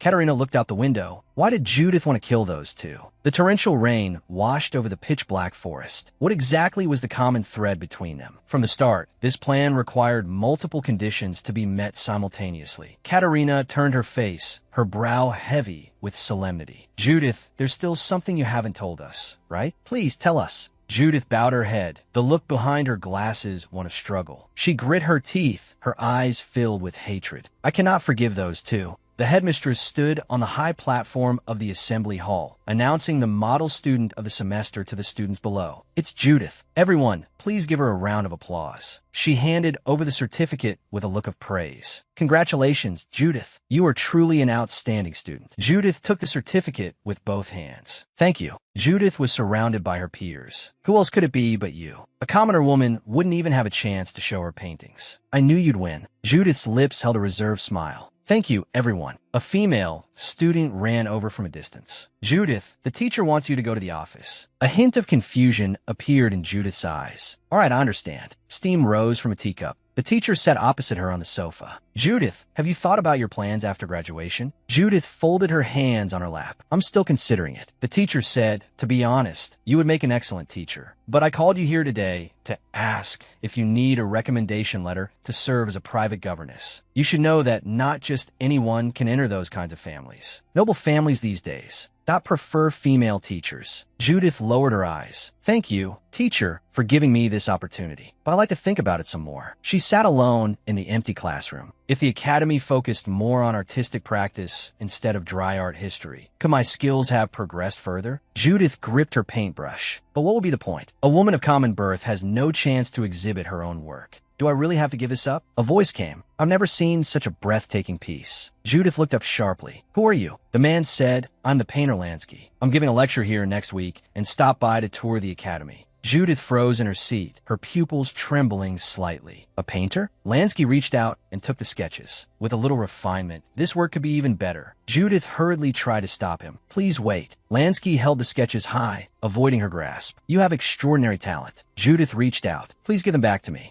Lansky said, if you don't mind, would you like to be my student? You won't have to pay anything. On the contrary, I'll have you assist me in my work and pay you accordingly. What do you think? Judith held her breath. He recognized my art. Finally, she could do what she loved. She spoke, yes, I'll do it. Judith, that carried her leather suitcase into the studio, looking around the room filled with easels and books. Lansky said, this is my studio. I look forward to working with you. Judith nodded. Yes, Baron. Lansky stopped and turned to advise her. The world's prejudice against female painters is still deep-rooted. Can you keep this a secret for now? Judith gripped the handle of her suitcase. Yes, I understand. Being able to assist in your creations is already a wonderful learning opportunity. Lansky reached out and patted her head. You're a good girl. Thank you. The Baron's roar shattered the silence. Judith, he shoved the door open, clutching a white shirt. This clothes stinks. Have you even washed it properly? Judith stopped her brush and turned her face, her eyes filled with exhaustion. The commission works are piling up. I really don't have time. Lansky swung his arm, and the white shirt hit Judith in the face. Stop making excuses. Just finish the paintings quickly. Do you know how long ago I told you to do this? What have you been doing all this time? Judith crouched down to pick up the clothes scattered on the floor. When will I finally be able to paint under my own name? You said last month. I just had to wait a little longer. Lansky looked down at her with a mocking smirk. Everything has a process. It's not something I can just decide on a whim. Judith stood up and looked Lansky straight in the eye. I quit. I've had enough of this endless waiting. I can't take it anymore. You keep calling me your student, but how am I any different from a maid? Lansky suddenly swung his hand and slapped her across the face. If you want to leave, then go ahead and try. No matter where you go, I'll tell everyone you're an ungrateful, shameless wretch. If you had just behaved, none of this would have happened. He turned toward the door. I am hungry. Go prepare dinner.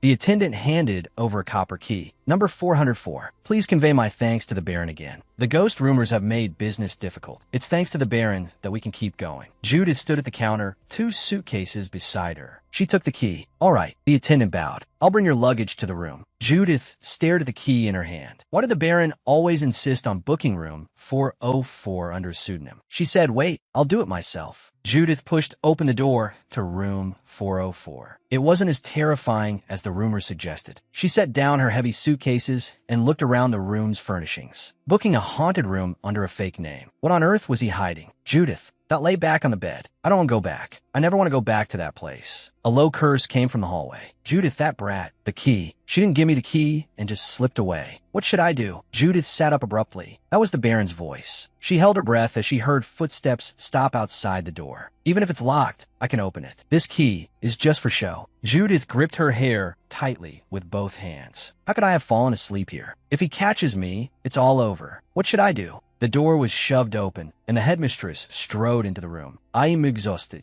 the Baron said. It wasn't easy avoiding everyone's gaze. The headmistress sat on the edge of the bed. Why did you have to choose this room? The student who died here was from our academy. It gives me the creeps. Lansky took off his coat. Was it that student who quit the Dispart Club? Why care about a dead person? It's thanks to that incident that we can stay here away from prying eyes. Judith hid under the bed. Why were the headmistress and the Baron meeting here? The headmistress stared at Lansky. Speaking of which, why did you choose Judith? You don't actually like her, do you? Lansky sat beside her. That's absolute nonsense. I only chose her because I thought she would diligently paint for me. I've submitted all of Judith's works so far to the critics under my own name. Do you know what happened? Countless nobles praised me as a genius artist and were falling over themselves to buy my paintings. The headmistress covered her mouth in wonder. Really? That's wonderful. Lansky's eyes turned cold. Yes, but now I plan to get rid of Judith. The headmistress turned to look at him, her eyes wide with shock. Are you crazy? Why throw away the goose that lays golden eggs? Lansky's brow furrowed. She wants more and more. These lowly people approach me for nothing more than status and ambition. They should know their place. This greed is simply disgusting. I can't stand it anymore. Judith hid under the bed, her heart pounding violently. She clenched her fists, tears welling behind her glasses. The headmistress moved closer to the Baron. From now on, you'll only see the people I arrange. Through the Dispart Club, I've always selected obedient students from the school. Why you get tangled up with someone like her, Lansky? The Baron's eyes glinted with greed. If you eat the same menu every day, you'll get tired of it eventually. The headmistress asked softly, do you want me to arrange them for you again? Lansky chuckled. I'm joking, of course. Aren't you worried about being discovered by high society? After all, you're still running that club. The headmistress said, don't worry. Not just high-ranking officials. Even the underworld crawls at my feet. It's no exaggeration to say I have all of Herson in my grasp. Judith's body trembled with fear. How could this be? How could she do such a thing? Has she been deceiving me all this time? I have nowhere to go and no power to turn things around. But it absolutely cannot end with just me. Baron Lansky left everything to me, from booking rooms to daily chores. Because of that, I was able to get the key to this room. Today is the day I choose for my revenge. The headmistress screamed, "You ungrateful bitch. I gave you special treatment, and you dare to stab me in the back?" Judith said, I intended to use this after everything was over, but now I have no choice. She opened a small red box. This contains a lethal dose of poison. The headmistress's eyes widened. What did you say? Judith said, don't worry. The portion I gave you will only cause paralysis. It's a shame things didn't go as planned, but it doesn't matter anymore. She tilted her head back, tears streaming down her face. Teacher, I truly hope you live in agony, abandoned by everyone, and die in eternal loneliness. I will pray devoutly for that. Judith's expression turned to shock. This isn't my lipstick case. She stared down at the object in her hand, her pupils trembling with terror. Katerina walked in from behind. I secretly swapped it when you fell on the stairs just now. You had something hidden in your sleeve. I thought it was strange. She looked Judith straight in the eye. Her tone brooked no argument. Even a person with no value is still alive. What right do you have to die? Those people that must receive the punishment they deserve. Don't give up. I will help you. Judith stood there, tears bursting from her eyes. She sobbed and bowed her head, letting her pin-up emotions collapse. The laws of this country should have severely punished the sinners. It's because the law failed that this kind of tragedy keeps happening. The headmistress pointed at Katerina and shouted, Who do you think you are, daring to judge who should be punished? Do you know who you're talking to? Katerina turned her head, her gaze sharp as a blade. Then, madam, do you know who I am? The headmistress crossed her arms, her face full of contempt. Why should I care who you are? Honeymooning in a dump like this. You're obviously just a vulgar commoner. Katerina leaned into the headmistress's ear, her voice low and dangerous. Vulgarity isn't determined by class. Since you insist on talking about rank, I'll make an exception just this once. She kicked out suddenly, and the headmistress lost her balance and fell forward with a cry. She screamed, trying to fight back. You dare kick me. Katerina grabbed a folding fan from the table with a swift motion. She swung the fan and struck the headmistress hard on the neck. What are you still standing for? That posture doesn't suit you. Bend down and press your palms to the ground. The headmistress was forced to the floor. What's going on? This posture. Katerina stood in the moonlight, her eyes cold. When meeting the Grand Duke and his wife for the first time, one must assume as low a posture as possible. The headmistress trembled. Katerina. Nikolai looked down at her, his gaze bone-chillingly cold. The headmistress completely broke down, her forehead hitting the ground hard. I have committed a capital offense, Your Grace. Nikolai let out a cold snort. What a sad thing to say. You've given me the perfect reason to nationalize the Mornisky Girls Academy. For that, I should thank you. Donations increase every year, yet the enrollment of commoner students decreases. This curiosity is what brought me here. For a headmistress, to commit such atrocities against her students. The headmistress pleaded desperately. I was wrong, Your Grace. Nikolai looked down from above, his eyes full of cold disdain. To despise and abuse my subjects, and even insult me and my wife. I will personally oversee to ensure every one of your crimes receives the severe punishment it deserves. Judith stood before Katerina. Grand Duchess, I truly thank you. She bowed deeply. I will accept my punishment without complaint to atone for the crimes I've committed. Sunlight spilled over the clearing as a small boat pulled toward the shore. Boris ran quickly toward Nikolai. Your Grace, are you all right? When I came over this morning, I found the bridge had been cut. Then you ordered for the investigators to be called. Do you know how shocked I was? Nikolai stood before Judith, his cloak fluttering slightly in the wind. I will hire a capable lawyer from the capital. Katerina patted the attendant's shoulder. Please come with me for a moment. She picked up a medicine bottle. Are you just going to leave that wound alone? You hurt yourself on that broken door. The attendant was flattered. I'm fine. You needn't worry. Katerina held his wrist gently. In fact, considering the circumstances yesterday, I even suspected you. Thank you for holding on until the end. She looked up, a gentle smile on her lips. I'd like to visit your hotel again someday. May I know your full name? The attendant bowed slightly. My name is Bolano Mangano. Nikolai's voice came from a distance. Kata, where are you? Katerina turned to run off. Please rest here for a while. The attendant nodded. All right, I understand. He looked down at the bandaged back of his hand and fell into a long silence. He took off his glasses. It's been a long day. Did they marry privately without notifying the capital? He walked out of the room. It was an honor to meet the two of you, Grand Duke. And Grand Duchess. Nikolai stood at the bottom of the steps, looking around. Kata, where are you? Katerina stepped out from behind the door, a brown cloak over her shoulders. Your Grace, I'm here. Nikolai turned abruptly. I was worried when I didn't see you. Katerina explained softly, Mr. Mangano was injured. I was just treating him. An investigator stepped forward. Excuse me, I'd like to speak with that attendant. I heard he was with you when it happened. Where is he now? Katerina led the investigator to the front desk, but the lobby was empty. She looked at the empty counter, her eyes filled with confusion. Where'd he go? She looked around. I clearly told him to wait here for a moment. A man walked in quickly. Captain, you should come look over here. Katerina looked at the person lying on the ground, her pupils trembling. Oh my God, what exactly happened here? She knelt beside an attendant. Are you conscious? Her eyes were full of anxiety. Why are you here? The attendant leaned into his companion's arms, looking dazed. I'm not sure what happened, but a guest with glasses, a hooked nose, and a mustache. He gave me a cookie. After I ate it, I don't remember anything else. Katerina's eyes snapped wide. Wasn't that Mr. Mangano? Nikolai repeated the name in a low voice. Mangano. Catalina's brow furrowed. Why would he do this? It couldn't be for revenge. Everyone was unharmed. The investigator stood aside and reported that all valuables and money were untouched. Even the decorations were left intact. Nikolai said, it seems his target was only one of those three people. Catalina fell into deep thought. Who exactly is Mr. Mangano? Outside the knight's temporary quarters, the sunlight was blinding. Catalina stood before Nikolai. What? You wanted to go back now? The honeymoon was supposed to be 4 days and 3 nights. You were clearly the one looking forward to it the most. Nikolai said, I'm sorry.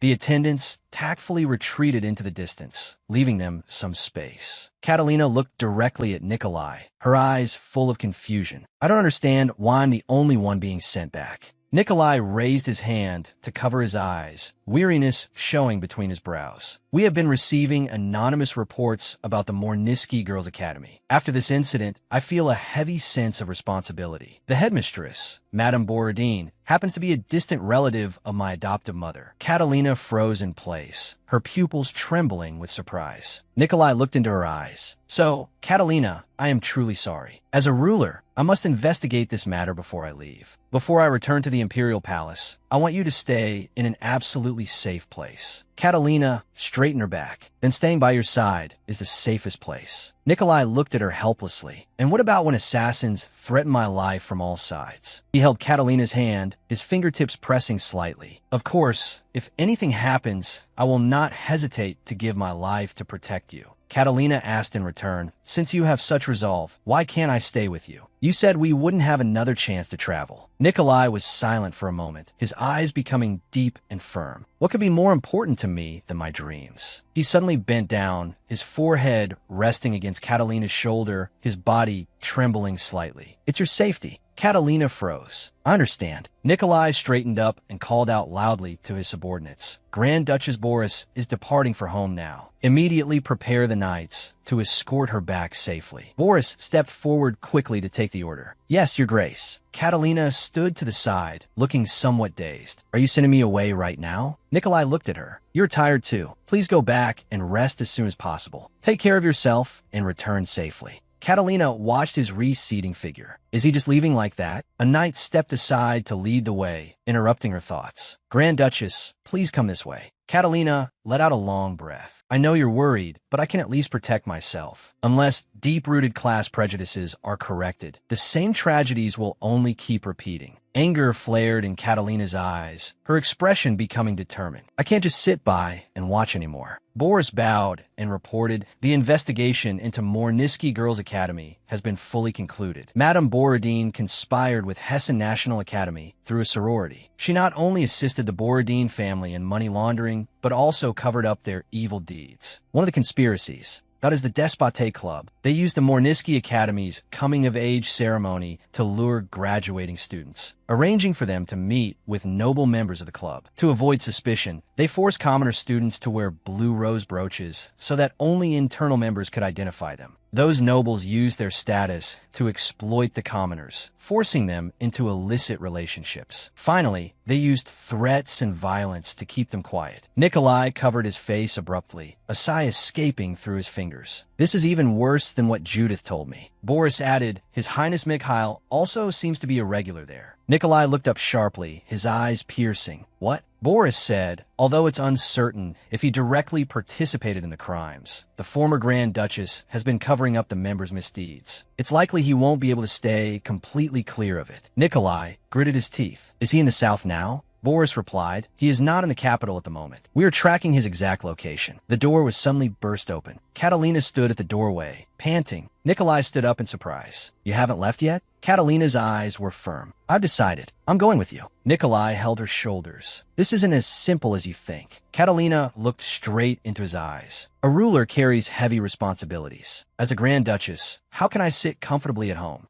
I also want to fulfill my duties as the Grand Duchess. Nikolai sat at the table, his fingertips tapping the surface. Those are all the results of the investigation. Catalina exclaimed, I can't believe such things were happening at Mornisky Girls Academy. Nikolai handed over a round object. Kata, take this. Catalina reached out to take it. What is this? Nikolai explained, this magical artifact can display your location. Through this pocket watch, I can check where you are at any time. Catalina held the magical artifact, confusion in her eyes. Why give me this all of a sudden? Nikolai's expression was serious. Because we don't know what will happen next. We must be fully prepared. Of course, I will never leave your side, but you should still keep it. Catalina gave a light laugh. All right. Nikolai turned his head to look at his adjutant standing nearby. Bullies. Boris bowed and took the order. Yes, Your Grace. To completely root out the Academy's corruption, we plan to hunt down the core figures involved. First, we intend to arrest the members of the Despote Club at the ball a week from now. Catalina followed up. How do you plan to do it? Boris replied, Yes, the knights will be on standby outside. When the nobles leave with students wearing blue rose brooches, that will be our moment to strike.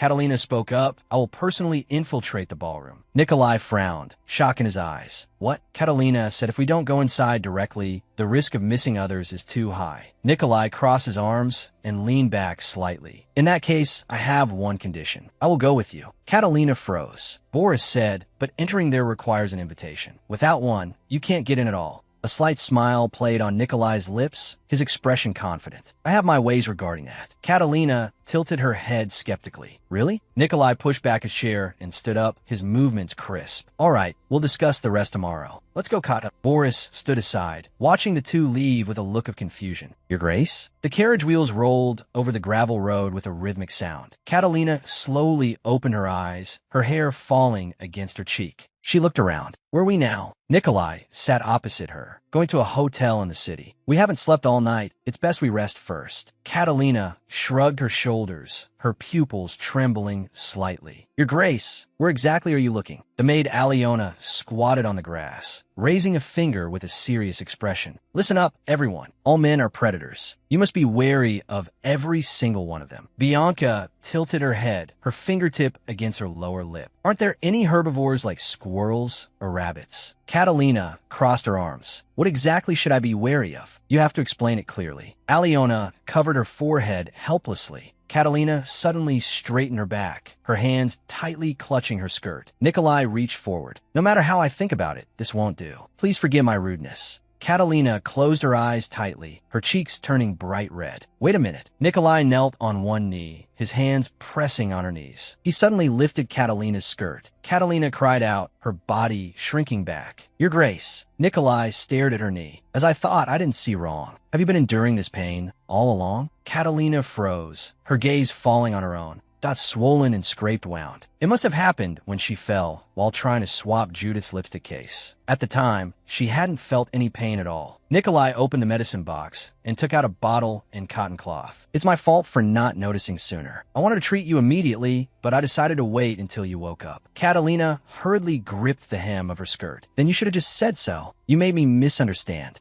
Nikolai pressed the cotton cloth soaked in medicine onto the wound. Sorry, Kata. This will hurt a bit. I would rather have dozens more wounds on my own body than have you feel a single shred of pain. I really wish I was the one who was hurt. Catalina stared at him blankly. To trade dozens of wounds for this one scrape. Wasn't that a bit of an exaggeration? Nikolai gave a self-deprecating smile. You and I are different. I'm already used to being covered in scars. But you grew up under your parents' protection. Since the contract isn't over yet, it's my responsibility to see you return safely. I will never allow you to be harmed. Nikolai suddenly leaned in close, his hands bracing on either side of her body. What exactly did you misunderstand just now? I'm very curious. What was our noble Grand Duchess thinking about just now? Catalina leaned back with a cry. Nothing. Nikolai lay on a large double bed, turning his head to look at Catalina standing by the bed. I heard that no matter what, a husband and wife must share a bed. Catalina was wearing her nightgown. I'll go sleep on the sofa. Nikolai said, we should get used to sharing a bed before we enter the palace. Catalina said, is that necessary? There are already 2 pillows here. Nikolai suddenly snatched a pillow and threw it behind him. Now there are none. Catalina's lips twitched, her face full of helplessness. I can see what you're doing. Nikolai lay in the bedding, turning his face. Kata, are you asleep? Catalina answered with her eyes closed. I'm asleep. Nikolai let out a light laugh. Who talks while they're sleeping? Since meeting you, I've finally found joy in life. Just looking at you makes my world interesting. Haven't you realized that yet? Catalina said, going to buy that scimitar that day was truly a right decision. Nikolai murmured softly, why? Catalina replied, because thanks to that sword, we were able to meet like this. I've also found a reason to live again. Nikolai suddenly hugged Catalina. Catalina's eyes widened. What are you doing now? Nikolai buried his face in the crook of her neck, his voice low and raspy. Smelling your scent. Incredibly, I feel very at peace. I think I will always remember this scent. Catalina froze. She sat up. Do you think you can just sneak in physical contact using the excuse of liking my scent? Nikolai reached out and put his arm around her waist. I really do like your fragrance. He closed his eyes and pulled her into his arms with a slight force. I won't do anything else. Let's just sleep like this. Catalina's cheeks were burning, her heartbeat deafening in the quiet room. All right, she reached out to touch the side of her. Her fingertips touched the cold sheets, searching repeatedly but finding nothing. She threw off the covers and sat up, looking at the empty room. Where did his grace go? A low voice echoed in the room. Do you also long for death? Nikolai was on his knees, his hands tightly clasped. I was wrong, father. Please forgive me. His father looked down at him, his right hand on the hilt of the sword at his waist. I warned you not to draw attention to yourself, didn't I? The sound of a sword being unsheathed was sharp and ear-piercing. Nikolai collapsed on the ground, his body shaking uncontrollably. A man rushed forward and grabbed his father's arm that was holding the sword. Stop, father. His father roared, let go of me. Today I must deal with that brat once and for all. The man suddenly turned his head. Nikolai, run. Get out of here. Nikolai turned and ran. His father suddenly swung the long sword in his hand. Let go of me, Rosalind. Do even you dare to look down on me? Do you not recognize your own father? Rosalind said, the one who doesn't recognize the other person is you, father. He gritted his teeth. Do you have no guilt towards our dead mother? His father suddenly threw a heavy punch, striking Rosalind hard on the face. Just how long are you going to stay crazy? Rosalind's body flew backward like a puppet with its strings cut, his head, striking the cold table heavily. Nikolai's eyes widened in horror. Brother, are you okay? His father held Rosalind and let out a desperate howl. Nikolai took a step forward. Brother, father.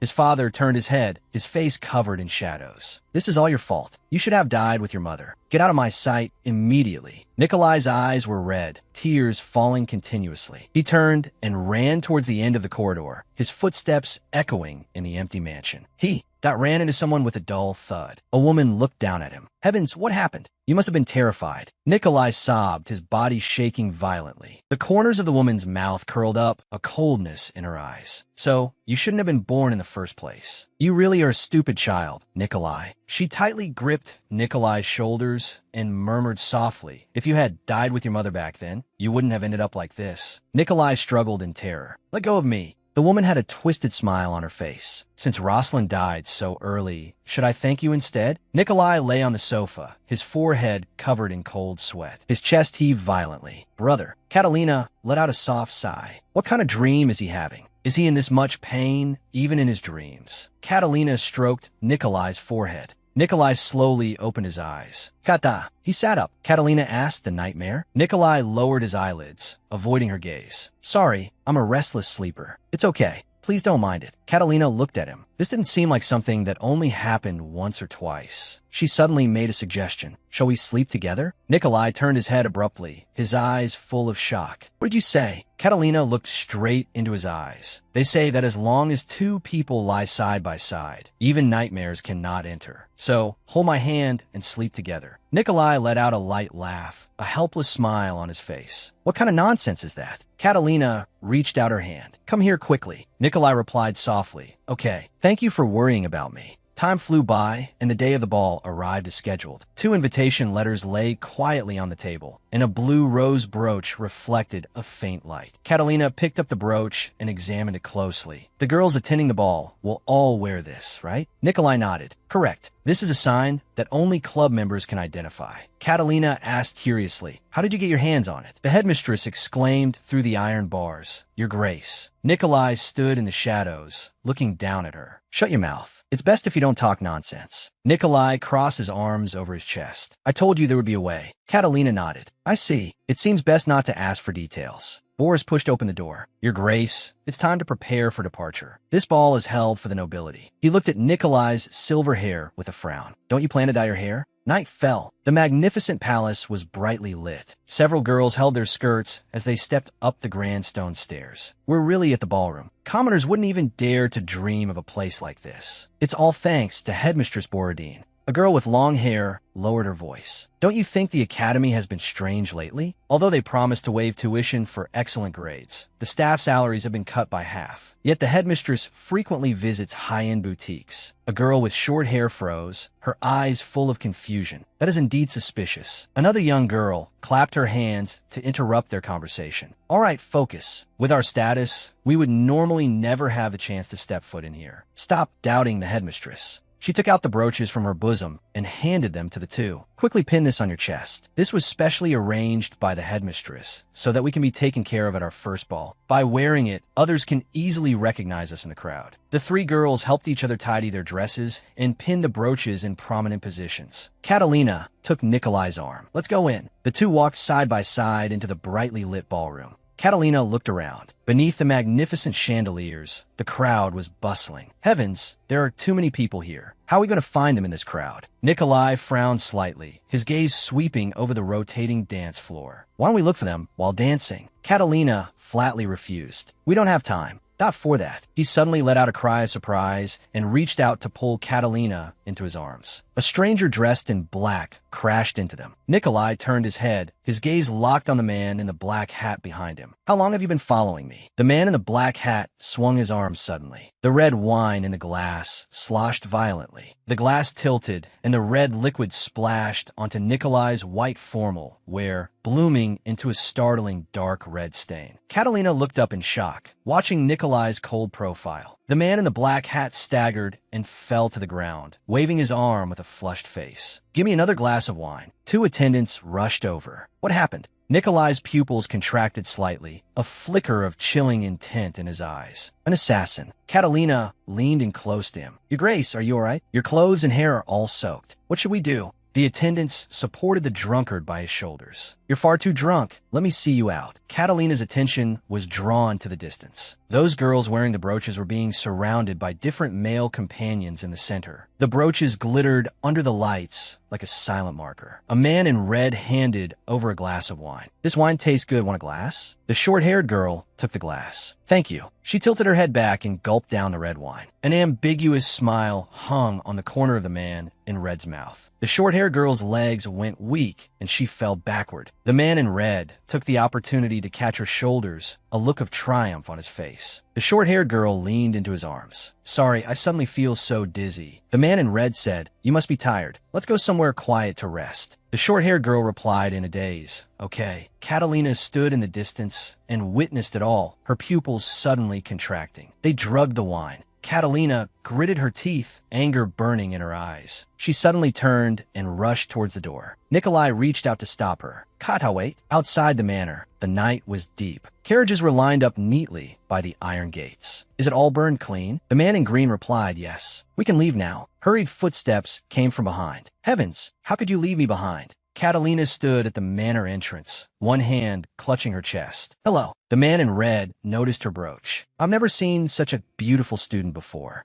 He turned sideways with a frivolous smile on his lips. "Hello there." A hint of helplessness showed in Catalina's eyes. "I just went to the powder room. When I came out, my friends were all gone. I've been looking for them." She suddenly turned her head and looked at the carriage parked in the night. Several sleeping girls were sitting in the carriage. "Oh, my friends." Catalina clasped her hands and smiled brightly. "They have such low tolerance for alcohol. So, it was you gentlemen who were kind enough to help them." The man in red exchanged a look with the man in green beside him. "Of course. If you don't mind, would you like to join us? I'd like to get to know you better in a quiet place." Catalina covered the corner of her mouth with the back of her hand. "I don't know if I should agree. Everyone seems to have a partner except for me." Anger burned in her heart. "What kind of game are they playing?" Another man in blue stepped forward. "It just so happens that we're one person short for where we're going. If you come, the numbers will be just right. Let's go together." Catalina walked towards the carriage. "Then I shall be honored." Behind the high windows of the manor, Boris asked, "Have you found the girls with the blue rose brooches?" The guards shook their heads. "Not yet." Boris said, "Keep a close eye, we must find them." Nikolai rushed out. His formal were covered in dark red wine stains, his hair clinging coldly to his forehead. "Bullies!" Boris turned his head. "Your Grace, your hair." Nikolai interrupted him. "Get the horses immediately." The carriage wheels bumped violently in the night, crushing withered branches with a piercing sound. Boris cried out in shock. "What? The Grand Duchess is missing?"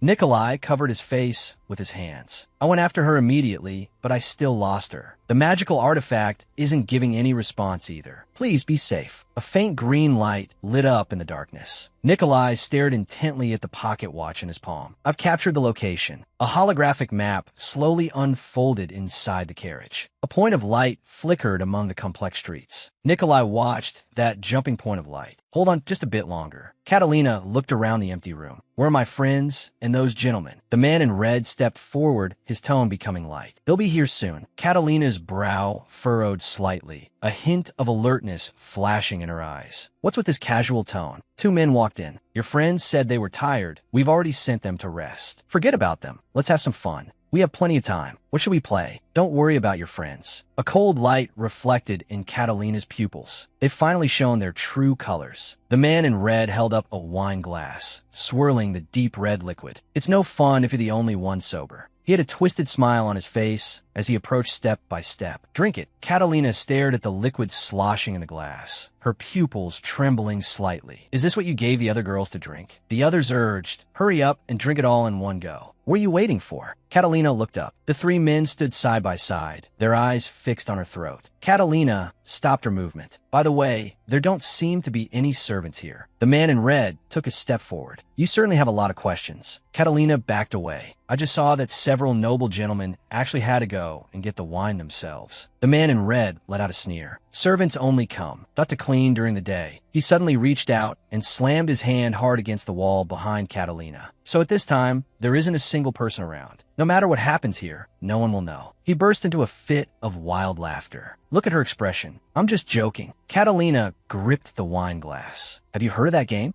The three men looked at each other, a hint of hesitation in their expressions. Catalina said, "A group of people going to find just one person." The man in red said, "There's actually a game like that? Sounds interesting." Catalina gently swirled the wine glass. "But it's too boring without a punishment. How about the loser has to drink this?" A glint of craftiness showed in her eyes. "So, do you want to play with me?" Catalina held up the wine glass. "I'm going to hide. Why don't you try and find me?" The man in red said, "Sounds interesting." The man in green pointed to the side. "Quick, turn off the lights." The candles were blown out, and a wisp of white smoke rose. Darkness instantly swallowed the living room. The man in blue spread his hands and groped around in the dark. "Where's that young lady hiding?" The man in green closed his eyes. A smile hung on his lips. A hand wearing a white glove unfolded a handkerchief soaked in red liquid. The fabric flapped in the air. Catalina grabbed the man in blue's shoulder from behind and pressed the handkerchief firmly over his mouth and nose. The man in blue's pupils contracted, and he let out a muffled whimper. The man in red turned his head abruptly, cold sweat breaking out on his forehead. What was that sound just now? The wine glass crashed to the floor, the red liquid flowing everywhere. The man in red froze in place. What happened to everyone? He suddenly turned around and swung his arm, trying to grab a long pole. A commoner girl actually dares to play these kinds of tricks. Catalina dodged to the side. The pole swung through the air in an arc. She looked around. A bead of sweat broke out on her forehead. Where did she go? The man in red suddenly appeared behind her, his arms tightly choking her neck. You should have just obediently drunk that wine and gone to sleep quietly. Stupid girl. Catalina struggled desperately. Let go of me. The man in red sneered. It seems we've caught a thorny one, to dare to attack a man of such high status. You must be taught a lesson. A man sat up from the sofa, his eyes cold. What's all the noise about outside? He propped up his body and looked towards the living room. What are you doing? The man in red tightly choked Catalina. Quick, grab her. Move faster. Catalina roared. You got it all wrong. She grabbed the man in red's arm and threw her weight back, slamming her head into him. He cried out in pain and let go, letting out a cry of shock. Catalina leaped up. Wait until I leave this place. I will make every single one of you pay the price. She lifted her skirt and delivered a fierce kick to the chest of the man in green who was lunging at her. He let out a scream and crashed heavily into the tables and chairs behind him. Katerina landed steadily. Calling you young masters is truly a waste, she said, her eyes full of contempt. What a pathetic pile of trash. I can't stand being near garbage like you. The silver-haired man stared at Katerina, a slight blush rising to his cheeks. She's so cool. The sound of shattering glass suddenly exploded. Nikolai burst through the window. The silver-haired man cowered in a corner of the sofa. Nikolai rushed into the room, his eyes filled with anxiety. Kata! Katerina froze in place, her pupils shrinking slightly. Katerina, he cried out. Your Grace. A man in green leaped from behind her. Witnessing this, Nikolai's eyes instantly became bloodshot. He roared as he rushed forward. Katerina, get down. The dull sound of a physical impact rang out as the man in green let out a scream. Nikolai bellowed. Do you want to die? The man in red looked toward the silver-haired man huddled by the sofa. Your Grace. The silver-haired man trembled. Let's go now. He looked up, his face pale and his eyes filled with terror. We have to leave here immediately. Katerina slumped to the ground, looking somewhat dazed. She looked up toward the door. Two figures were fleeing in a panic. Are they trying to run away? The silver-haired man sprinted down the hallway. Where's the carriage? The man in red led the way. This way. Katerina's gaze locked onto them ahead. She suddenly took off her blue dance shoe and gripped it tightly in her hand. You bastard, stop right there. She swung her arm. The shoe traced an arc through the air, accurately striking the back of the silver-haired man's head. He let out a sharp cry. Losing his balance, he tumbled forward. He clutched the back of his head, veins bulging at his temples. He glared back at Katerina. You're dead.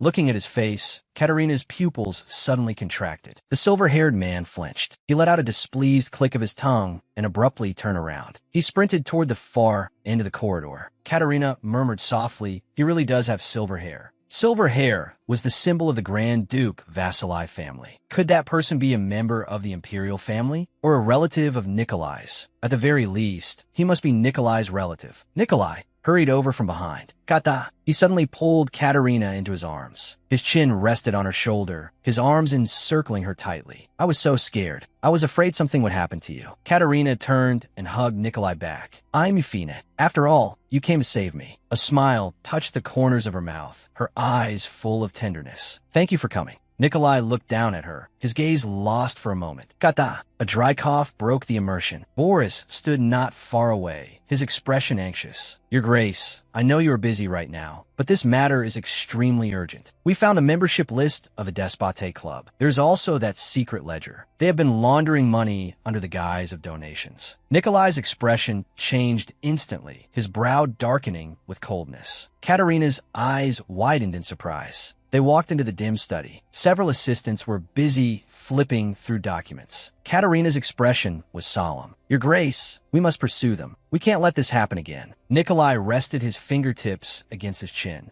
I agree. He looked at Boris. Did you see two men fleeing on your way here? Boris lowered his head. There was no one on the road. We came in through the front entrance. Perhaps there were other exits. Nikolai frowned. I see, but now we don't know where they fled. Katerina's eyes shone with confidence. Don't worry, I can find their location. Nikolai looked puzzled. How? Katerina recalled the scene from earlier. I stuffed a magic tool. Dot into the shoe. The The magic tool landed in that man's hat. Let's hurry and catch up. The man in red jumped down from the carriage and looked around, his expression wary. Your Highness, it seems we've lost our tail. The silver-haired man stepped down and adjusted his black cloak. This place is... He stared at the massive red and white striped tent ahead. Lights flickered behind the canvas. Are you crazy? What are we doing here? He suddenly turned and grabbed the man in red by the collar. The man in red turned pale. Your Highness, please calm down. Only members can enter here. The silver-haired man whispered through gritted teeth, that man is my brother. The man in red gasped. What? The silver-haired man let go, his fingertips trembling violently. Why will my brother be there? The man in red's face was ashen. Was that person the Grand Duke? The silver-haired man held his head in his hands. Why is he in the south? If he finds out, I'm dead.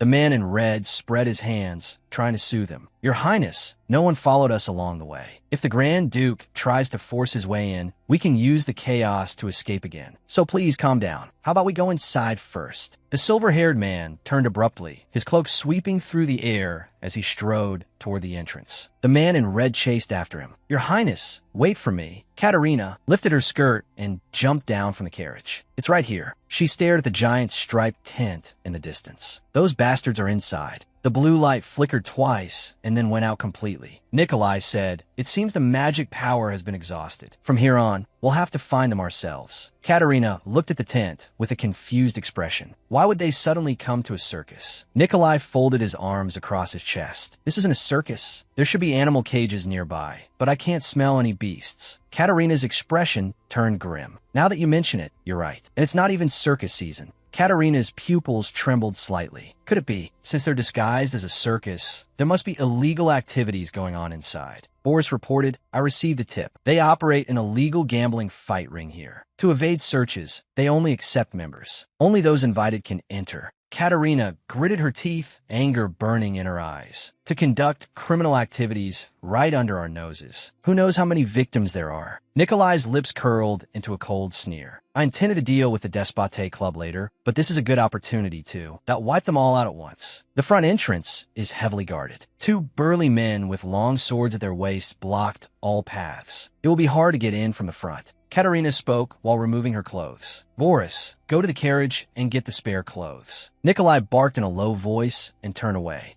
Nikolai's eyes widened. Why are you suddenly taking off your clothes? Katerina put her index finger to her lips. What if someone sees us? We can't get in without membership cards, right? Nikolai turned his head to avoid her gaze. Even so, you can't just change your clothes here. Katerina leaned into his ear, a playful smile on her lips. You just need to block their view from me, Your Grace. Nikolai covered his face with one hand, helplessness showing through his fingers. Only I need to change. Katerina stopped her movements. What? Nikolai turned around, his brow furrowed with concern. Who knows what dangers are inside? You should stay behind. Katerina looked him straight in the eyes. I'm the only one who can recognize those members. You didn't see their faces clearly in the dark. Nikolai was momentarily speechless. That's true, Katerina said. If we dawdle any longer, the match will be over and we'll lose them completely. Boris came running over with a stack of clothes. I brought the spare clothes. Katerina took them. Thanks. Let's change quickly and go. Boris handed another set to Nikolai. Your Grace, this is for you. The tent entrance was brightly lit. The guard waved mechanically. Next, he narrowed his eyes at the approaching figures. Nikolai had changed into a dark leather vest, revealing his solid, muscular arms. Katerina had changed into a red and white dress. The two walked toward the entrance together. The guard suddenly thrust his scabbard across their chests. Wait. His eyes were full of suspicion. I haven't seen you two before. He looked up and down at Nikolai's physique. His tone was cold. Are you really a gladiator? Nikolai remained silent, his eyes radiating a chill as he looked down coldly at the man. Katerina reached out and hugged Nikolai's waist, pressing herself against his chest. My dear truly is handsome, isn't he? Nikolai's body stiffened, his pupils trembling with shock. My dear, Katerina said in a coquettish tone. My dear just has such a noble air that he's often misunderstood. But now it's my dear's turn to go on. We're already late. If he misses the match, he won't get paid. The guard let out a scoff and withdrew his sword. Are you here to cheer for your man? Most women leave crying after watching the match. Katerina's eyes were full of confidence. It's fine. My man is strong. He's never lost. The guard stepped aside. Since you're so confident, I'll look forward to it. Katerina walked into the tent arm in arm with Nikolai. Much obliged. She leaned close to Nikolai with a bright smile. Your Grace, did I do well just now? Nikolai remained silent, looking away with a dark expression. He quickened his pace toward the interior. Let's get inside first. A deafening roar swept through the venue. The stands were packed with people. The frantic shouting almost lifted the roof. In the center of the arena, a gladiator curled his lip in a cold, low laugh. He swung a punch. The heavy blow landed like a hammer, accurately hitting the opponent's face. The sound of breaking bones was drowned out by the fervor. The opponent fell to the ground screaming, his body twitching violently. The gladiator stepped on his chest and stood proudly. The entire audience fell into a frenzy, their cheers shaking the heavens and earth. The silver-haired man waved his fists excitedly. This is the best way to relieve stress. He suddenly froze, his pupils contracting in extreme shock. Why is my brother standing there? The cheers were like a tsunami, sweeping through the arena as the dark mass of people in the stands frantically waved their arms, their shouts deafening. The gladiator cracked his neck, his eyes contemptuously scanning his opponent. What's a pretty boy like you doing in a place like this? The man in red's eyes widened, his breath hitching. Your Highness, what are you doing? The silver-haired man said nothing. He lowered his head and pulled his hat brim tight, his black boots stepping heavily on the ground. Nikolai walked steadily toward the center of the arena, his face cold. The gladiator let out a scoff. Let's get started. The audience in the stands went wild. Kill him. The gladiator took a large step forward. If you're going to stand there posing, then go to hell. One punch is all it takes. Nikolai sidestepped the heavy blow, the fist brushing past his chest with a gust of wind. The gladiator gritted his teeth and turned. How arrogant. He swung his right arm in another sweep. Nikolai leaned back slightly, avoiding the attack aimed straight at his face. The gladiator's pupil shrank. You dodged it? The fist traced an arc through the air, but only hit an afterimage. Nikolai was expressionless, his eyes cold as he watched his opponent, his body sliding back lightly. The gladiator roared in anger. You dodged again. He charged forward like a madman, his fists swinging in rapid succession. Nikolai remained calm, weaving through the dense rain of punches. The crowd erupted in boos. Why isn't that pretty boy fighting back? Attack if you don't want to die. The gamblers waved their tickets, their faces distorted. Hurry up and die. Don't stop us from getting our money. Nikolai's eyes were filled with loathing. Those who enjoy this sport are twisted enough, but you participants are even more disgusting. He looked around at the frenzied nobles, his voice low and gravelly. How dare you treat my people this way? In a dim lounge, a gladiator huddled in a corner, his body trembling uncontrollably as he let out broken gasps. He covered his face with both hands, terror showing through his fingers. I killed someone. I killed a man with my own hands. Two gladiators stood nearby, whispering. Looks like a newcomer. One of them sighed. By the way, didn't you say you'd quit after the last match? The older gladiator lowered his head, his eyes dim. I did say that, but he gave a self-mocking twitch of his lips. I have nowhere else to go, except here. The higher-ups only care about nepotism. All the positions in the Knights are filled by the cronies of the powerful. For former mercenaries like us who only know how to fight. But there is no place for us. My son is very sick. I can't even afford medicine, let alone call a doctor. Anger burned in Nikolai's eyes. Military power shouldn't only be needed during war. This whole thing is completely corrupt. The gladiator suddenly swung a punch at Nikolai. Stop dodging and hit me back. Nikolai sidestepped the attack, his gaze icy. He hadn't expected him to be so easily provoked. This should buy enough time. I wonder how Kata is doing. Katerina moved through the crowd, her eyes anxiously searching. Where did that silver-haired guy? To hide himself? If this goes on any longer, his grace might get hurt. I have to find him quickly. She slammed hard into a wall of muscle and lost her balance. She fell to the ground. Ow! A red-haired man leaned down, extending a right hand wrapped in bandages. His gaze was calm. Are you hurt?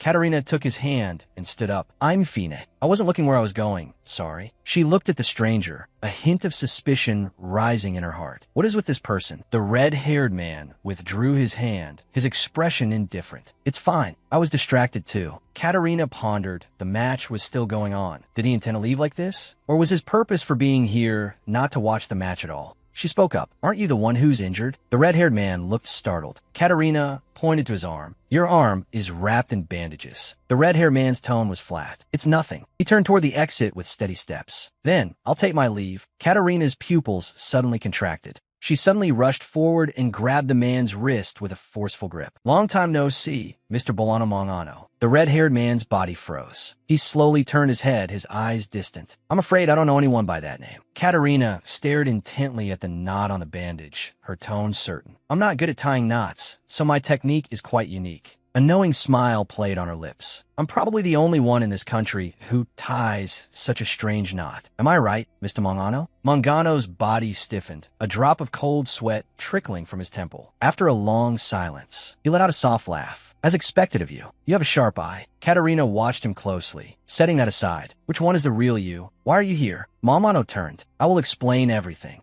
Wait until I've handled the matters here." Katerina froze, her pupils trembling slightly. "Matters?" A shout tore through the air. "Don't move." A large group of fully armed soldiers rushed into the arena, their guns aimed in unison at the crowd. The sound of their boots was deafening. "By order of the Chief Justice of the Southern Region." Katerina looked around in shock. The Chief Justice's order? An officer pressed a hand to the sword at his waist, his expression solemn. Nobody moved. Screams erupted from the crowd as people panicked and fled in all directions. "Run!" Spears crossed, forming a perimeter. Nobody moved. Boris looked around in shock. "Knights? What on earth is going on?" The commander's expression was cold. "Arrest them all." He looked at Boris. "Why are the Grand Duke's knights here? Boris Kunteld. And why are the people from the Ministry of Justice here?" A smile appeared on his face. "It seems our goals are the same." He let out a sharp roar, his eyes filled with determination. "Don't let a single one go. Arrest them." The soldiers' roars tore through the air. "Don't move." The crowd fell into chaos. A gambler tried to break through the encirclement. "Get out of the way." The soldiers raised their spears, forcibly suppressing the riot. The red-haired man reached out and grabbed a civilian by the shoulder, pulling them away from the danger zone. Boris gripped the sword at his waist, watching the surroundings warily. Katerina stood at the edge of the stands, her gaze sweeping over the chaotic crowd. The situation went out of control too fast. He must be somewhere nearby. The silver-haired man, draped in a black cloak, hurried through the corridor, the sound of his boots rapid. Katerina suddenly turned her head, her gaze locking onto the figure in the distance. "Found him." She lifted her red dress and sprinted along the wooden corridor. Her eyes were fixed on the back ahead. She suddenly stopped, her pupils contracting.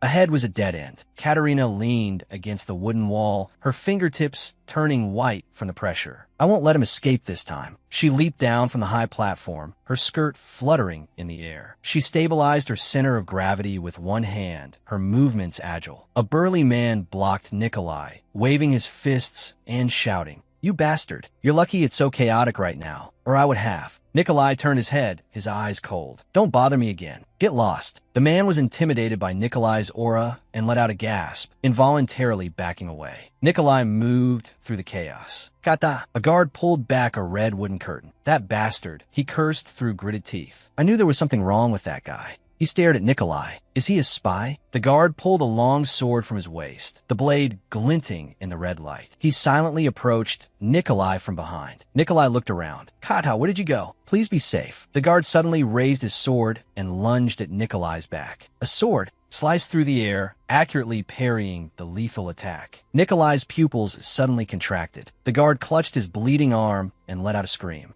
"My hand is broken." The red-haired man withdrew his weapon, his expression cold. "Are you all right, Your Grace?" Nikolai stared at the man's face. "You." He turned and rushed down the hallway, his boots echoing. "We'll talk later." In the dim backstage area, the silver-haired man hurried along, his breathing heavy. The sound of footsteps echoed through the empty room. He suddenly pulled back a red curtain. He scanned the dead end filled with clutter. Damn it, a dead end. He looked around and picked up a short sword. There's no time. He slashed through the canvas. "I can't let brother find out about this." Katerina walked in. "Where do you think you're going?" The silver-haired man's eyes were cold. "You're like a ghost that won't leave." He suddenly remembered something. Katerina leaped up and delivered a heavy sweep kick. "I'm going to make you pay for all your crimes." Katerina stared at him, her eyes full of confidence. "Do you think I can't catch you?" The silver-haired man backed up several steps, cold sweat sliding down his face. "Do you know me?" Katerina approached step by step. "I've been watching you since you were doing those dirty deeds at the club. Illegal gambling and all those rotten businesses. You really are a jack of all trades."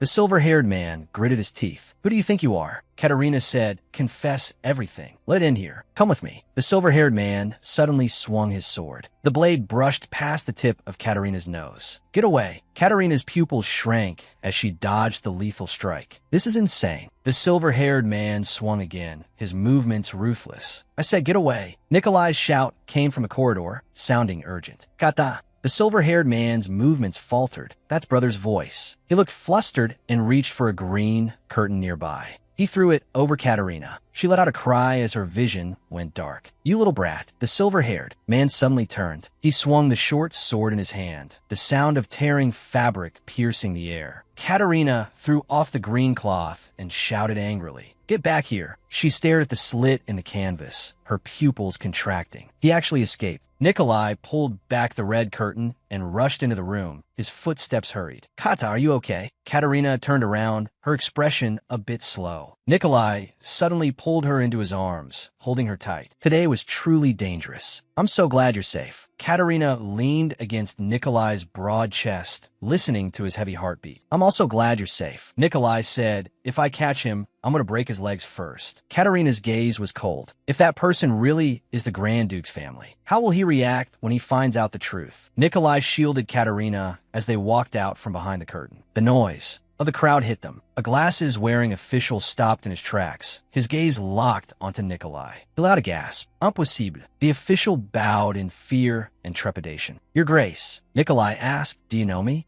The official pushed up his glasses. Yes, I saw you when I went to the court with Chief Justice Bolano to report. Nikolai said, so you are the Chief Justice of the Southern Region, the one who was standing behind Lord Pavel Petrovsky. Katerina suddenly looked up, her pupils trembling. Wait, that person isn't Bolano Mangano. He's Ivan's older brother. The horse racing champion I always admired. It was actually him, Pavel Petrovsky. Katerina sat in a tree as two maids were hanging bedsheets. Have you heard about the winner of the horse racing competition? Who won? I heard it was a commoner. Really? A commoner actually beat the knights? And it was an overwhelming victory. I heard he's very handsome. His technique was amazing. Not only did he break the record for the shortest time, but even the strongest knights fled in defeat. Heaven knows how handsome he must be. Katerina tilted her face up, her eyes full of yearning. She clasped her hands together, a blush rising to her cheeks. The maid cupped her cheeks. Handsome and skilled in martial arts. As long as he can become a high-ranking officer, everything will be perfect. Katerina fell from the tree with a cry. She sat in the grass, clutching her waist and frowning. The maid rushed to the bushes. Miss, are you okay? You shouldn't have climbed the tree. Katerina stared at the man before her. Her father had once used ridiculous letters as a cover to pass secret intelligence. She never thought they would meet again in a place like this. Pavel's expression was cold. I am the captain of the self-organized militia on the outskirts of Vaspetsplo. He lowered his eyes, his tone icy. That was a place where mercenaries went to earn money. In the end, they were all sent back as corpses. At the time, I thought it was suspicious, so I investigated further. I found that they were entering an illegal gambling ring here as fighters. That wasn't a competition. It was a one-sided massacre. Even if someone was lucky enough to survive, they would end up permanently disabled. The audience made wild bets, the amounts growing larger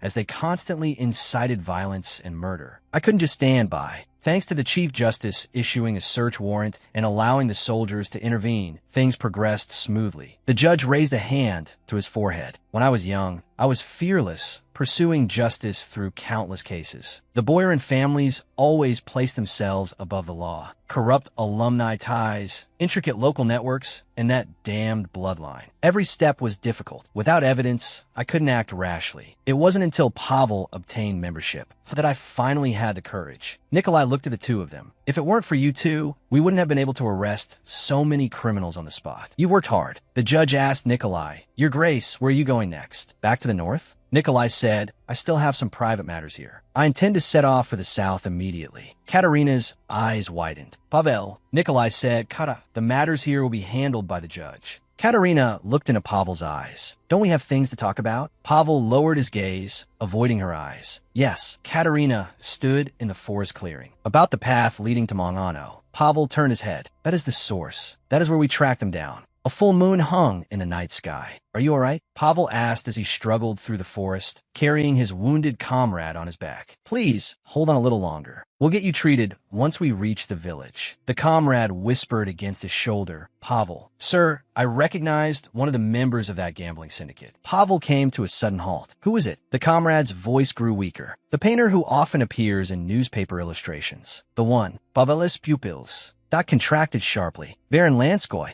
To seize his membership, I monitored Baron Lanskoy for a long time. On the day he went to the hotel, I drugged all the staff there, disguised myself as the manager, and lay in wait. However, an unexpected variable appeared. Nikolai spoke up. That must have been us. Pavel's tone was flat. Everything that happened after that is exactly as I told you before. Katerina gazed at Pavel. Since you're a member of the Petrovsky family, why did you go to the border to form a militia? With your status, you could have joined any order of knights. Pavel fell silent for a moment, his atoms apple-bobbing. Since leaving the family, I have lived my life as a commoner. Katerina stood there, stunned. You became a commoner? Pavel's expression turned lonely. That day, I felt ashamed of the name Petrovsky. Day after day, they push people toward death, more obsessed with status than human lives. I have no need for a family that commits such inhumane acts, living such a shameful life as a member of a Boyanin family. That was the true torture. Nikolai watched him. Do you not regret it? A faint smile played on the corners of Pavel's mouth. I do not.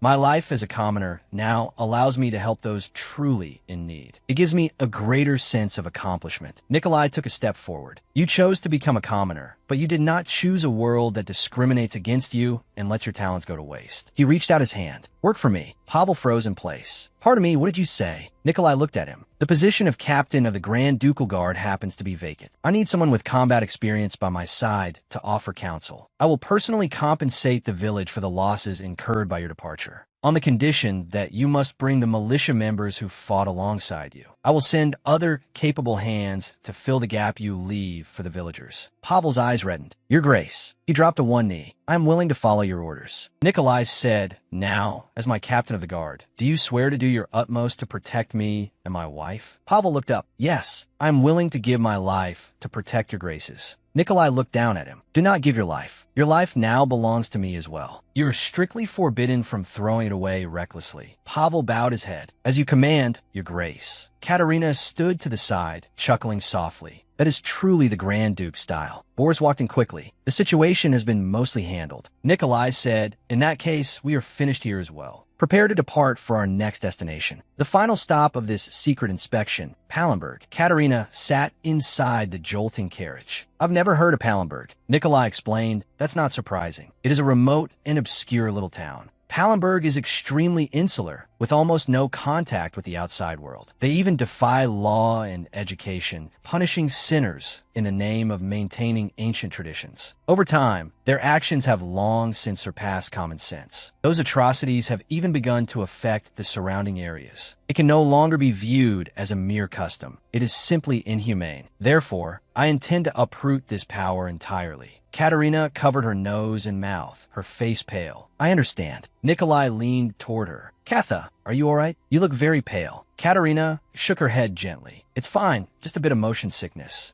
The carriage wheels hit a sudden bump, and the cabin shook violently. Katerina let out a muffled groan. Nikolai tapped on the carriage wall. Let's stop and rest for a while. A stream flowed through the woods. Katerina stepped down from the carriage and stretched her arms, breathing in the air. I finally feel alive again. She walked to the luggage and rummaged through a leather bag. Found it. She knelt by the stream and tried to wash the cup in her hand. Her fingers suddenly slipped, and the cup fell into the water with a splash. Katerina reached out into the empty air. No. Nikolai turned around abruptly. Katha. He walked over quickly. What happened? Pavel was already wading through the waist-deep water, searching. He grabbed the object and waded back to shore, soaking wet. His boots made heavy thudding sounds on grass. Pavel knelt on one knee and held the cup out to Katerina. Here you go. Katerina was stunned. Thank you. She stared at Pavel's soaked trousers, her eyes wide with surprise. Pavel stood up and patted his wet legs. Katerina looked full of guilt. I'm so sorry. You're soaked because of me. Pavel gave a hearty laugh. It's nothing. The weather is good. It'll dry soon. Katerina suddenly turned back. Don't move. Wait a moment. Pavel stopped. He looked confused. Katerina pulled out a handkerchief and held it out. Take this. At least dry your feet. Walking in wet boots is too uncomfortable. Pavel waved his hands repeatedly and took a half step back. There's no need for that. Katerina stepped forward again. Please take it. Pavel froze in place. Thank you. Nikolai stood in the distance, his fist suddenly clenching. Boris covered his mouth to stifle a laugh. Your Grace must be incredibly jealous right now. Nikolai turned sharply, his gaze sharp. Why would I be jealous? Anyone with eyes can see this is just a standard employer-employee relationship. I ordered Pavel to protect Katerina. Why would I be angry at the execution of my own order? Boris narrowed his eyes with a sly smile. I didn't say you were angry. Nikolai crossed his arms. Do I look like the kind of petty person who would get jealous just because Katerina's guard happens to be a man? Boris spread his hands, looking a bit hesitant. But the situation with the captain of the guard is probably a bit different, isn't it? Nikolai tilted his head. How is it different? Boris lowered his voice. Oh, isn't Captain Pavel the madam's first love? Nikolai froze in place, his pupils shrinking. What? Boris covered his mouth, his eyes filled with alarm. Surely you knew? A fire seemed to ignite around Nikolai. This is the first I've heard of it. Boris gave a dry laugh, cold sweat breaking out on his forehead. Well, that certainly is fascinating. Nikolai crossed his arms, a cold smile on his lips. Fascinating indeed. He turned his head slightly, his gaze like a blade. Your source? Who? Boris hunched his shoulders, not daring to look him in the eye. Nikolai's eyes were freezing. Is that informant reliable? Boris twisted his fingers, sweat pouring down. The maid Aliona's eyes had flickered as she said, "All right, I haven't told you that story yet, have I? About the madam's first love." Nikolai crossed his arms, his face grim. I see. It must be reliable news. Boris looked confused. Perhaps I heard wrong? Nikolai said, Isn't it a bit late to take back your words? Boris said, If only you could use an eraser to wipe this memory away. Nikolai said nothing, but a chill radiated from him. Boris slapped his own mouth frantically. Stupid mouth. I knew this mouth would get me into trouble one day. Nikolai.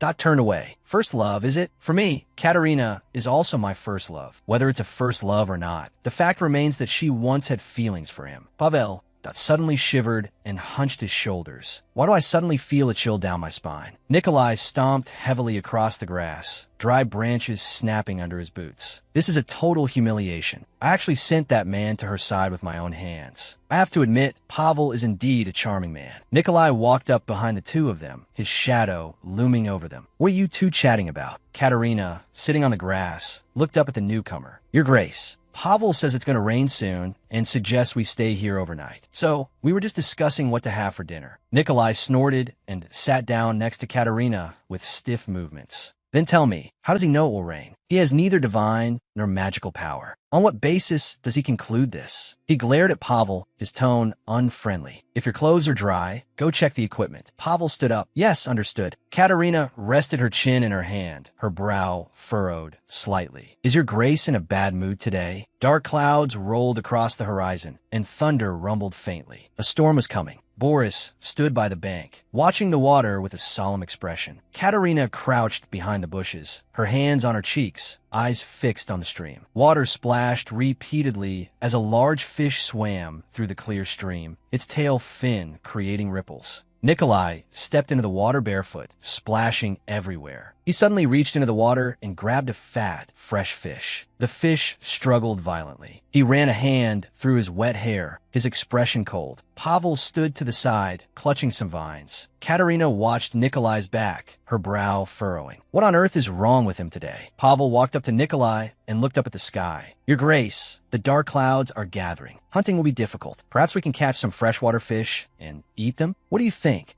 Nikolai crossed his arms, his eyes full of doubt. Freshwater fishing? You don't even have a rod. Pavel held up a branch wrapped in vines. I don't have a rod, but I believe I can make a simple net. Nikolai stared at Pavel. Then let's do that. Katerina's eyes widened in surprise. Nikolai's lips curled into a provocative smile. How about a bet to see who catches the most fish? Pavel froze, a drop of cold sweat appearing on his temple. Nikolai stared into his eyes. The loser must grant the winner one wish. Boris put his hand to his forehead, his eyes full of anxiety. Good heavens, Your Grace. What are you thinking? Pavel lowered his head, his voice hesitant. How can I bet with you? Nikolai stepped closer. I want to see your skills. As a contest between men, not as lord and subordinate. Pavel tightened his collar. Understood. He suddenly cast his makeshift net. In an instant, the wooden basket was filled with fresh fish, their scales shimmering in the light. The knights exclaimed, "You caught another one. We have more food than we can eat today." Katerina sat to the side and let out a heavy sigh. She suddenly threw her arms wide and shouted at the two men in the stream, "Enough! Both of you stop. Do you want to make the fish here extinct? You've caught plenty." Nikolai and Pavel stood in the water, their clothes soaked and hair dripping. Tents were pitched at the camp. The carriage was parked by the bushes, and the attendants were busy moving supplies.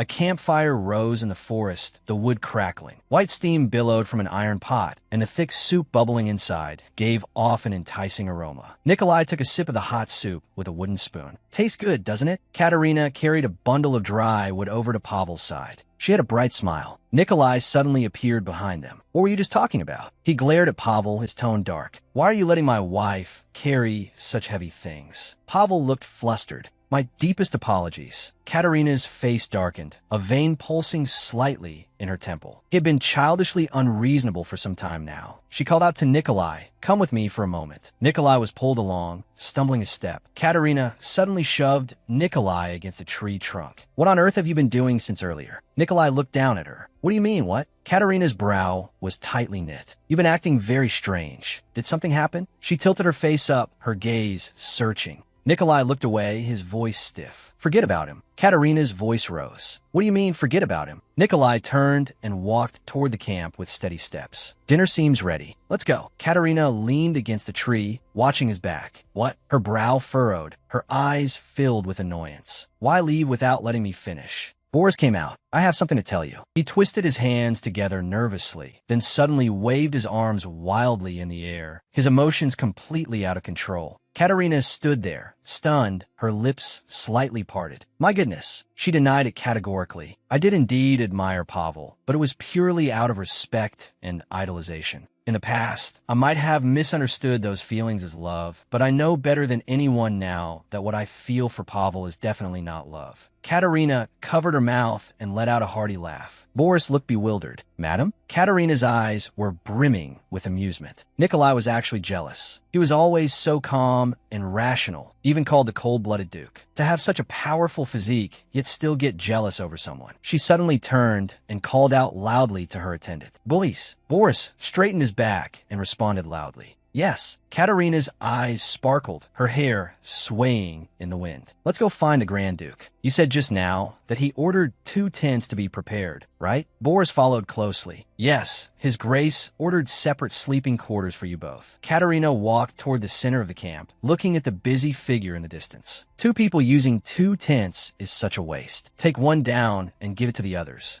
The corners of her mouth curled up, a mischievous glint in her eyes. Raindrops fell on the leaves with a crisp sound. A downpour soon enveloped the entire camp. Nikolai took off his soaked shirt, revealing his solid back. He tossed the garment aside and let out a long breath, weariness showing between his brows. He lay back on the mattress with his arms behind his head. "I did overexert myself a bit today. I feel tired." The tent flap was suddenly lifted with a soft sound. Nikolai sat up abruptly, his pupils shrinking. "Katha, this isn't your tent." He quickly grabbed a blanket to cover his chest, looking flustered. Katerina stepped into the tent with light footsteps. "I gave my tent to the knights so everyone could sleep more comfortably. It was a waste to leave it empty." She held a lamp and smiled brightly. "I plan to sleep here tonight." Rain lashed the top of the tent with a dull thud. "There's plenty of space here." Katerina held the oil lamp and stood at the edge of the bed. "There's more than enough room for 2 people. Are you avoiding me because you're angry?" Nikolai put his clothes back on and remained silent. He suddenly stood up. "In that case, you sleep here." Nikolai took long strides, heading toward the tent exit in a hurry. Katerina turned with her lamp, her gaze following his back. "Are you angry with me?" Nikolai stopped and turned his head, his eyes full of bewilderment. "What?" Katerina looked down at the oil lamp in her hand, the flame flickering slightly. "You've been avoiding me because you're angry, right?" Nikolai leaned down and grabbed her wrist, his gaze puzzled. "Why would I be angry with you?" Katerina looked up, her gaze burning. "I heard it from Boris." Nikolai's fingers flinched, his body stiffening. Katerina continued, "Boris accidentally told you that Pavel was my first love, so that's why you're acting like this, right?" Nikolai's cheeks flushed instantly, and he avoided her gaze. Boris actually told you. He raised a hand to cover his nose and mouth. Boris did say those things, but preparing 2 tents was just for rest. It had nothing to do with that. Katerina pressed him further. So, you really don't care that Pavel was my first love? Nikolai turned around abruptly, his expression serious. As your husband, of course I care. Katerina stood there, unease in her eyes. Are you regretting keeping Pavel by your side as a guard? Nikolai raised his hand to cover his face, his fingers pressing into his temple. To be honest, I feel both ways. I do care, but he is indeed the most suitable person to protect you. No one is better than Pavel. I'm sorry for showing you such a petty side of myself. Katerina raised her hand and lightly touched his cheek. You've misunderstood. Pavel was never my first love. Nikolai froze, his pupils shrinking. He wasn't. He suddenly lowered his head, his shoulders shaking violently as a muffled laugh escaped his throat. Katerina looked down at him, a faint smile on her lips. Was this really worth worrying about so much? Nikolai reached out and took her hand, his grip gentle. You must be tired. Let's sleep, Katerina. He reached out and put his arm around Katerina's waist, pulling her into a tight embrace. Whenever I'm with you, my fatigue disappears like a lie. Every night, that I look forward to the things I'll do with you tomorrow. Until the day I die. He lowered his head and kissed the top of her head. I love only you. Katerina closed her eyes, feeling his body heat. If you keep saying things like that, what am I supposed to do? One day, I must leave you. Is falling in love with the Grand Duke really something that isn't allowed? Katerina looked around. The bed beside her was empty. Where'd he go? Hustled footsteps came from outside the tent, and torchlight flickered against the fabric. Katerina suddenly threw open the flap and rushed outside. What happened? Where's his grace? Boris sat by the campfire. His grace took the nights to hunt down a monster. Katerina's pupils shrank, her expression shocked. A monster? Most parts of Hessen have almost no monsters. Boris looked toward the distant red forest. Monsters appear frequently here. One of them broke through the barrier. Katerina stepped forward quickly. Is everyone okay? Boris lowered his head slightly. Fortunately, there were no casualties, but the surroundings are a mess. Monsters fear fire. We've set up a defensive line at the cave entrance. It's safe here. Katerina turned toward the weapon rack, her hands searching frantically. The sound of metal clashing was sharp and piercing. Boris crouched behind her. What are you looking for? Katerina grabbed a crossbow, her gaze determined. On a rainy day, a crossbow is better than a gun. Boris held out his arm to block her path. You can't go out. Katerina gripped the crossbow tightly. I can't back down either. The Duke is already in danger. How can his wife just sit by and do nothing? She pushed the blocking attendant aside. Move. Boris spread his arms to stop her. Protecting the Duchess is his grace's order. Katerina turned her head, her gaze sharp. Then do as he says. Protect me, because I'm going hunting now. Boris looked troubled, cold sweat breaking out on his forehead. Oh heavens, he said to the guards behind him. You stay here and guard the supplies and weapons. Boots stepped into the mud, splashing murky water. The rain poured down. Katerina raised a hand to shield her forehead. The rain was so heavy she could hardly see. She looked around anxiously in the curtain of rain. Where is he? A piercing roar echoed from the distance, deafeningly loud. Katerina cried out as she lost her balance. Boris quickly reached out to catch her arm. Careful, madam. Katerina steadied herself and pointed at the bushes ahead. Over there, the monster roared at the sky, the sound waves tearing through the forest. Nikolai sprinted through the mud, sword in hand. The monster stopped at the edge of a cliff, a low threat rumbling in its throat. Nikolai suddenly accelerated. He raised his sword high, his arm muscles taut, his gaze cold as a blade as he lunged downward. The blade pierced the monster's eye, and blood sprayed out, staining its gray fur red. The attendants shouted in terror, Your Grace, look out! Nikolai turned abruptly, his pupils shrinking. A massive shadow loomed over him. Katerina's voice cut through the rain with unquestionable resolve. Don't move. A crossbow bolt whistled past Nikolai's ear with a sharp wind, precisely piercing the monster's skull. Katerina held the heavy crossbow, her fingers white from the strain, her gaze cold as ice. The monster screamed, its massive body falling heavily and splashing a large amount of mud. Its tail lashed out backward. Katerina let out a cry. The crossbow flew out of her hands into the air as she was knocked backward, falling into the bottomless abyss of the cliff. Rubble tumbled down, vanishing into the dark valley below. Nikolai turned back, his spine stiffening. He let out a roar. Katha! Katerina's heart pounded wildly. A monster she had never seen before had appeared. Am I going to die like this? At least I save his grace. She suddenly sat up, gasping for breath. Where's this? A silver-haired woman sat by the bed, her side profile serene. You're awake. You only have a few scratches and no broken bones, so you're safe now. Katerina looked down to check her arms. Indeed, they didn't hurt. Was it you who saved me and treated my wounds? The silver-haired woman nodded slightly. Yes, I found you unconscious on the back mountain, so I brought you back. Katerina thought to herself, his grace must be looking for me. She threw back the covers and got out of bed, her bare feet touching the wooden floor. Thank you for saving me, but I really must go. Her body suddenly swayed, and she let out a cry. The silver-haired woman reached out and firmly supported her shoulder. Careful. You seem a bit dizzy. Please wait a moment while I boil some blood-replenishing herbs. At least drink that before you leave. Katerina took the clothes offered to her. Thank you. Without her, she probably would have died of hypothermia.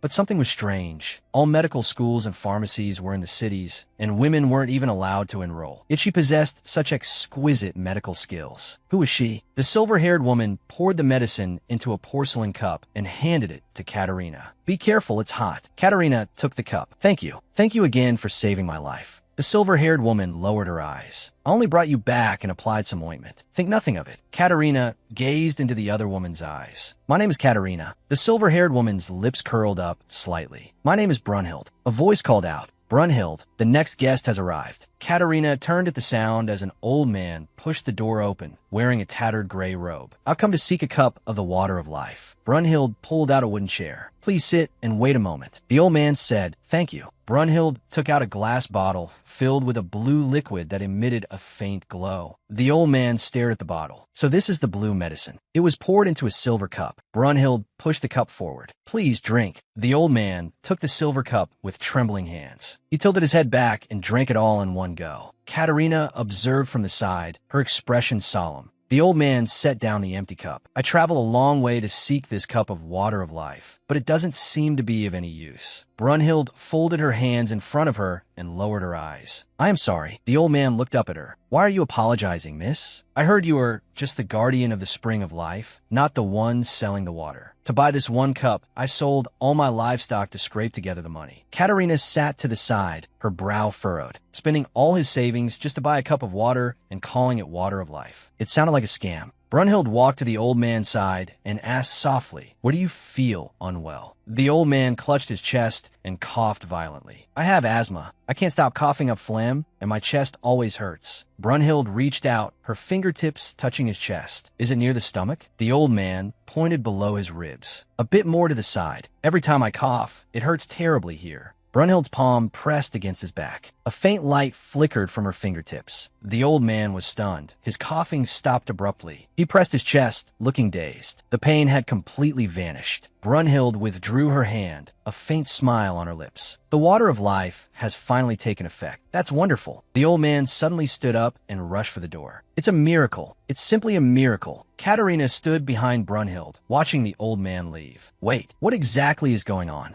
The old man pushed open the door and shouted to the crowd gathered outside. "Everyone, after drinking the water of life, I am cured. I'm living proof." The crowd erupted instantly. "Really? The rumors are true. Let me through first. My situation is more urgent. I've been waiting in line since dawn." Katerina stared at the bottle of blue liquid on the table, her emerald eyes narrowing. It was impossible to cure a disease just by drinking river water. All of this was too bizarre. If such a river really existed, royal families all over the world would be fighting to seize it and bottle it up. The stream would have run dry long ago. Katerina fell into deep thought. I saw it with my own eyes. The moment Brunhild's hand touched the painful spot, the old man's agony vanished. But this didn't happen after he drank the water. It happened the moment he touched Brunhild. I have never seen anyone with such hair and skin color. Even her eyes are a strange hue. Brunhild turned her head. "This is the first time you've seen someone like me, isn't it?" Katerina waved her hands flusteredly. I was just thinking about something." Brunhild lightly stroked her long hair. "Everyone is curious at first. The people in Pallenberg either avoid me or point and stare." Katerina stood frozen in place. "So this was Pallenberg." She frowned. "Do they cast you out just because of your appearance?" Brunhild lowered her eyes, her palm pressed against her chest. "They say there were witches among my ancestors. Or perhaps it is because I am a witch myself." Katerina stood there, stunned. Her emerald green eyes wavered. "What?